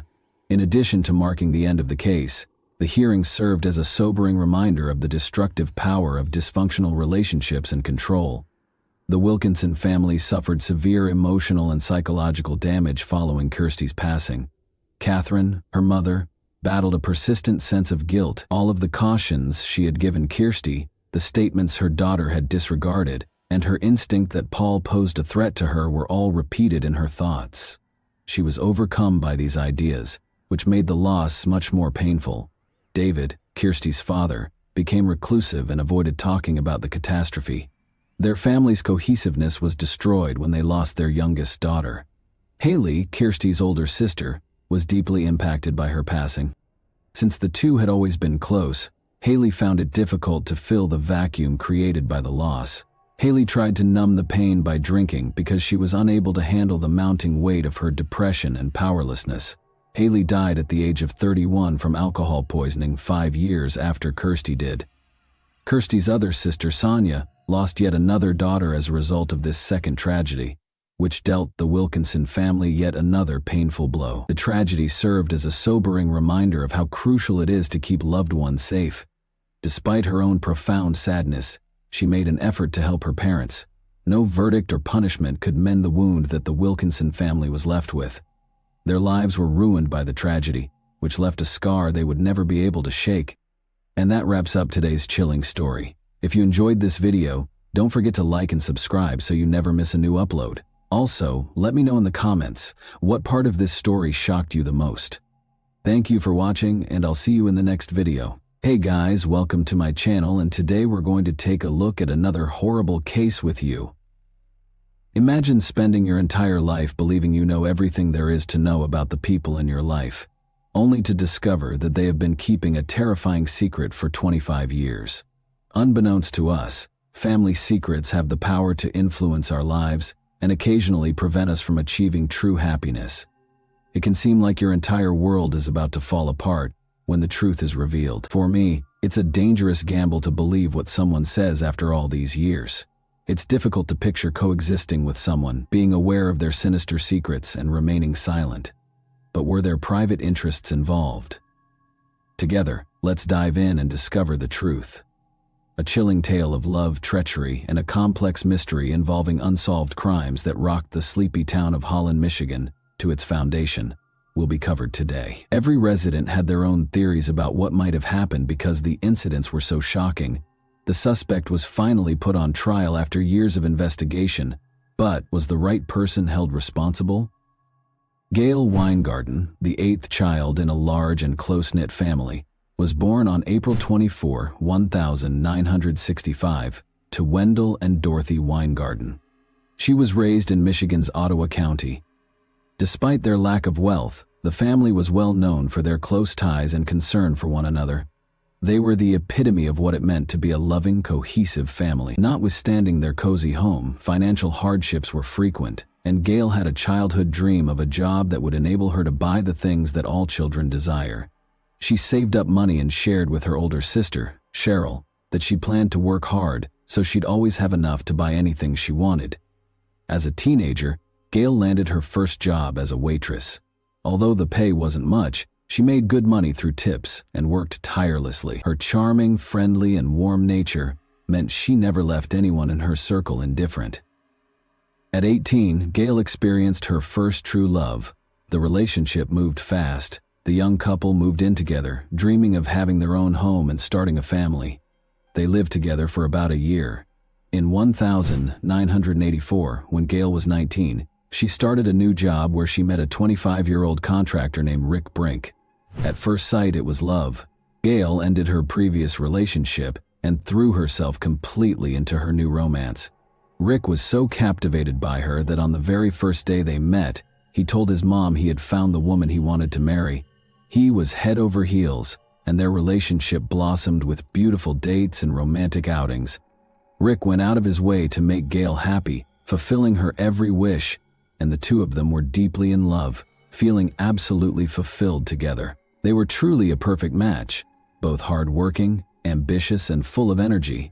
They shared the same dreams for the future, wanting to work hard and eventually raise a family in the home they hoped to buy. One summer, they visited Rick's family lake house at Lake Michigan, where he had a boat.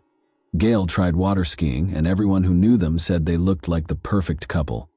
On April 25, 1986, just one day before Gail's birthday, they got married in a small church ceremony, surrounded by family and friends. They had a long and happy life ahead of them. Garrett Brink, Rick's father, assisted them in locating the ideal house they had been envisioning. It was an old house on Ransom Street, on the outskirts of their hometown of Holland, Michigan, on roughly 20 acres of land. The newlyweds were excited to begin remodeling so they could move in, and Garrett got a great deal. Rick was prepared to take on the renovation of their house because he was a trained carpenter, a skilled handyman, and a former employee of a furniture company. They recorded their progress on video as they moved into their partially renovated home by October 1987. As they cleaned, painted, demolished walls, and fixed floors, the once ancient house was being given a new lease on life. They had been married for roughly 18 months when they moved in. They were prepared to move forward with their lives and start a family, so Gail told her sister that the next room to be remodeled would be a nursery. Rick and Gail had a terrific time at one of Rick's high school friends' weddings on November 21, 1987, but neither of them showed up for work the next day. Rick was employed at the time by Trendway, a large furniture company. It was totally out of character for him to not show up for work without telling anyone, as he was known for being dependable and hardworking. When Rick's boss tried to call his house, no one picked up. Then, worried, he contacted Rick's parents to find out why he hadn't shown up for work. The manager truly cared about his staff members' welfare. Rick's folks were just as concerned. They knew their son well enough to know that he would never go silent about anything. When they made the decision to call Gail's place of employment to see how she was doing, they discovered that she had also failed to arrive that morning. Rick's parents were worried and anxious, so they hurried to check on their son and daughter-in-law. They saw Rick's car parked in the driveway as soon as they got to Rick and Gail's house. They were relieved and hoped the couple was at home, possibly sleeping in or simply feeling ill. However, they noticed Rick inside the car in an odd position as they got closer. His head was resting against the passenger side door, his body hunched over, and he was seated on the driver's side with his knees on the floor beneath the steering wheel. Garrett, Rick's father, approached and yelled his son's name, but no one answered. Rick was unconscious when Garrett reached in and tapped his shoulder, and he could see blood dripping from Rick's head. Rick's parents were horrified, and they refrained from going inside out of concern for what else they might discover. They got in touch with the Ottawa County Sheriff's Department right away. Upon their arrival, the deputies entered the house. They checked the bedroom and discovered Gail. Initially, it appeared that Gail was just sleeping with a pillow over her face, but when the officers lifted the pillow, they found that it was bloody and that Gail had passed away. 3 close-range shots had been fired at her. After backup arrived in a matter of minutes, detectives started going through the house in an effort to find any hints or proof that might point to the culprit. They meticulously examined the area, attempting to piece together what had transpired. The officers' first hypothesis was that this might have been a premeditated act against Gail, and that Rick hurt himself because he was upset. But after conducting a thorough search of Rick's vehicle, they discovered no evidence or weapon that would indicate he was responsible for the attack on his wife prior to his suicide. Without a clear motive or suspect, the idyllic romance that had started at work and inspired hopes of a happy family life abruptly ended in tragedy and violence. The inquiry went on. It was determined that a .22 caliber revolver was the weapon used in the crime. Later on, it was established that Rick had been shot in the head, which was the cause of his death. He was shot at close range twice. Investigators discovered a bullet hole in Rick's car's passenger side window. Authorities thought the perpetrator was someone the victims knew because the window was broken and the driver's side window was partially rolled down. This led them to speculate that Rick probably knew the individual and did not perceive any imminent danger because he had rolled down the window to talk to them. Furthermore, it was evident from examining the house that this was not a robbery. There were no indications of a struggle or forced entry.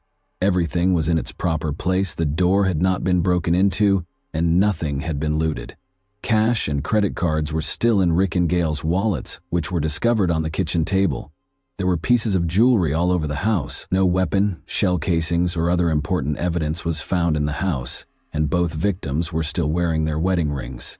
The fact that the recovered bullets were still inside the victims suggests that the suspect came with the sole intent of killing them. Physical evidence that could be used for analysis was either non-existent or insufficient. In the house, 6 fingerprints were discovered. 2 of them did not match any records in law enforcement databases, and the other 4 were victims. According to the results of the forensic analysis, Rick and Gail were murdered early on November 22. The case was the subject of rumors and conjecture, but not all suspects were prepared to come forward or alert the authorities. The investigators were unable to identify any possible suspects or make any arrests due to the lack of evidence, but it was determined that Rick and Gail were last seen at approximately 11 p.m. when they were departing their friend's wedding reception on November 21. Their deaths took place between then and the next day, almost a full day before they were discovered, the autopsy revealed. Investigators kept interviewing friends, family, co-workers, and anyone else who knew Gail and Rick in the hopes of learning more about the couple's last known contacts.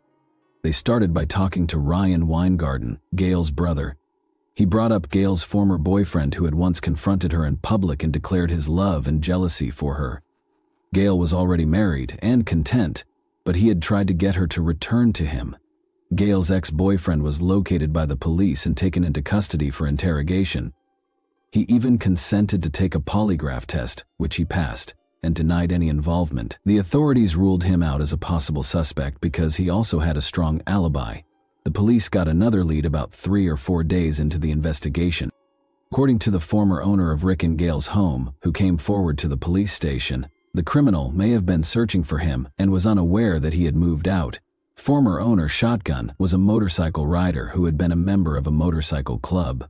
He had previously engaged in the trafficking of weapons and prohibited substances.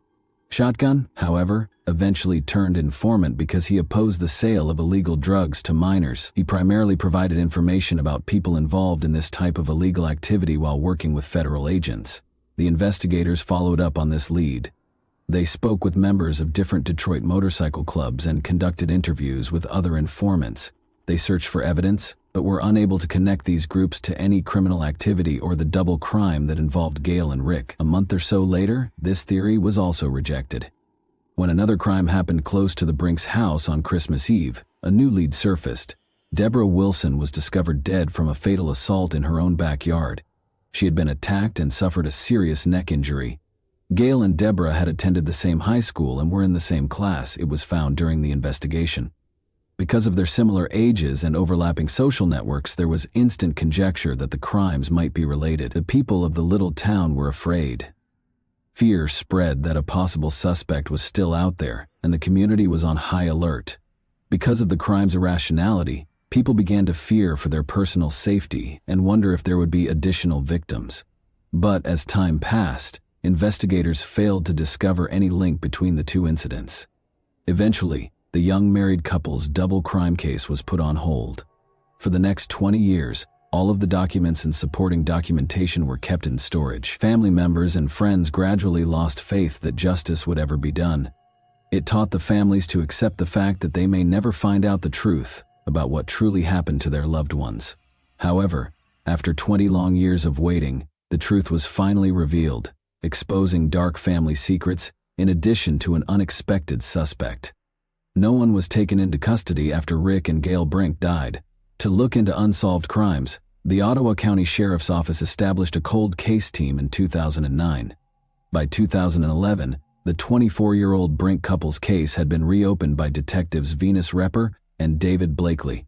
To make progress on these cold cases, they began going through old documents and interviewed more than 200 people for roughly 7 or 8 years. The detectives collaborated and came up with their own plan. They used time as an advantage in their strategy. They worked from a different angle, in the hopes of capturing information that might have been missed in the initial inquiry. Detective Repper explained, "Loyalties change, friendships change, and people who might have kept a secret back then may no longer feel the need to do so, or they may have held on to it for so long that they just want to let it go." The detectives returned their attention to Rick and Gail's case after closing the Deborah Wilson case, in which the suspect had already died. They started interviewing some family members almost a year later.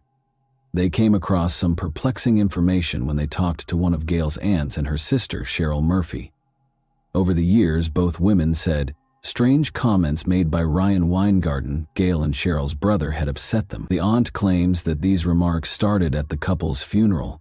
She remembered Ryan asking her, "Do you think I could have done it?" She was shocked and wondered if it weren't for a family quarrel the night before the tragedy, and that Gail and Rick might still be alive. On the 20th of November, Gail called her aunt. Gail began by complaining to her aunt about her brother Ryan, claiming that he owed her money and was not in a rush to repay it. Ryan also called their aunt shortly after, expressing his annoyance over Gail. He was upset, saying that Gail refused to let their parents park their camper on her driveway, acting superior to the rest of the family.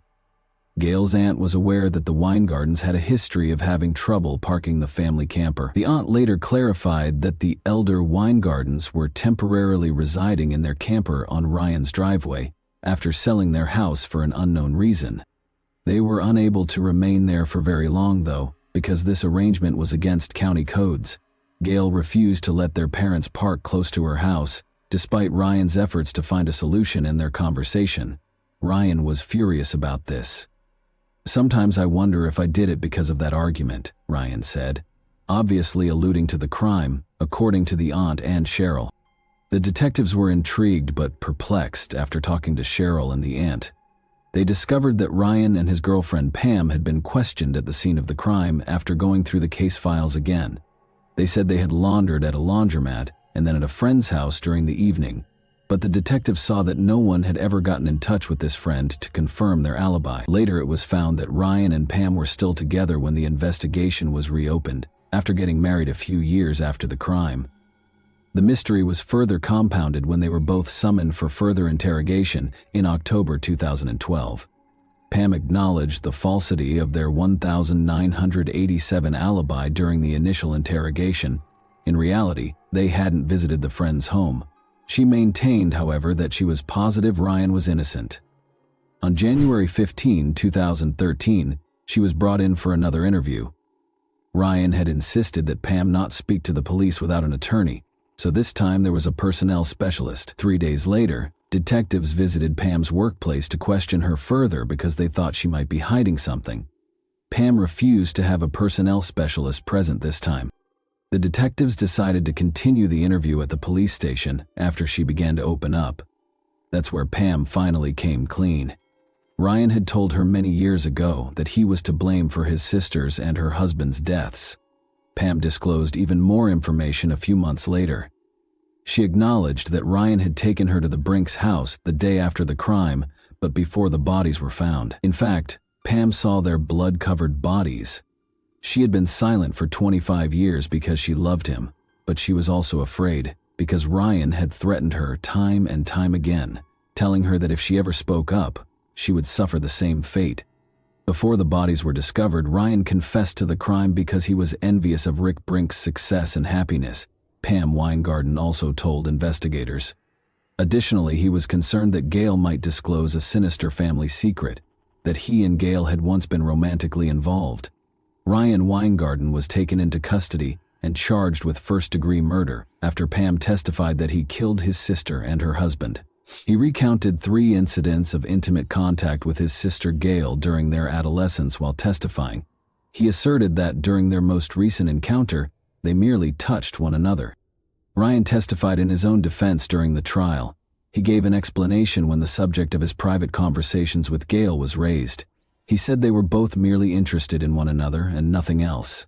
He admitted that they might have explored more if they had had more time together, but their mother quickly entered the room and nothing more came of it. He went on to say that after they discovered some marijuana in their father's truck, They started touching each other while intoxicated.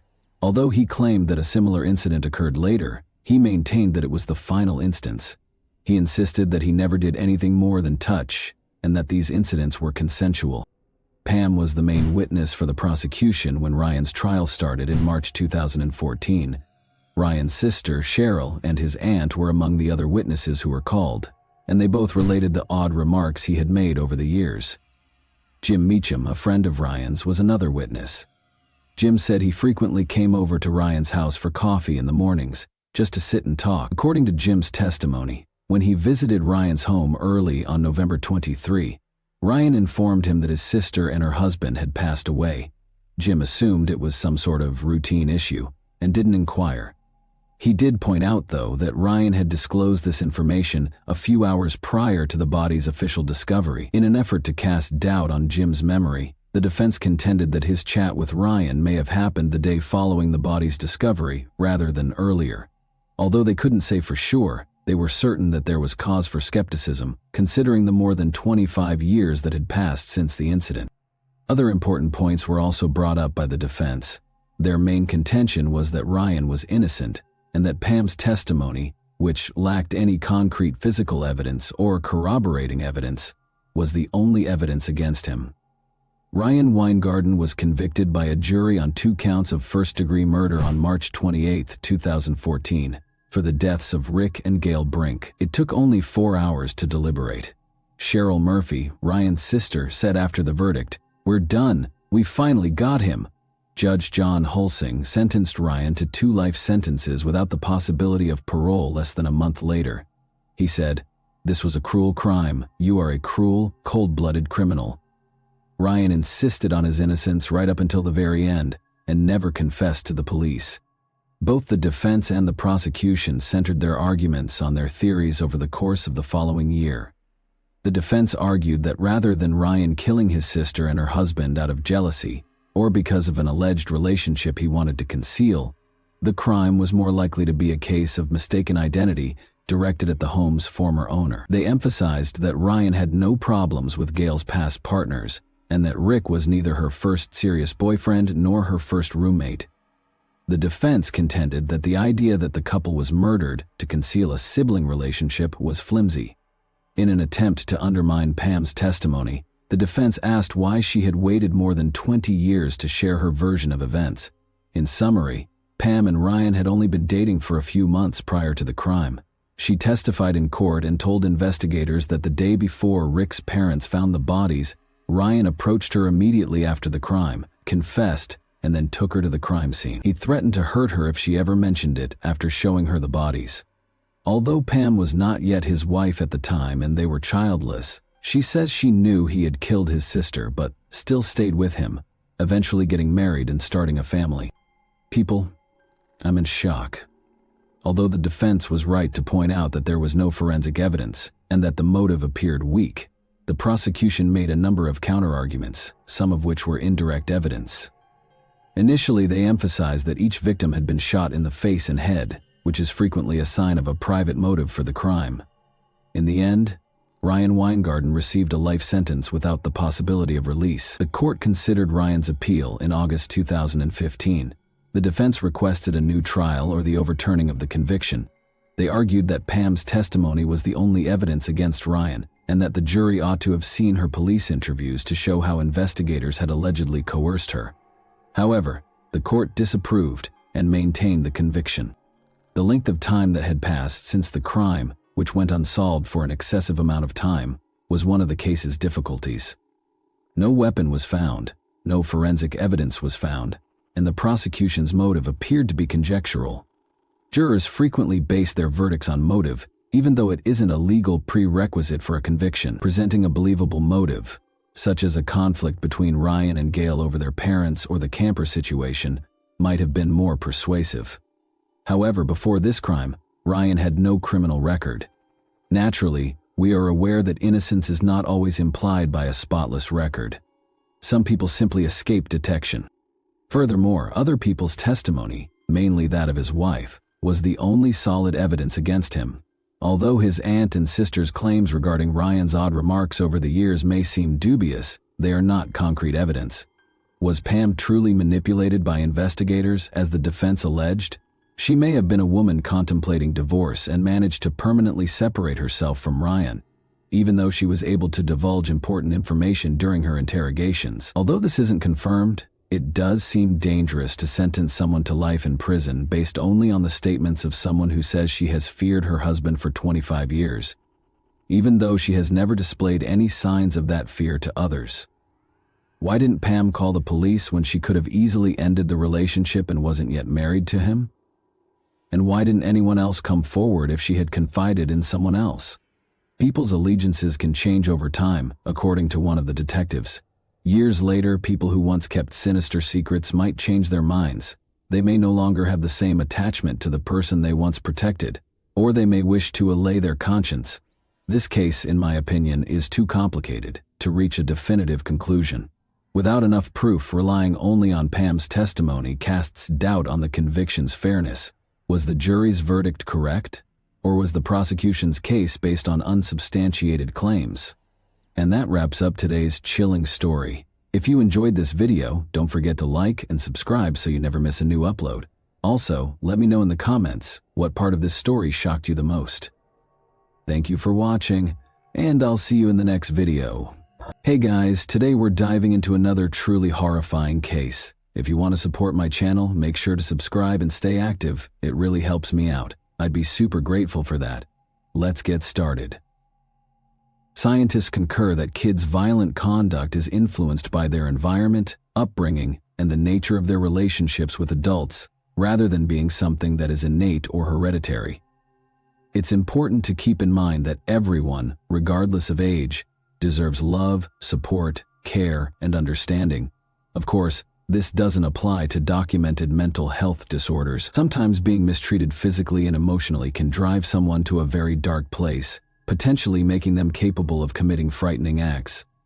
In every aspect, the Hallowell family's case is out of the ordinary and incredibly complicated.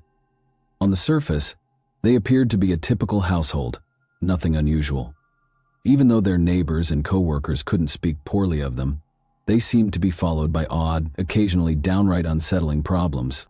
After the mother was discovered dead in their house under suspicious and unsettling circumstances, the focus swiftly shifted to her sons.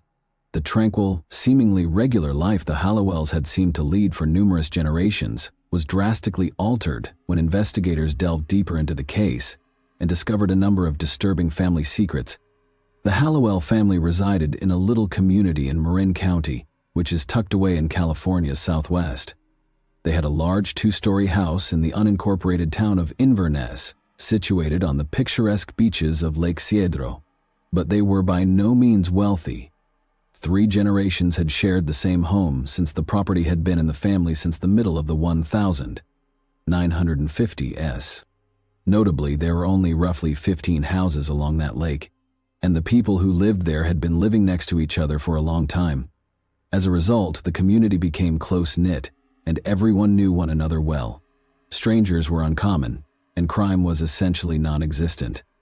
The region felt almost like a secret paradise because of the abundance of flora surrounding it. The Hallowell couple decided to adopt a baby girl whose biological parents had relinquished their rights in 1965, following years of fruitless attempts to become parents. When they took her home, she was just 3 months old, and they named her Denise. She became the focal point of their universe after that. She was given a solid education, grew up in a loving and nurturing home, and was able to follow her greatest passion, extreme sports. Denise married Richard, a fellow student, for the first time when she was 20 years old and still enrolled in college. Richard and Denise exchanged rings in mid-air during a group jump during free fall on the day of their wedding, demonstrating their shared passion for skydiving. However, the thrill of their daring lifestyle proved to be too much for their relationship to withstand. They just weren't prepared for the daily challenges and concessions of married life, like many young couples. 2 years after getting married, they got divorced and gradually stopped communicating with one another. Denise's second marriage took place in 1998, when she was 33 years old. Benjamin, who was over 10 years older, was her partner this time. Denise's health issues prevented her from becoming pregnant, despite the couple's desire to create a family. Inspired by Hollywood actress Angelina Jolie, They decided to take a different approach to parenthood rather than give up on having children. Denise, who was 41 at the time, and Benjamin, who was 51, adopted a kid called Carlos in 2006. He was originally from Guatemala, had just turned 4, and had undergone a difficult and expensive adoption process. They adopted another kid, Angel, from Honduras a year later. This was a difficult and costly process that required a lot of the couple's time and money. Denise and Benjamin's marriage remained strained even though they now had 2 sons. The two decided to split up in 2012. Benjamin relocated to another state after the divorce, but the boys stayed with Denise. He never communicated with the lads again and showed no interest in their life. Denise decided to move to the waterfront house on Lake Cedro with her sons after inheriting it from her adoptive parents after they had passed away. She was employed in Marin County as a middle school teacher, a menial position that didn't pay well but looked to be sufficient to make ends meet. She was clever, well-educated, and non-confrontational, according to many who knew her. Her neighbors had nothing bad to say about her, and she was well-liked at work. Denise found it quite challenging to raise 2 adoptive sons alone. She found it difficult to control the boys as they started to go out of control without a father figure in the picture. Most concerning was Angel in particular. He disregarded authority figures and the rules even in primary school. He frequently had violent outbursts and periods of extreme hostility. This was no ordinary rebellion or mayhem. Angel would strike out at other pupils, and at times, his actions were so severe that they actually put him and other people in danger. Although Carlos' conduct was less obvious, he was more reserved and avoided picking confrontations in public. He had his own problems and would not think twice about taking the first punch if he felt a confrontation was imminent. Carlos had few acquaintances and found it difficult to connect with his peers, although he found some comfort in sports. Despite spending years growing up in the same house, the brothers never bonded and never got along. They were indeed openly antagonistic to one another. They were obviously quite resentful of each other, and their arguments were regular and vicious. However, this did not appear to be a major issue for Denise. She never enlisted the aid of experts or looked for outside assistance. The situation had deteriorated by the time Angel was 9 or 10 years old. Teachers reported numerous instances of aggressiveness, and he started missing school on a regular basis. At about the same time, he began stealing. For the first time, he ran away from home, going missing for a few days before coming back. It then turned into a pattern. He stopped going to school altogether and would disappear for days at a time. After instructors continued to complain about the boy's behavior and Angel's frequent disappearances, Child Welfare Services inspectors visited the Hallowell home in September 2016. They wanted to talk to the family directly and see how things were going at home. What they discovered, however, was disturbing. Denise was at home with the boys, obviously not anticipating any guests. Nevertheless, she had no legal justification for denying the officer and child protection worker admission, so she let them in. The state of the windows was among the first things that caught my attention. It was impossible to observe what was happening inside from the outside, since the lower-level windows were partially covered with cardboard from the inside. From the moment Denise and her 2 sons entered the house, something was strange. There were no toys, motorcycles, or rollerblades, or any indication of the usual pleasures or hobbies one might anticipate. With only the most basic furniture, all left over from her late parents, the space was nearly empty. There was a shabby washing machine and an outdated refrigerator in the kitchen. Her sons were sleeping on inflatable mattresses that had been thrown straight onto the floor, while Denise had a bed in her own room. But when authorities examined Angel's chamber, they made the most startling revelation. It was anything but a normal bedroom. It resembled solitary confinement more than anything else. The sturdy wooden door was equipped with a huge metal bolt on the outside, in addition to a simple turn lock on the interior. A tiny hatch that was integrated into the door and could be locked was reportedly used to transport water and food inside without fully opening the door. The lighting in the room was low. All natural light had been blocked by the cardboard covering the windows. Angel sat peacefully on a shabby mattress in the corner.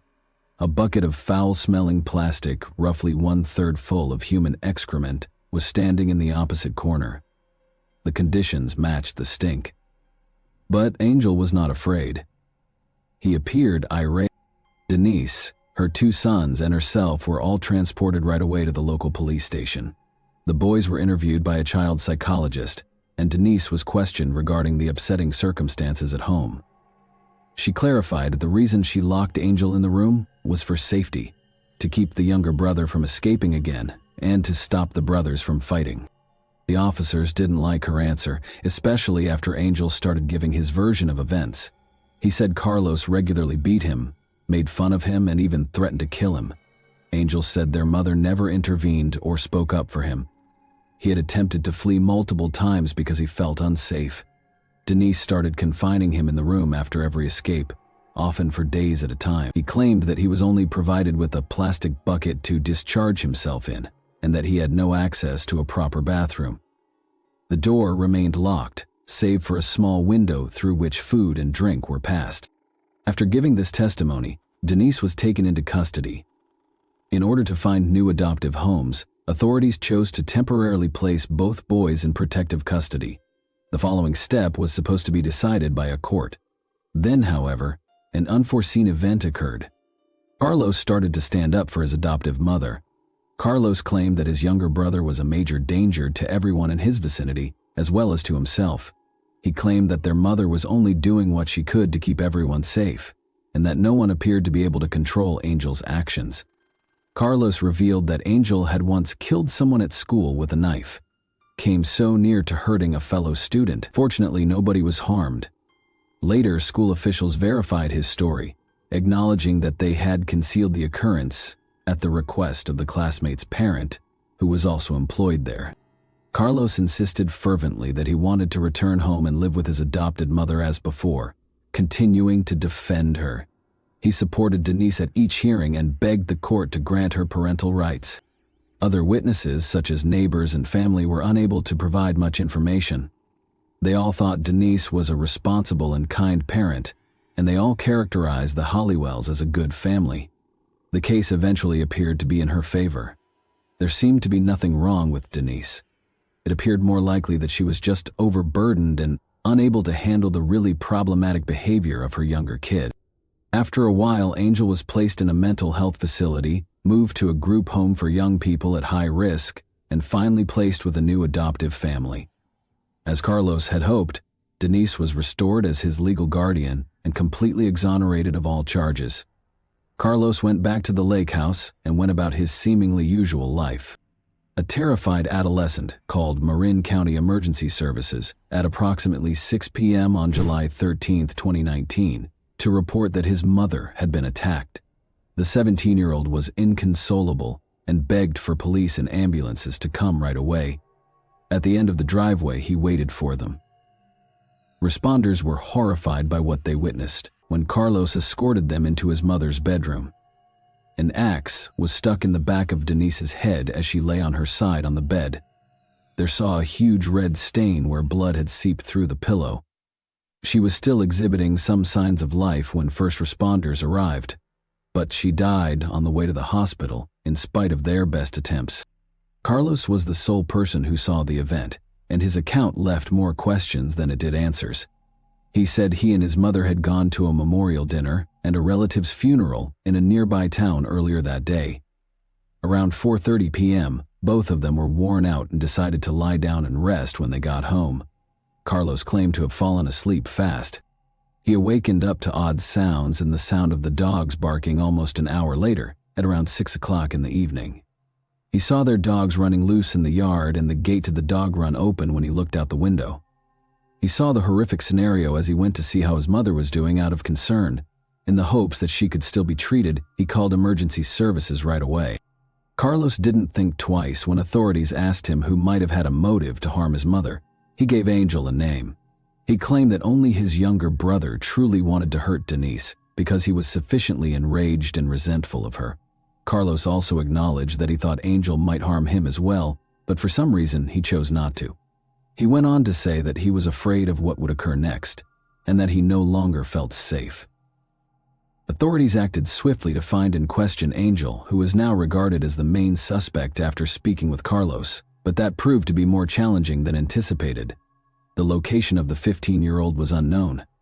Angel had gone through multiple foster homes after being taken from the Hallowell home by child welfare officials, but he had never been able to make a home for himself. He was unable to get along with people, struggled with social interaction, exhibited persistent aggressiveness, and fled a lot. Angel had escaped from yet another foster family almost a year before to the incident, and this time he had entirely disappeared. His location was still unknown, and police were now concerned that he might have returned to get revenge on the woman he had always had a tense and erratic relationship with. That theory appeared to be supported by several concerning details at the site. No evidence of forced entry was found. It wasn't surprising that they didn't raise an alert because Angel had always gotten along better with the dogs than with people. An axe, which was used in the attack, was stolen from the backyard. The residence was not broken into. Indeed, on the nightstand next to Denise, cash and a bank card remained unopened. Thus, robbery was not the motivation. It seems that Denise had been singled out on purpose, and whomever did this had a personal motive. When authorities searched the Lake Cedro community for leads, the majority of the residents had nothing to share. Nobody was allowed to criticize the Hallowell family.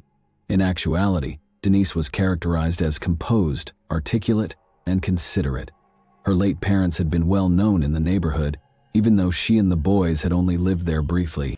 Shortly after Denise and her sons moved into the lake house, however, some locals started to remember odd and unsettling things that had happened.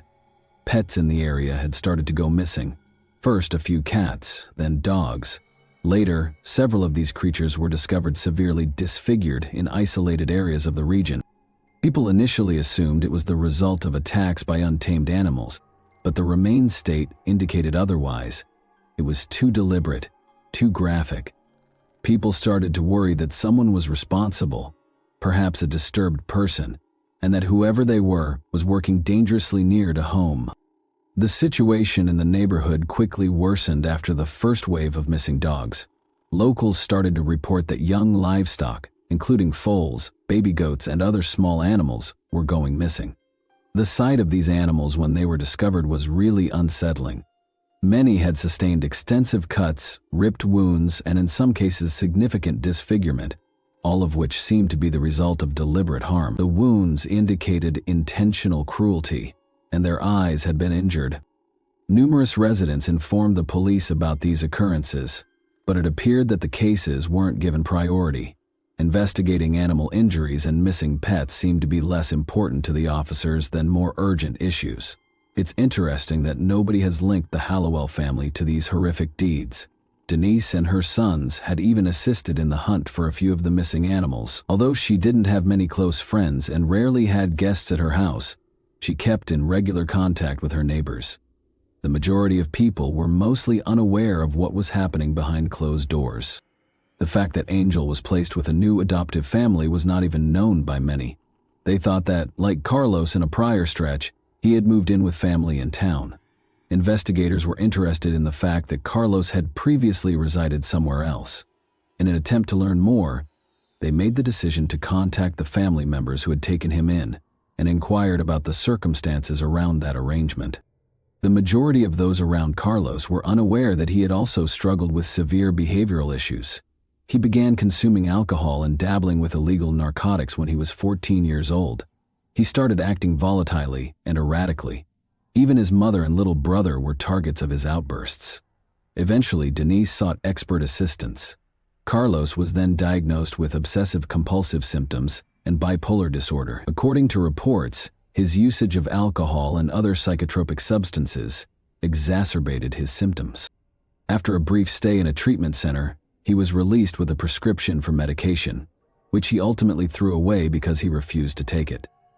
Carlos stopped going to school when he was 16, but he was able to conceal this information from his mother for some time. Even though he was no longer enrolled, he acted as though he left for class every morning. There was a significant altercation when Denise eventually learned about it. Soon after, Carlos took a risky combination of booze and painkillers that almost killed him. Medical personnel were able to stabilize him after Denise called emergency services barely in time. A family member named Stephanie volunteered to aid after that harrowing incident. Similar problems, such as behavioral instability and bipolar disorder, had previously plagued her own son. Stephanie had read a lot on the topic and experimented with many forms of therapy at home when he was a teenager. Her youngster appeared to move past that challenging moment in time. He grew up, pursued an education, and ultimately relocated to a different location in order to have a stable existence. Stephanie firmly believed that her method, her personal form of therapy, was what had aided her son's recovery. She had no professional training and depended only on books and internet assistance, but she considered herself a self-taught specialist in mental health. Self-assured, she chose to try the same strategy with her relative's son and proposed that Carlos temporarily move in with her for what she called treatment. Carlos spent roughly 6 months in Stephanie's house. Denise would frequently visit him during that time, and Stephanie would hold what she referred to as therapy sessions. She recommended putting these sessions on video so they could be examined and evaluated for development at a later time. All of the recordings were kept in her house, and they were crucial pieces of evidence following Denise's tragedy. The connection between Denise and Carlos was depicted in a very unsettling light by what the tapes showed. They did not have a nurturing relationship. Denise often held him responsible for all of her life's misfortunes. She publicly apologized for adopting him, calling him derogatory names, and claiming that no one would ever love him. Denise was experiencing severe financial difficulties at the same time. She was making ends meet with sporadic, erratic side jobs after losing her teaching position. She started putting pressure on Carlos to get a job so he could help pay for the house. She once stopped purchasing clothing for him, saying she was unable to pay for it. She eventually even refused to feed him, stating that he would have to purchase his own food if he so desired. The situation worsened. Denise turned to verbal assault, using harsh language to discuss the circumstances around his adoption. She would claim that she and her husband had taken him from the streets and that he would have already writhed away in some dilapidated area from malnutrition or disease if she hadn't been there. She reminded him of how much the adoption procedure had cost her, made racially insulting remarks, and even insisted that he pay back the costs. Nevertheless, Carlos stated that he wanted to return to live with his adopted mother approximately a month prior to the catastrophe. He even compiled a list of his motivations for wanting to go back at Stephanie's request. His desire to mend the relationship was one of the main causes. For her part, Denise encouraged him to pursue his college ambitions. She had pledged to assist with tuition if she could because she thought education was essential to his future. In order to continue keeping an eye on the teen's behavior from a distance, Stephanie urged Denise to install security cameras in a number of the house's rooms, particularly the ones where she and Carlos spent the most time together. Though it seemed odd, Denise consented, in part as a precaution. She obviously didn't trust Carlos completely and was afraid he may lose control in a fit of rage. Curiously, Denise's phone and those identical cameras vanished from the residence for no apparent reason. The day prior to the event, the surveillance system had been turned off. Carlos insisted that he was not involved. Denise took care of all that herself, he said. He claimed that he had not seen the phone and was unsure of its location. Another heated conversation that turned into a violent struggle between Denise and Carlos occurred a week before to the catastrophe. When a neighbor happened to see what was happening, they stepped in. He told them that he wouldn't think twice about calling the police if that kind of thing occurred again. Carlos was instantly regarded as a person of interest following Denise's passing, but at that time there was not hard evidence to indict him. After questioning him, the authorities decided to let him go. The prime suspect at the moment was still his brother, Angel, who had gone missing. Carlos's buddy and neighbor, a local teenager, came over to offer his sympathies the day after the event. Despite their casual acquaintance and similar ages, Carlos didn't seem particularly distressed. Rather, he informed the child that he only had to survive the next 3 weeks till his 18th birthday. He then declared that he would sell this damned house of horrors and permanently relocate out of the neighborhood. Both the remarks and the uncanny coolness with which they were delivered shocked his friend. He told his parents about the conversation, and they called the police. Authorities brought Carlos in for more interrogation as a result, but he provided no fresh information. Suspecting that Denise's phone and the lost cameras might have been discarded in the lake behind the Hollowell home, investigators hired a diving crew to explore it. Finding the objects didn't take long because the water wasn't very large. Sadly, the cameras served no purpose. They had no recorded footage and had been switched off before to the incident. But the phone was telling a different tale. Data showed that 10 minutes before, to Carlos calling emergency services, it had been powered down, most likely after hitting the water. Even more significant is the fact that only 15 minutes before that, Denise had been actively texting a buddy on social media. This gave investigators a great degree of accuracy in determining the attack's approximate time. Carlos claimed to have been asleep at the time and to have only awoken when he heard the dogs outside barking. However, an examination of his personal phone use revealed a different image. Shortly before Denise was attacked, his device had been in operation. A neighbor who lives close also reported to the police that he saw Carlos outside about 5:30 p.m., making his way to the backyard shed. Carlos began to retract and became erratic in his responses when presented with this information, including the neighbor's statement. He eventually acknowledged that he had actually gone outside at that time. He said that following a fight with his mother, he was venting his frustrations by splitting firewood behind the house. Carlos claimed that at one point he walked back inside to fetch a glass of water. After spending roughly 5 minutes sitting in the kitchen, he heard the dogs barking. He thought it might have been his mother, but when he went outside, he saw no one who could have let them out. He found her lying on the bed with an axe stuck in the back of her head when he went to her bedroom. Carlos persisted in claiming his innocence and that the true offender was his fugitive younger brother, Angel. This version of events served as the foundation for his lawyer's defense approach. Investigators were forced to keep Carlos on the list of potential suspects because there was no tangible evidence that connected him to the crime, and Angel was still unaccounted for. When investigators eventually located Angel in early 2020, it marked a significant turning point in the case. After using a false name to get jailed for breaking and entering a juvenile correctional institution, he had been residing in a different state. Verifying his true identity had taken a while. Angel was already in detention at the time of the crime, according to the records. Thus, he was unable to be engaged in Denise's ordeal. To testify in court, he was returned to California. Angel said on the witness stand that his brother was a very disturbed person who had mistreated both him and his adoptive mother. He further asserted that Carlos was to blame for the unsettling incidents of animal abuse that had afflicted the community. As the evidence grew and there was no way to shift the blame, Carlos finally accepted a plea bargain and acknowledged his involvement in the crime. But when asked what his motivation was, he found it difficult to respond clearly. He merely stated that he wanted to leave everything behind, loathed his mother, and had dreams of selling the property. He claimed that as he was cutting firewood, the thought suddenly struck him. Rather than portraying the incident as deliberate violence, this explanation attempted to portray it as an unforeseen, spontaneous outburst. Even though Carlos said he had suffered a brief mental breakdown, the fact that the security cameras had been turned off beforehand and later taken out of the property gave the impression that careful planning had been done. Carlos was convicted in March 2021 of killing his adopted mother with intent and purpose. He received a life sentence without the chance of release.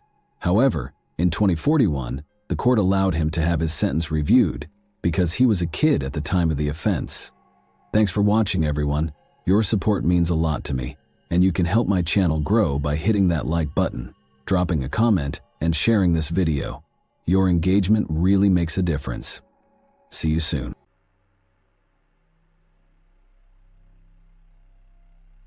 Hey guys, welcome to my channel, and today we're going to take a look at another horrible case with you.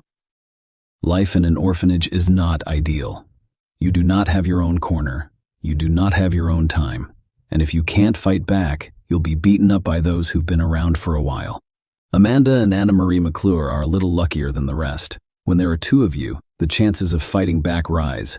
Aside from these juvenile aggressors targeting loners, the sisters were content to be alone and did not attempt to make friends. They hoped their stay in this hell wouldn't last long. Their mother would soon learn that their father had been imprisoned, so the girls were placed in an orphanage and taken away as soon as possible. It's impossible not to learn that their father, Larry McClure, was imprisoned. It was widely covered on television and in newspapers for a long time. Time has passed. Days progressed into weeks. As the weeks turned into months, we realized we could forget about returning home. One day, the sisters rescued Meredith, a newcomer from being bullied. The girl lived with her addicted mother, who was extremely thin, terrified, and flinched at the slightest rustle. She arrived at the shelter after her mother died of an overdose. Meredith was also afraid to call the emergency services, so she stayed with her body for a few days. When a friend came to visit her mother one day, she called emergency services from a payphone to avoid getting involved. Meredith became friends with the McClure sisters, and the three of them started having more fun and feeling safer. Amanda and Anne-Marie had never told anyone why they were here. Meredith had asked about it once, but Anne-Marie dismissed it and blurted out something about a police officer's father who had attempted to apprehend a dangerous criminal but was killed on the job. Amanda listened to the story with wide eyes, but her sister gave her a look that told her not to get involved. Meredith, enthralled by their father's posthumous deed, told the other students at the orphanage about the sisters' fate, and the sisters became instant celebrities. They were respected. They were envied because the majority of those present had parents who died from illegal drugs or went to prison. Eventually, all of the children wanted to be friends with the sisters, and their isolated existence came to an end. Unfortunately, this beautiful life, albeit in an orphanage, came to an abrupt end. It is unclear where the information that Anne-Marie and Amanda's father is not a deceased police officer originated. On the contrary, a living criminal was imprisoned for sexually violent acts against a young girl, and the sisters' fate was transformed into hell. However, after a while they were fortunate. Fortunately, two different families decided to adopt the girls nearly simultaneously, giving them the opportunity to begin a new life. However, the connection between them had already broken and been lost. There is no information about the sisters' life or foster homes. Amanda and Anna-Marie could have remained in this story as the rapist's only children, but their adult lives led to the most high-profile case in Virginia. Amanda is married to John McGuire, who is 38 years old. They met when she was 29 years old. Amanda's adoptive parents began to worry that she would be a loner for the rest of her life. Her psyche suffered as a result of her lack of biological family, as well as her mother's betrayal. The foster parents breathed a sigh of relief when Amanda revealed to them that she had a young man with whom she planned to marry. It was John's second wedding, and he already had 2 sons from his first marriage. And Marie had never been able to establish a family. One could feel happy for Amanda. She could have a strong, loving family. John was a very positive person. What could be said against it? Even with his ex-wife, they maintained a warm and friendly relationship. After a while, the sisters' father, Larry McClure, was released on parole and settled in the same Virginia in a mobile home. He made no small efforts to locate his daughters. He first went to Amanda's foster parents, Glenn and Alex. Larry went straight to their house, said hello, introduced himself, expressed his desire to see his daughter, and requested her contact information, address and phone number. Outwardly, he appeared very bad, even frightening. There are deep wrinkles all over his face. Huge bags were under his eyes. Furthermore, he appeared to be inebriated. No, he didn't smell of alcohol or stagger from side to side on shaky legs. However, his overall behavior was inadequate. Glenn declined Larry's request, but promised that they would inform Amanda that her biological father was looking for her. Larry was shocked when he heard the phrase biological father, but he thanked him and left. Glenn had actually kept his word. He informed Amanda that her father was free and looking for her. Amanda was haunted by a demon who denied everything and advised her to damn her father, and an angel who advised her to give her father, despite his criminal record, another chance, though it was unclear who she should listen to. Amanda first called her father. He expressed his pleasure at hearing from her and inquired about her well-being. She told him she was doing well in her marriage and was happy. Larry was pleased for his daughter and invited her to a joint dinner with her husband. Amanda had no idea if she'd live to see her father, but he seemed to know exactly what to push. Come on. Forget old grudges. All these years, I've had one thought. To see you and Anne-Marie. Anna, unlike you, I believe you missed me. You have already seen her, Amanda wondered. Of course I did. We went on a nature trip with her and had a great time, just like a real family, father and daughter. It was as if those years of separation never occurred. She also asked many questions about you. If Amanda didn't know how to deal with her father, She wanted to see her sister, who had been separated from her in the orphanage nearly 2 decades ago. And she agreed. The case file contains no description of their first meeting, but 2 facts are known. Larry lied about Anne-Marie. At the time, she lived in North Carolina, which is 186 miles from Virginia. Larry had never seen or spoken with her. Matt, like his father and daughter. Larry's meetings resulted in Amanda and John becoming addicted to illegal substances he brewed in his camper. Larry literally used his daughter and son-in-law before meeting the father. The couple's financial situation was stable, but Larry took money from them for the production of illegal substances. When Amanda and John lost their jobs as a result of their addictions, Larry persuaded John to register because drug addicts received $180 in state assistance, which was insufficient to purchase substances and ingredients. This is when Anne-Marie appears in the story. Larry treats her the same way. He gets her addicted to drugs and extorts money from her. Amanda and John have reached an impasse. They have no jobs due to massive debts. They have lost their home, and the only way to stay afloat is to move into Larry's camper. At this point, John's parents still didn't know. He called his parents. His mother was seriously ill at the time, and John told them he and Amanda were going on a trip together. That was the last time John's parents heard him alive. In fact, no trip was scheduled. Amanda and John moved in with Larry and formed a small group of people who used illegal drugs and drank alcohol. The whole tragedy happened on Valentine's Day. John, who rarely recovered from the effects of illegal drugs, remained madly in love with Amanda and planned a surprise for her on a festive evening in the family circle. He bought meat and alcohol and prepared a fancy dinner for Larry and Anne-Marie, as well as his wife. Under the prolonged influence of drugs, a terrible madness struck the family. Amanda and Larry grew much closer than father and daughter. Unfortunately, John didn't see it coming. Yes, you all had correct thoughts. The father and daughter considered themselves a couple. As a result, John has become redundant. Throughout the meal, John spoke very warmly to Amanda. Larry was extremely nervous about it, and the tension increased. Larry eventually interrupted his son-in-law's speech, asking him if he could be completely honest with his wife. The man agreed. Larry then proposed a game in which John's legs were tied, and he was asked to honestly answer all of the questions about his previous life. Yes, at first the questions were quite innocent. Childhood school, university, and so on. However, Larry, under the influence of drugs, began accusing John of being an undercover FBI agent. When John denied it, they began beating him up. It came to an end when John, begging for mercy and hiding behind his children, attempted to untie his legs and was smashed over the head with a bottle of wine. Yes, it was the same wine he had purchased for the family dinner. Larry, Amanda, and Anne-Marie tortured John for 2 days while simultaneously using illegal substances. When they had had enough, Amanda pulled a black bag over her husband's head, squeezed it around his neck, causing him to stop breathing. John was buried in the backyard, and the crazy family celebrated Larry and Amanda's, father and daughter, engagement with a new batch of psychotropic substances and alcohol. On the 3rd day, their minds went haywire. They began to see John's ghost police sirens, and the ground where they buried him appeared to be on Earth, as if John had managed to escape and report everything to the police. It sounds insane, but the crazy father and daughters decided to back up. They dug up John's body and examined his pulse and pupil responses to the flashlight light. Even though the body was already in the decomposition stage, they didn't think that was enough. To keep John from resurfacing and fleeing, they used a wood axe to cut his body into pieces and drove an aspen stake through each one. The remains were buried in various locations and covered with lime to hasten the decomposition process. Larry and Amanda got married 3 weeks later. Larry changed his name so no one would realize they were related. The new family decided to begin a new life.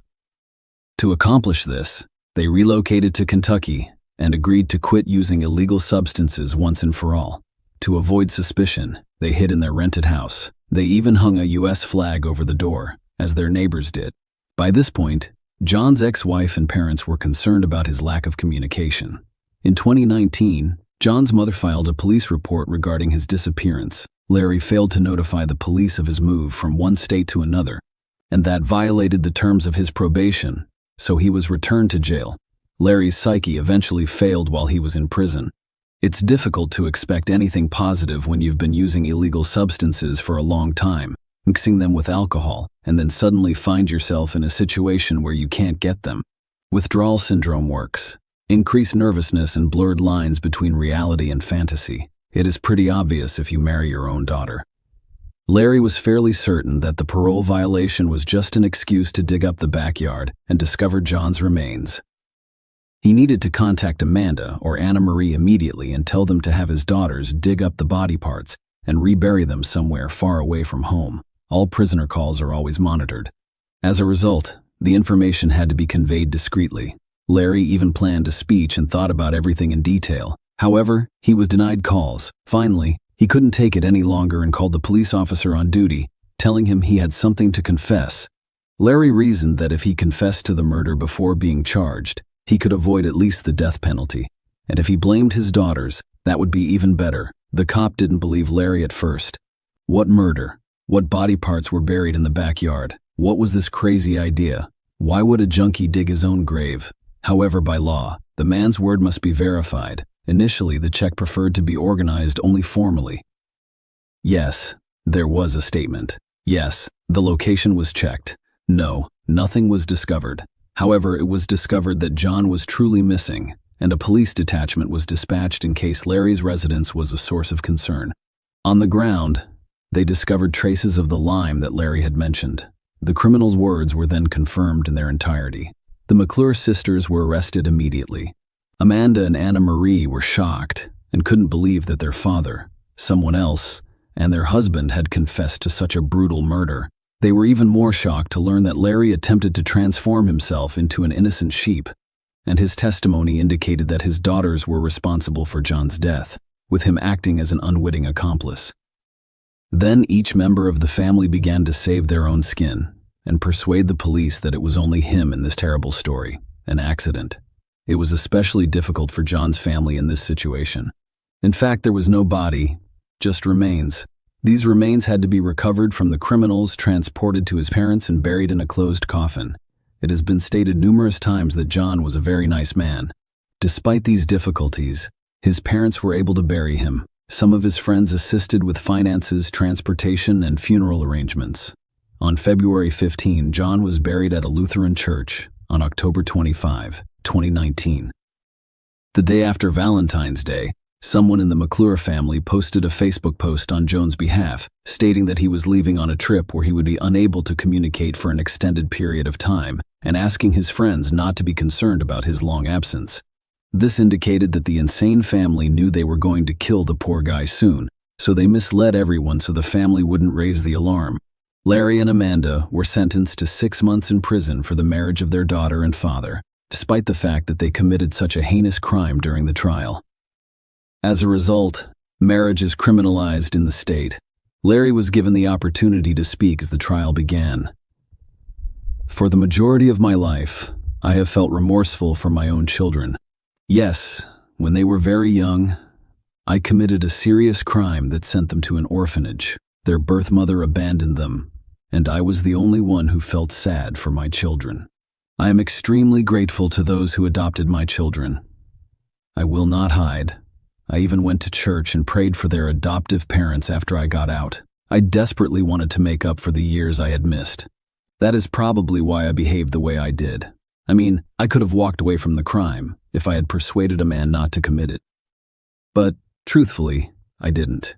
Mr. Judge and jury, you will most likely not understand me, and I understand their point of view, but they were not in my shoes.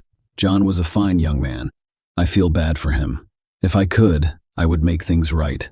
However, no one can raise the dead, and I could not say no to Amanda, my favorite and youngest daughter. But she wasn't concerned about John.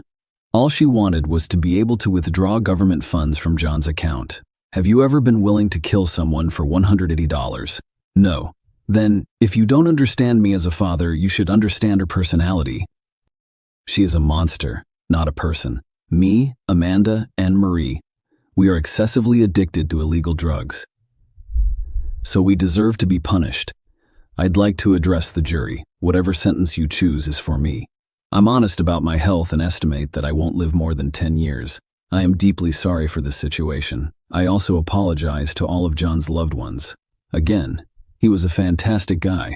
The trial lasted a long time because the defendants kept changing their minds about whether or not to kill John. Amanda, who couldn't stand such a long trial, even made a deal with the investigators, promising to be charged with involuntary manslaughter. Larry's next trial speech was very different. When it all began, the four of us purchased the ingredients for illegal substances and returned to my trailer, where I began making them. Amanda approached me and said she wanted to get back at John. The truth is that John, under the influence of drugs, raped Anna Marie, and she became pregnant. And, as for me, I had to earn my daughter's trust after so many years apart. I couldn't refuse. I blame myself for that. Every day, I think about hanging myself, but why should it be my fault if the crime is theirs? After Larry's speech, John's family took the floor. His mother sobbed so hard that she was unable to speak. Even if I can't forgive the McClure family, I'll never forget what happened. I also know that I wish I could live to see one of them die before I do. Then John's children spoke up, literally cursing the killers and vowing never to forgive them. The judge issued the final verdict, sentencing Larry McClure to life in prison without the possibility of parole. When Amanda's punishment was announced, her adoptive parents expressed regret that they had told their daughter that she was wanted by her father. They had always raised her with the freedom to make her own decisions, but they had no idea that this freedom would have such an impact on her future. Amanda, for her part, stated during the verdict announcement that it was all the fault of her father, who was unable to overcome his jealousy. Amanda's poor parents asked the judge to consider that if it hadn't been for her father's negative influence, their adopted daughter would never have committed such a heinous crime. However, prosecutors saw the murder as a conspiracy to keep Amanda and Larry together. The first hearing was dedicated to Amanda, who was sentenced to 40 years in prison, but the judge noted that she would most likely only serve 20 years. When the sentence was read to Anne Marie, she tried her hardest to prove that she was opposed to John's murder, but her father and sister forced her to finish. Marie was a witness at Larry and Amanda's wedding because she was afraid for her future life, and she was sentenced to 40 years in prison. Share your opinion with us in the comments and subscribe to the channel for more.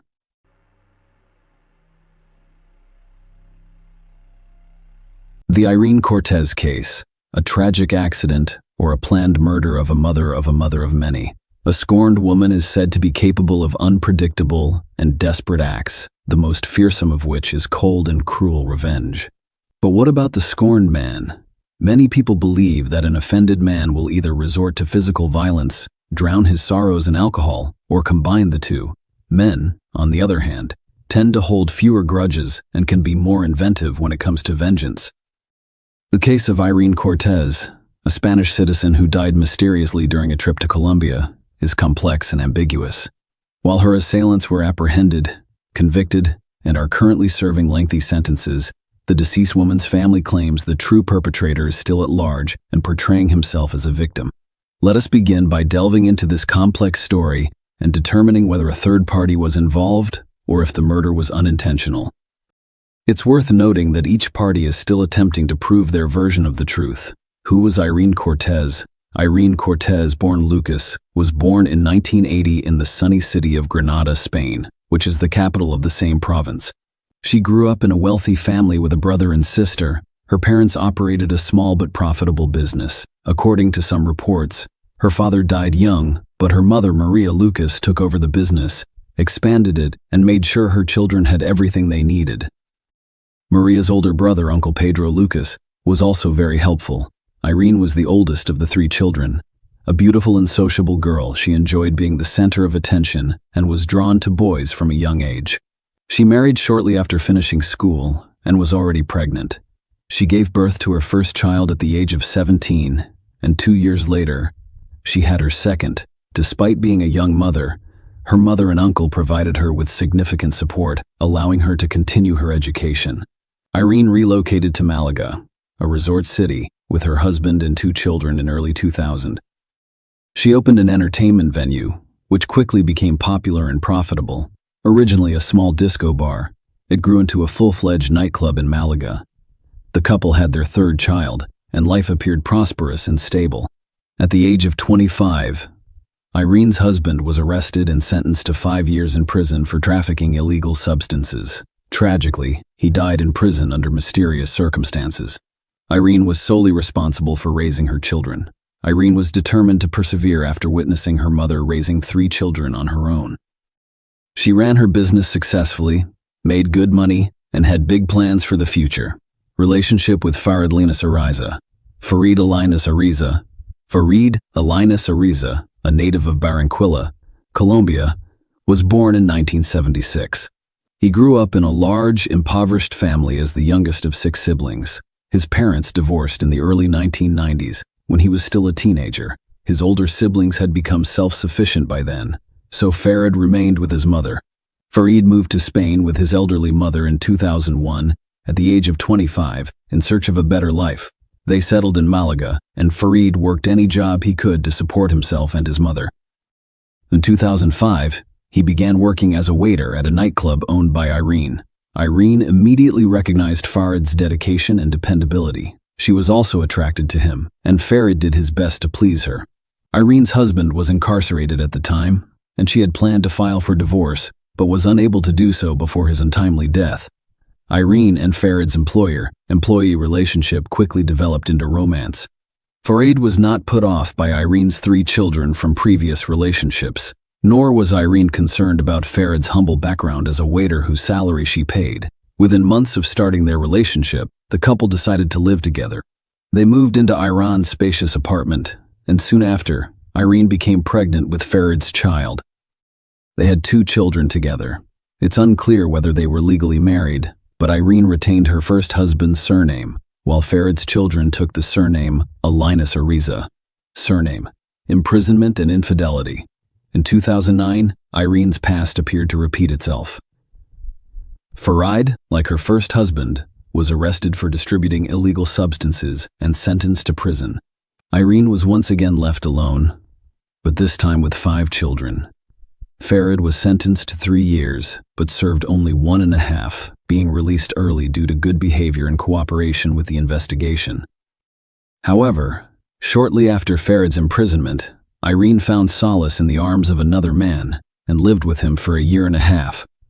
Farid learned of her infidelity only after he was released. Understandably enraged, he threatened Irene and her lover and nearly assaulted the man, narrowly avoiding another legal scuffle.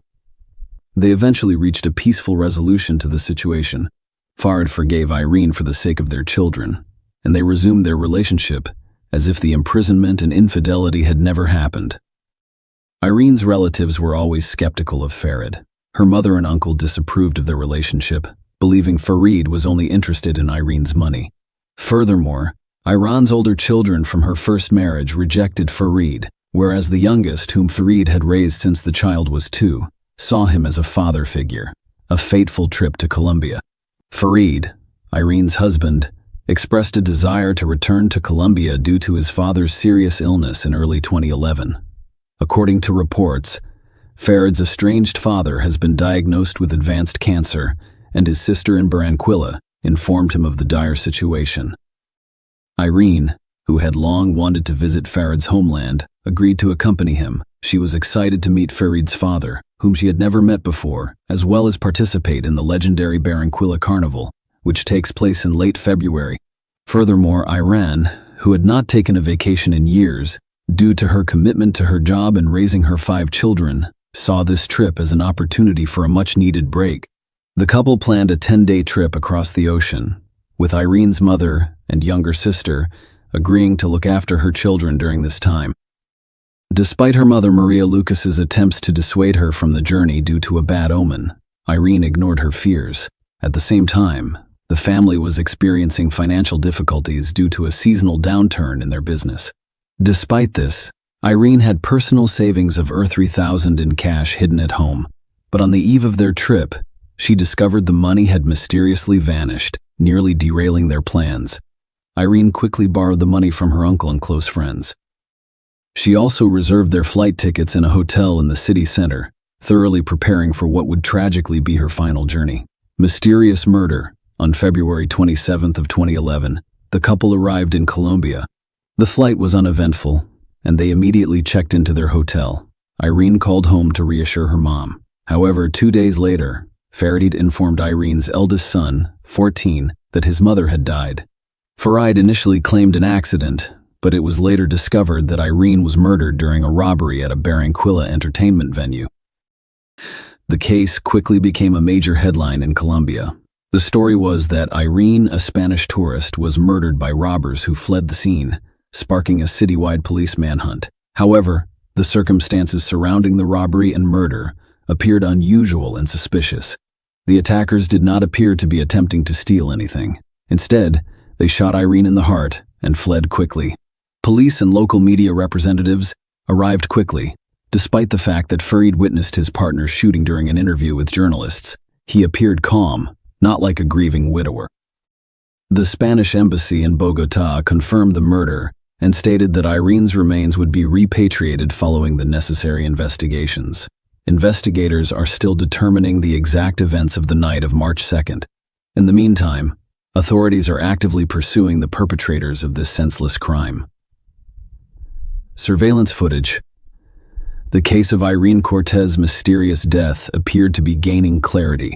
After reviewing surveillance footage from cameras installed at the murder scene on March 1st, Irene and her partner, Farid Alinas Ariza, had arranged to meet Farid's brother, sister, and their spouses. The 6-person group attended the carnival, walked around town, and then went to a local bar for dinner and entertainment, as suggested by Farid. By 1 a.m., Irene, Farid, and his relatives were the only customers at the bar, according to surveillance footage. Around 2 a.m., 2 young men sitting away from the crowd entered the bar. They didn't order anything and didn't appear to be comfortable, which drew the bar manager's attention due to their suspicious behavior. Furthermore, their young appearance prompted the manager to inquire as to their legal age. The young men refused to show their IDs, and when asked to leave, one of them pulled out a gun and pointed it at the manager. His accomplice produced a knife, but quickly retreated out of the camera's view. The armed assailant pushed the manager aside and approached Irene's table, announcing the robbery and demanding mobile phones and cash. His knife-wielding partner reappeared, presumably to collect valuables, while the gunman continued to threaten the group. However, he did not have the opportunity to act, confronting Irene. The gunman instructed Farid to stand for a pocket search. As Irene reached for her purse, the assailant lunged at her while holding the gun. As he grabbed the purse, he fired a shot that struck Irene directly in the chest. She collapsed on the floor as the assailants fled without taking anything. Farid and his brother pursued them while his sister attempted to stop Irene's bleeding and his brother's wife requested emergency assistance. Unfortunately, the criminals were too quick to apprehend. The men returned to the bar and attempted to help Irene, but it was too late. Emergency personnel arrived quickly, but Irene died from her injuries en route to the hospital, leaving behind a perplexing case and a bereaved family. The manhunt for the perpetrators, arrest and trial. Following the robbery and homicide that claimed Irene Cortez's life, law enforcement deployed all available resources. The city was teeming with tourists for the carnival, so ensuring their safety was critical. A reward of $10 million, or approximately $3,500, was announced for information leading to the culprits. The first suspect, gunman Brian Dario, was apprehended the following day. He promptly implicated his accomplice, Juan Carlos. Juan, 18, surrendered to authorities, hoping for leniency. During interrogation, Dario claimed that dire financial straits, debts, and a sick child in need of costly treatment drove him to commit the crime, which his relatives later confirmed. He insisted that Irene's shooting was unintentional, occurring while attempting to steal her purse. Juan Carlos claimed he was an unwitting participant. He claimed Brian did not reveal his plans but rather requested backup in a job for which he claimed to have only a small knife for intimidation, not harm, and fled the scene when he realized Brian's intentions. However, surveillance footage contradicted his claims, revealing that he returned to Brian with both perpetrators in custody and their confessions. With prison sentences looming, the court found Dario guilty of robbery and homicide in aggravating circumstances and sentenced him to 23 years. Carlos was sentenced to 17 years for complicity in these crimes. Farid is accused and new details about the crime have emerged. The family of the deceased woman accused Farid of orchestrating his wife's murder from the start of the investigation. Irene's mother and uncle hired a detective to conduct an independent investigation, gathering additional materials and evidence to hold the man accountable and prove his role in the crime. starting with the previously mentioned disappearance of Year 3000 from Cortez's hiding place. According to Maria Lucas, Farid was the only one who knew about the money and could have discreetly taken it. The woman told her daughter about this from the start, but she refused to listen. Now, she believed her son-in-law used the money to pay Dario to murder his wife. Another compelling argument was the man's father's fabricated illness, which he was eager to see. The elderly parent was not diagnosed with cancer, and he appeared to be in good health for his age. Farid made up this story, which served as the main pretext for the trip to Colombia. Furthermore, it was Linus Ariza who initiated the visit to that fateful establishment. Furthermore, he insisted on continuing the feast late into the night, when all of the other visitors had left and their company was alone in the hall. Furthermore, the detective conducted a detailed analysis of the camera recordings, assessing what was going on and drawing his own conclusions. He noticed that the criminals behaved strangely. Juan was obviously terrified, and he most likely had no idea what was happening. While Brian approached, the company approached Farid and raised him without directly threatening him with a gun. It appeared that the men knew each other and acted together. Then Farid moved strangely behind Irene, who was sitting at the table, and reached into her bag for her wallet. The criminal with the gun stared at the man, as if waiting for a signal.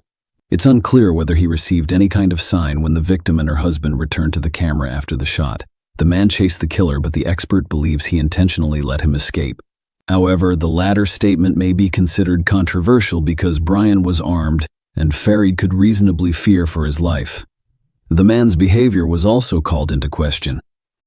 After his chosen one was declared dead, he willingly gave interviews to the arriving correspondents, discussing the details of what happened while remaining composed and not appearing upset or depressed.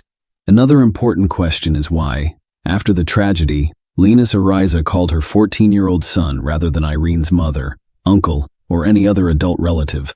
According to Maria Lucas, he intended to personally inflict pain on the teenager, punishing him for failing to recognize the stepfather's authority and treating him disrespectfully. The woman's uncle was the first to give an interview to the press, openly discussing his suspicions and the findings of the investigation. Pedro Lucas was certain that Farid had planned the trip in advance, effectively luring Efrain into a trap. The money stolen from her was used to pay for the services of a hired killer, and after her death, he intended to establish guardianship over the children and take over his wife's business. Farid's mother did not stand silently by as her son was accused of a heinous crime. Instead, she openly defended her son. The woman claimed that her offspring adored Irene and her children and would never harm them. However, the parent inadvertently said that the chosen one did not have to cheat on Farid, which greatly offended his pride. In addition, an unpleasant detail emerged about Linus Ariza leaving Spain on fake documents because he was not permitted to leave the country after being released from prison on parole. The man denied this information, claiming that he left legally and Irene served as his guarantor. Funeral without the widower. Irene's body was returned to her native Spain 12 days after the tragedy occurred. The funeral was held with a closed casket because the remains had begun to decompose after such a long time. Hundreds attended the funeral. Family, friends, neighbors, and even those who didn't know Cortez but had heard the moving story wanted to send their condolences to the family. Farid was the only person who did not attend the farewell ceremony because he was afraid of retribution if he returned from Colombia. Farid claimed that his late wife's relatives had repeatedly threatened both him and his elderly mother. As a result, before flying back to Spain, he planned to appeal to the authorities to ensure his safety. He sought a protective order so that he could attend the funeral, but his request was denied, and Linus Ariza decided not to take the risk. In response, Farid filed a court complaint against his deceased wife's relatives, alleging that they obstructed his return home. Maria and Pedro Lucas, on the other hand, denied his claims, stating that their primary concern was his return to Spain to face trial. Additional court proceedings, with new circumstances and accusations against Farid, further investigation and court proceedings were launched. Dario and Carlos, who were already serving their sentences in a Colombian prison, were questioned about their relationship with Linus Ariza and a possible premeditated conspiracy. However, Brian categorically rejected this assumption. He insisted that the murder was an accident caused by a failed robbery attempt. He claimed he had never met Farid before, let alone hired him as a hitman for his wife. The accusations appeared to be grasping at straws, with no conclusive evidence of premeditation or a contract killing, only assumptions and interpretations of the events on the recording. Dario also admitted to being under the influence of alcohol and prohibited substances that evening, which explains his poor recollection of the events. Carlos insisted that his friend had not included him in his plans, and that everything that happened in the bar was as shocking to him as it was to those they assaulted. Juan appeared to be telling the truth, but Brian's statement about who fired the fatal shot raised some doubts. Consider this. He failed to commit the robbery, was imprisoned, and his sick child received the necessary expensive treatment. Brian claimed that when kind-hearted people discovered his motivation, they helped him.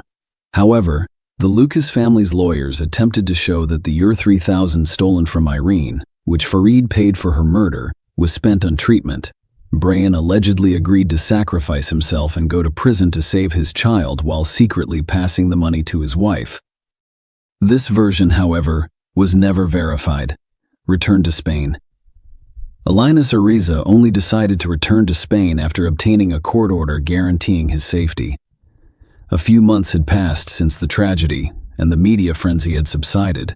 When he returned, Linus Ariza claimed to have brought investigation materials that proved his innocence in his wife's murder. He stated that his main reason for returning was to care for the children he shared with Irene, who had been cared for by the deceased's relatives while he was away. 6 months later, Farid decided to give a major interview, in which he revealed that he had lost almost everything. He was unemployed, and his passport had been revoked, preventing him from leaving the country. To make matters worse, his friends abandoned him, and his late wife's mother and uncle forbade him from seeing his children. Linus Ariza confronted Maria and Pedro Lucas in court several times. He claimed they threatened him while trying to prove his involvement in Irene's murder. However, neither side could back up their claims.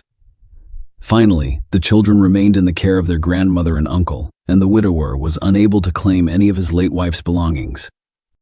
Share your opinion with us in the comments, and subscribe to the channel for more. Hey guys, welcome to my channel, and today we're going to take a look at another horrible case with you. When 16-year-old Carol Hutto got a phone call at 7:45 p.m. on December 13, 1976, it made her happy and excited. She hurriedly informed her mother, Norma Hutto, after the call that she would return in roughly 30 minutes after visiting a nearby store that was just a 10-minute walk away. Her mother had no idea that it would be the final time she would see her cherished daughter. After that, Carol never came home. It took 24 agonizing years for the truth to be revealed after interrogation. Who might have made the enigmatic call? What caused Carol to vanish without a trace? We'll examine the 1976 cold case of Carol Hutto, a mystery that remained unsolved for an incredible 24 years. Carol vanished from Largo, Florida, a vibrant city renowned for its sunny weather and welcoming community. With a population of more than 82,000, this city in Pinellas County offers a combination of urban conveniences and stunning natural surroundings. Largo offers a wealth of enjoyable activities and a rich history. Both local residents and visitors find it to be a welcoming environment. However, a crime that occurred here in 1976 altered everything. Let's go back in time to February 6, 1960, when Edward and Norma Hutto welcomed a lovely little girl into the world in the small Florida town of Largo. Carol Dean Hutto was her given name. Everyone in the family lavished her with love and care because she was the youngest. Carol was adored by her classmates at Largo High School, where she grew up, thanks to her kind and compassionate disposition. Carol came from a large family. Although not much is known about her half-brother Jerry Arent Hutto, it is evident that Carol and Jerry had a unique and intimate relationship. Jerry always made an effort to grant his sister's wishes because he loved her very much. Jerry's strong sibling bond was demonstrated by his willingness to do everything Carol asked for. In addition to Jerry, Carol had two sisters, Melinda Darlene and Pamela Beale Hutto, and two brothers, Maurice Barnett and Frank Hutto. Carol was a girl who made her mother and her family happy. Attending exhilarating NASCAR races and amazing wrestling fights were among their favorite hobbies. Her mother remembers her as a devout Christian who was selective about who she hung out with. Unfortunately, Carol never had the opportunity to live out her aspirations. despite having a big heart full of adventure. Carol Hutto, her mother Norma, and her half-brother 17-year-old Jerry Irwin were at her Corvette drive home on December 13, 1976. It all appeared to be a typical evening.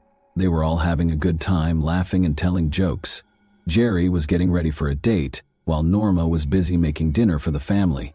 But as the house phone began to ring, their evening took an unexpected turn. When Norma went to answer the phone, she saw that it was Carol's buddy. She gave Carol the phone, and they spoke to each other for a few minutes. However, Norma abruptly canceled the call when she returned. Curiously, Carol's mood abruptly changed after the call. Norma noticed that she was getting really enthusiastic and pleased. Carol rushed to her room, straightened her hair, and looked in the mirror to see how she looked. After 15 minutes or so, she informed her mother that she was going to a neighboring store, which was only 10 minutes' walk from their home. Carol was almost out the door before Norma could ask the store what she wanted, but Carol promised herself she would return shortly before she left. Jerry, Carol's half-brother, likewise said goodbye to Norma and left the house for his date. Carol could generally walk there and return in 20 minutes or less because the store wasn't that far away. Norma therefore anticipated that Carol would return home in 30 minutes, but an hour had gone by and Carol had not returned. Carol was taking longer than expected, and Norma began to worry whether she had run into her friends on the way and was conversing with them. However, when Carol hadn't returned after 2 hours, Norma's anxiety increased. Carol had never missed her curfew before, so her disappearance was worrisome as it was growing dark outside. When Jerry got home at around 10 o'clock at night, Norma, who was rather worried, asked if she had seen Carol. But Jerry had no idea where she was, and neither did Norma. Jerry was even more concerned when he found out that Carol had not come home since she left. He should go out and find her, Norma insisted. He began searching the streets and yelling her name, but got no answers. The store employees said they hadn't seen Carol today, so they raised the alarming subject of where she might be if she didn't go to the store as planned. He even went to the store next to their house, where Carol was meant to go. Unfortunately, Jerry came home and told Norma that he had been unable to locate Carol. They chose to wait until morning in the hopes that Carol would return home by herself, despite their worries. But when the morning sun came out, Norma's anxiety increased because Carol was nowhere to be seen. Norma made the decision to report Carol missing to the police without further delay, but the police told her that they couldn't declare Carol missing because it had been less than 24 hours since she vanished. At this point, they also thought about the likelihood that Carol had fled her house. However, Norma was not prepared to believe that Carol would ever run away from her family or leave her house by herself. She was convinced that her daughter had suffered a terrible fate. Norma and Jerry didn't want to wait for the police to take action because of this. They made the decision to act independently and actively look for Carol on their own. In order to find out if anyone had seen Carol the night before, they went around their area and spoke with neighbors. No one had seen Carol returning home that evening, although most of the neighbors recalled seeing her when she left at around 8 p.m. To see if Carol had spoken to anyone or visited any of her friends' homes, Norma and Jerry also went to each one, but they were unable to locate her. Norma was profoundly impacted by Carol's abrupt departure, and the community as a whole rallied to lend a hand in any way they could after learning that their little Carol was missing. Meanwhile, Carol was being vigorously sought for by the police. To find out if Carol had gone to any of the doors that night, they looked both close to and farther away from her home. Regretfully, nobody was able to verify that they saw her at any of those places. The store Carol was intended to visit had a security camera outside, which the police observed.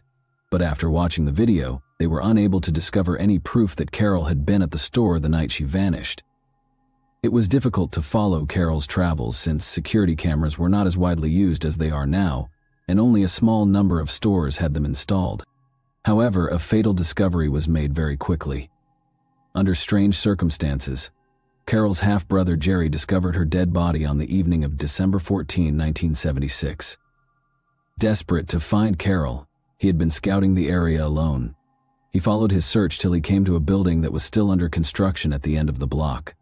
This structure was beside a lake at 418 Imperial Drive. The body of Carol was found there, according to Jerry. How exactly he had found her in this particular location was still unknown. Carol's partially undressed body was discovered floating in the ocean. For Jerry, this was a startling and extremely unsettling sight. After reporting the discovery to the Largo police right after, he had the challenging duty of going home and telling Norma the devastating news. It was immediately clear that Carol's death was not an accident when the police arrived to carefully remove her body from the lake in order to preserve any possible evidence. Her injuries and the concrete block that was used to drown her suggested foul play, meaning that she was killed on purpose and that someone tried to conceal her body. Her body was dumped in the lake after the authorities concluded that the attack had most likely taken place in the abandoned construction house. Carol's watch was a key piece of evidence. It was stopped at 10:36 p.m., suggesting that the murder occurred sometime between 10:30 and 10:45 p.m. Some disturbing details emerged when Carol's lifeless body was sent for a comprehensive autopsy. Carol was strangled, which probably caused her to lose consciousness but did not immediately cause her death, according to the coroner's findings. She had also had a serious injury after being struck in the head by a hefty item. In addition to the upsetting discovery, Carol's thigh was severely burned. An even more horrible detail was revealed in the medical examiner's report. Carol was still alive when she was tossed into the water and smothered with a huge slab of concrete. She stayed aware despite the terrifying situation and eventually passed away from drowning. 3 long hairs that belonged to the same individual but appeared to belong to someone else were also found by the coroner during the examination of Carol's body. A 4th hair was discovered on Carol's blue jeans. It was unidentifiable and might have belonged to the murderer. This finding could have been a significant development in the case. However, the hairs were carefully stored away, awaiting the development of more sophisticated techniques that could assist identify the person guilty for Carol's unfortunate death, because there was nothing that could be done with them at the time due to the limitations of medical science in the 1977. Because Jerry Irwin, Carol's half-brother, was also outside on the night Carol was killed, the Largo police briefly focused on him. The police found that Jerry was finished 30 minutes earlier than he said, notwithstanding his claim that he was on a date. They began to question what he was doing during that interval. Why didn't he come home sooner? The restaurant he visited was only approximately 8 minutes away. Since Jerry was unable to offer an alibi for that period of time, the police began to suspect that he was involved in Carol's death. He was the focus of their investigation, but no conclusive proof was found. There was no evidence that Jerry could have harmed Carol. Carol's mother, Norma, was certain that Jerry loved his sister dearly and would never harm her. Even though they were suspicious at first, concentrating on Jerry didn't help them discover the truth. Jerry was eventually exonerated by the police, since they were unable to locate any additional evidence against him. The police worked hard over the next 18 months to follow up on every lead, but they were unable to uncover any information that would help them solve the case. Thus, the inquiry continued in circles. The case became chilly as time passed and the investigation lost steam. The Hutto family was left with burning questions as a result of this. What actually happened to Carol on that pit bull night? Who was to blame for her passing? Along with losing their cherished daughter, they were also frustrated that justice had not been served for her. The murder of Carol remained unsolved for over 2 decades until a chance event in March 1994 gave the investigation a new perspective. Due to a work injury, Officer Brad Hoyes was forced to spend his desk duty looking through cold case files. He discovered the disturbing circumstances of Carol Hutto's murder case while going over the lost files, which rekindled an old inquiry. Officer Brad felt that there were undiscovered aspects of the case that hadn't been fully examined in the first 1976 investigation. His instincts led him to take the risky step of reopening the investigation and retrieving the evidence box that had been stored for years. He found Carol's personal diary among the materials. In the hopes that the diary would have the missing parts required to solve the riddle of Carol's terrible demise, Officer Brad found promise in those pages, and it starts around a month before she passes away. Carol wrote about her covert relationship with her classmate a few pages into the diary. Carol was 16 years old at the time, which was in 1976. The 17-year-old James Brian Kuhn, also known as Jimmy Kuhn, who was born on July 20, 1959, was the object of her intense crush. At Largo High School, where they were both juniors, they would frequently converse with one another. Although there were rumors of their intimacy circulating around the school hallways, they decided to keep their distance and never publicly recognized it. Kuhn requested that Carol keep the connection a secret, because his family was very strict and they wanted to keep it a secret from everyone. Carol also said that she was deeply in love with Kuhn at one point. When she finally reached the line, "I met Jimmy at the lake," it was just too personal, you know. I mean, her body was discovered there, and we think the murder was committed directly next to the house. Kuhn was also one of the people that showed up at Carol's burial looking truly sad and not at all like a suspect in 1976 when the case was first being investigated. As a friend of Carol, Kuhn was also questioned.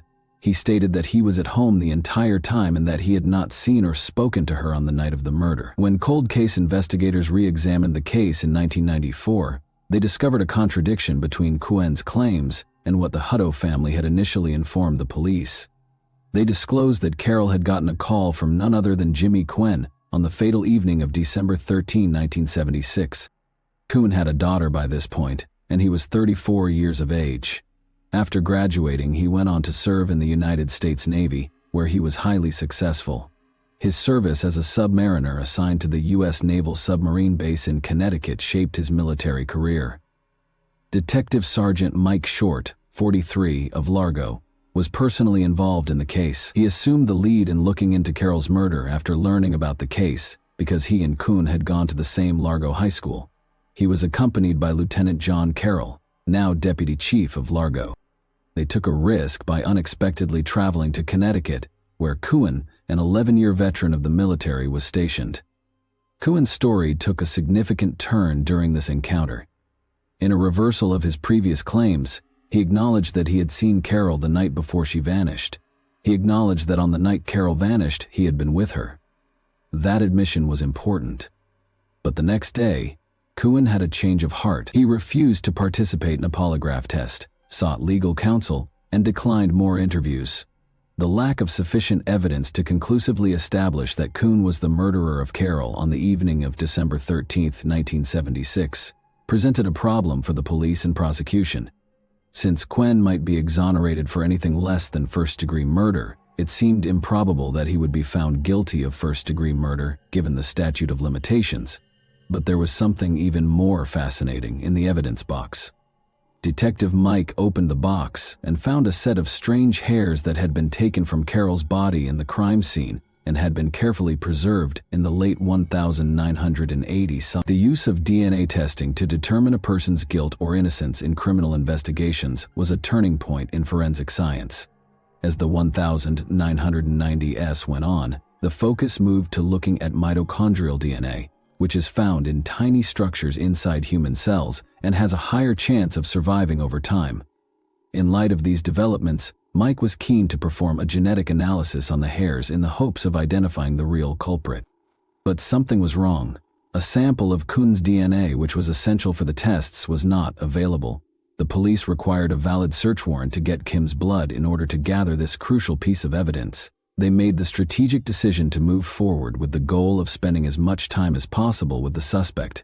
Detective Mike made the decision to enlist the Naval Criminal Investigation Service, or NCIS, as reinforcements in 1998. They believed that Kuhn might become uneasy and make a confession as a result of the naval officer's presence. Detective Mike stood outside the police interrogation room on July 15, 1998, as Navy investigators Dave Early and Tom Asimos sat down with James Kuhn, their murder suspect. They first took Kuhn's blood sample for additional testing after securing the required warrant. Then, in an effort to reassure and console Kuhn, Asimos and Early started talking to him. In order for him to open up and progressively disclose the truth, they wanted to establish trust. The NCIS officers were now certain that Kuhn was about to reveal what had transpired on the evening of December 13, 1976. Unexpectedly, they were able to bring Kuhn to tears as he brushed away his tears and eventually disclosed the tragic truth about how he killed his girlfriend, Carol Hutto. Despite the lack of concrete evidence, the seasoned cold case investigators weren't persuaded by Kuhn's honesty, despite the fact that he seemed distressed. Carol's injuries, especially to her head and neck, were not consistent with a straightforward mishap like tripping and falling. Rather, the nature of these injuries suggested strangling, forced trauma, and bleeding. Though he insisted it was an accident, Kuhn had admitted to being the cause of Carol's death. He accepted responsibility for her death, claiming that he did not assist her and that he tried to hide her body and the evidence. Kuhn was consequently arrested and held pending trial. But he gave a different account of what happened the night before his trial. In his other account, Kuhn first stated that despite his desire for physical contact, however, when Carol objected, the conversation changed course and turned into a physical altercation. Carol began to scream and retaliate by striking and scratching him. Kuhn hit her with a 2x4 piece of wood and even tightened his hold around her throat because he was afraid her cries would attract attention. Carol collapsed to the ground, senseless, as he finally released his hold. As a result of his uncertainty and terror, Kuhn decided to conceal her body in an effort to make it seem as though someone else had attacked her. He also burned her thigh in an attempt to cause confusion. Detectives reached the same conclusion in Kuhn's various renditions of events, regardless of the specifics. Carol was beaten, dragged to the water, and flung face down. To keep her body submerged, a concrete block was used as weight.